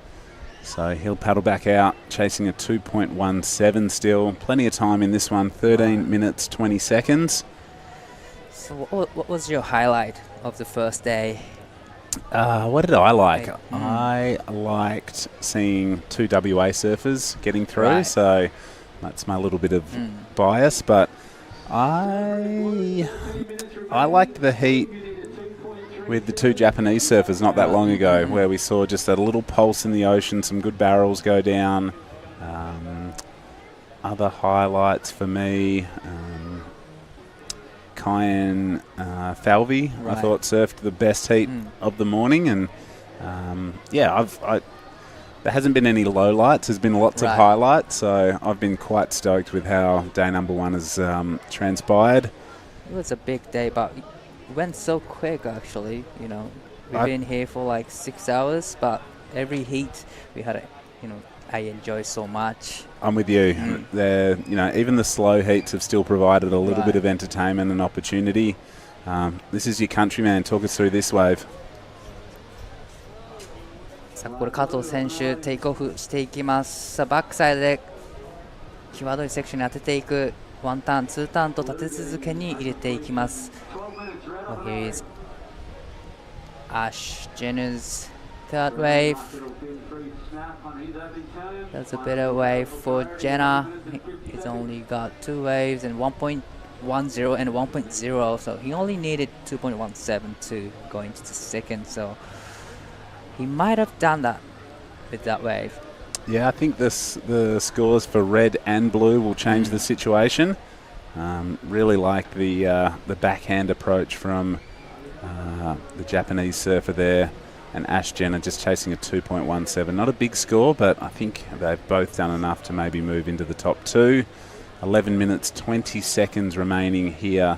Day number one of the 28th instalment of the Siargao International Surfing Cup. This is a QS 5000 event.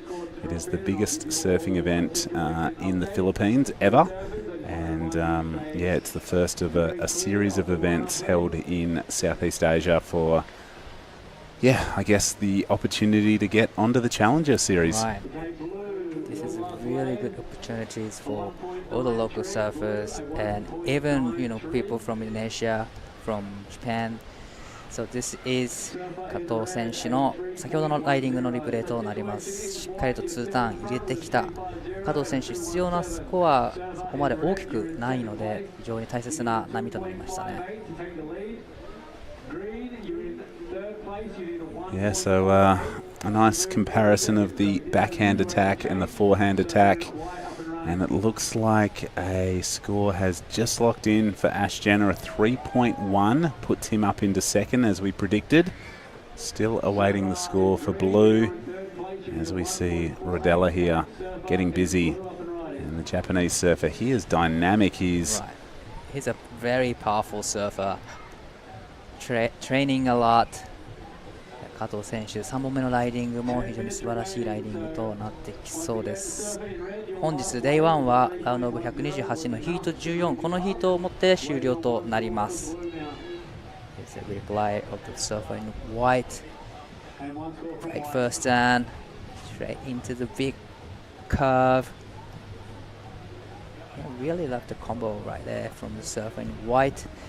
This is Kodai Kato, big hack on his backhand. He's a very powerful surfer. Probably his brother is now caddy for him. Wow. Ash Jenna went for big air, but unfortunately he couldn't make it out of the section. And you can still see the sun is beginning to set just behind the palm trees there.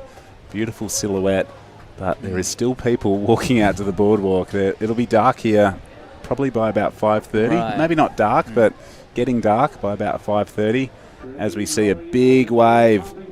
Oh. Wow, that was one of the biggest sets in this heat. Oh, Lamar unfortunately just got clamped on that one. Right behind him is another local. He got clamped as well, so there's a tight little exchange going on here. We are still waiting on scores to lock in, but it's been non-stop action. Even in the slower heats, there's been just a lot of waves ridden. Maybe not all of them sort of, keepers, but everyone's been keeping busy, and I like that at least there's been opportunity for all our surfers. Oh, see, we don't have to even leave our chairs. We can see the sunset from here, so amazing job, Ryan, on the drone. That is the other sort of pretty popular spot is the bridge, which you can go and, enjoy the sunset from. But look at those colours. It just looks like a mural or a painting or something, doesn't it? So amazing. I love the colors right here. Wow. I'm enjoying every moment in Siargao now. Yeah, it's definitely a great spot. Well, a score has locked in for your Japanese surfer. He's holding first priority. A 2.40 has locked in. A 2.40. 加藤選手の一つ前の波もしくはラストウェーブで 2.40 をスコアし現在第2位のポジションにアップしていきます。 3.90 をスコアすることで第1位のポジションとなります。残り時間7分を切るところ、本日 Day1 となるシャルガオインターナショナルサーフィンカップはこのヒート14をもって終了となります。明日は8時30分ファーストコール、9時スタート予定となっています。Yeah, super close. You can see a score has just locked in for Mani Rodella as we see a nice little inside tube there for Lamar Delamid. That was a better wave for Delamid, local guy. That's a great technique. It was a smaller wave, but he still managed to, travel a long time in a tube. Well, he didn't need a big score, 1.6, so you can see he liked it. He's kicking furiously to get back out the back. 6 minutes remaining. Probably he's done that job, so it's going to go into the second. And your heat leader up and riding now. Big bottom turn, top turn. Floats up and over that section. Yeah, I don't think it'll go into his top two, but we'll wait and see as we're getting down to the pointy end of the final heat of the day. And here's the replay. Talk us through it, Di. Really love how he pumped for the fast section to get, to generate the speed. That's how he can, manage to come out of the tube really clean. Yeah. Great technique from surfing green. Yeah, he's currently holding on to a 1.07 and needs just a 1.60 to move up into a qualifying position. It's going to be an important score in the context of this heat with just over 5 minutes remaining. Well, 4.33 for the last of green. Now he's in the lead. Wow, from fourth to first on the strength of one wave. And look at these people all hanging out to try and get over there. There's 2, 4, 6, 8. They all waiting for. There's got to be 30 people right there. And maybe how long 40. are they going to have, though? Probably like 20 minutes window. Well, last night it was pretty much dark and there were still people in the water. So here we go. Rodella now trying to muscle his way back into the lead. Floats the boat big wrapping roundhouse cutback there. But just a smaller wave, so probably not going to improve his situation. I'm sure there's a lot of Filipino surfers sitting out in the lineup, cheering him on from the left-hand side of your screen, hoping that we'll see 2 Filipino surfers progress out of this one. The requirements have grown for everyone. A 3.57 required for a Rodella to move into the lead. Katu chasing a 3.9 and Ash Jenner a 3.21. So all very achievable numbers, but time is starting to tick away. 3 minutes and a half seconds remaining, and in this condition, getting threes are not that easy. Actually, you need a proper wave, proper turn, or proper tube riding. So yeah, you might need a really good wave to get those requirements. Yeah, this is the backside of the tower. You can see people up there just soaking in the last little bit of sunshine as it pushes over the palm trees. Wow, your heat leader, he has sprung to life. I put the commentator's curse on him. The first 2 turns were spicy and he was looking for a big finish. He wants to make it out of this heat, doesn't he? Really love the first sound of it. It's kind of like lay back, big carve down to the bottom and straight into the second turn. It was great surfing from Surfer Green. Well, that water is looking pretty appetizing. I think in about 5 minutes I'm going to put the board shorts on and just jump in there. It's been a pretty long and hot day. Wouldn't mind feeling a little bit of salt water on my skin because it's been a busy first day here in the Philippines for the Siargao International Surfing Cup.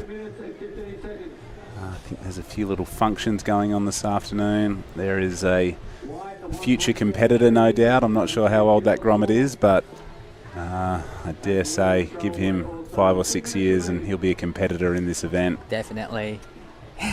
He's smiling and just waiting for the heat finishes. He just want to get out there. I wonder if that's his step up. That looks like quite a big board for him. And there you can see all the little surf school operators. This amazing little sort of beachside walk you can take. Everyone posing for a photo, so it's quite a little busy sort of boulevard through there. There's little stalls. I think there's a big screen further down that pathway. And with 90 seconds on the clock, we'll wait and see if this guy can wrestle back the lead. He's keeping busy. Marnie Rodella. Whoa! No way. That was pretty cool as Ash Jenner races behind him. Wow. That was a great air reverse right there from Surfer in Red. Ash Jenner needing 3.21, and wow, gotta say, he might have done it. Wow. I was impressed by Rodella's turn. I thought there was a bit of sort of John-esque about that, putting a lot of back foot in it. Did really well to get the board back under his feet, but for me, Ash Jenner's air rev was a keeper.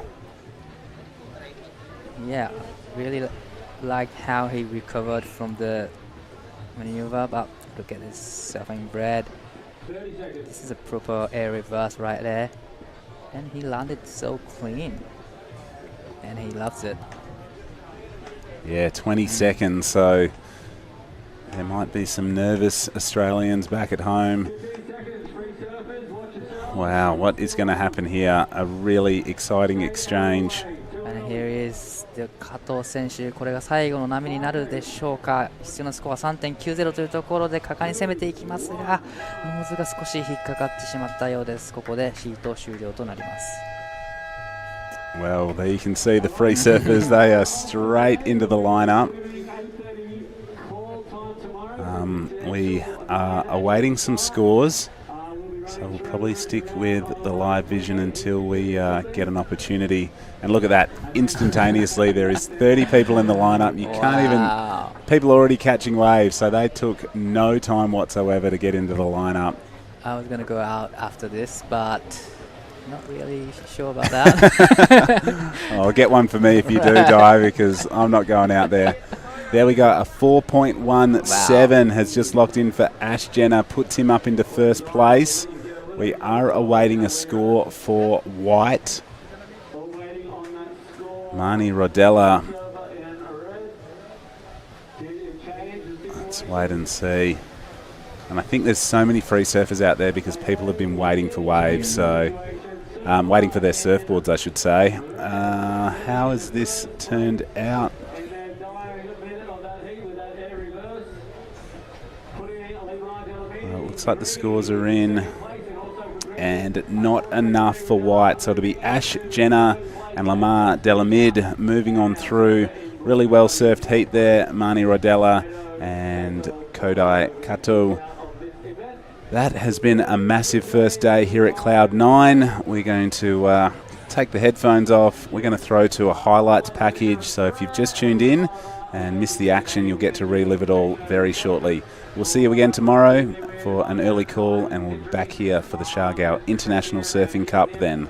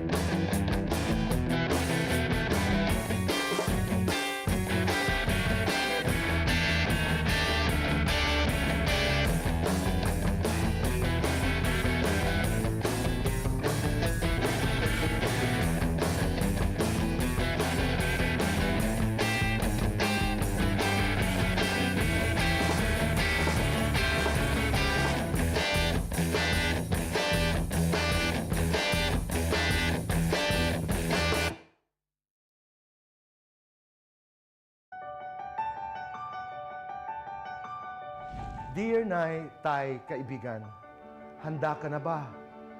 Handa ka na ba sa mga biglang hamon ng buhay?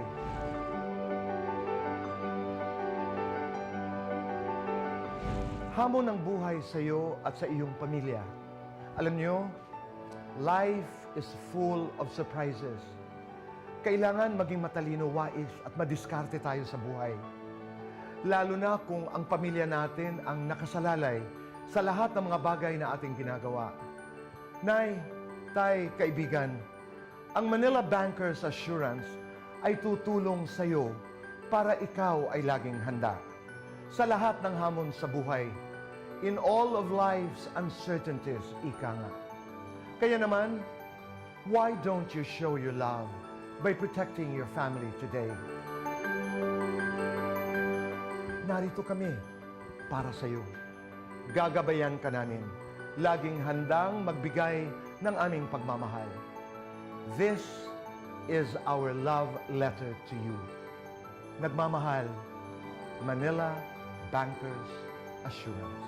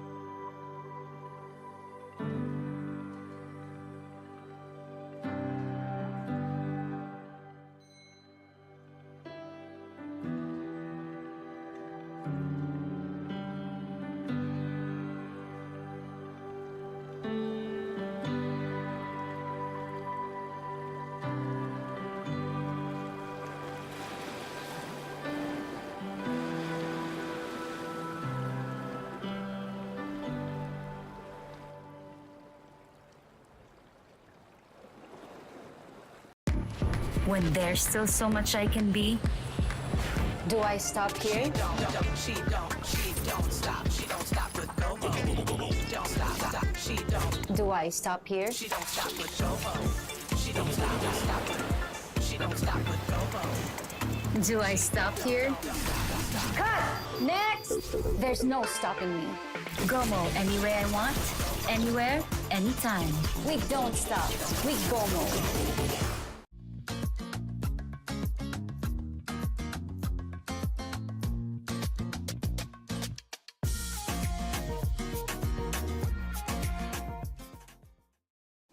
Someday, you will get older, slower, grayer, but also wiser, calmer, and freer than ever.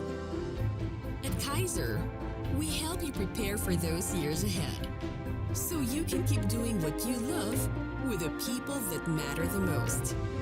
Prepare for your future today.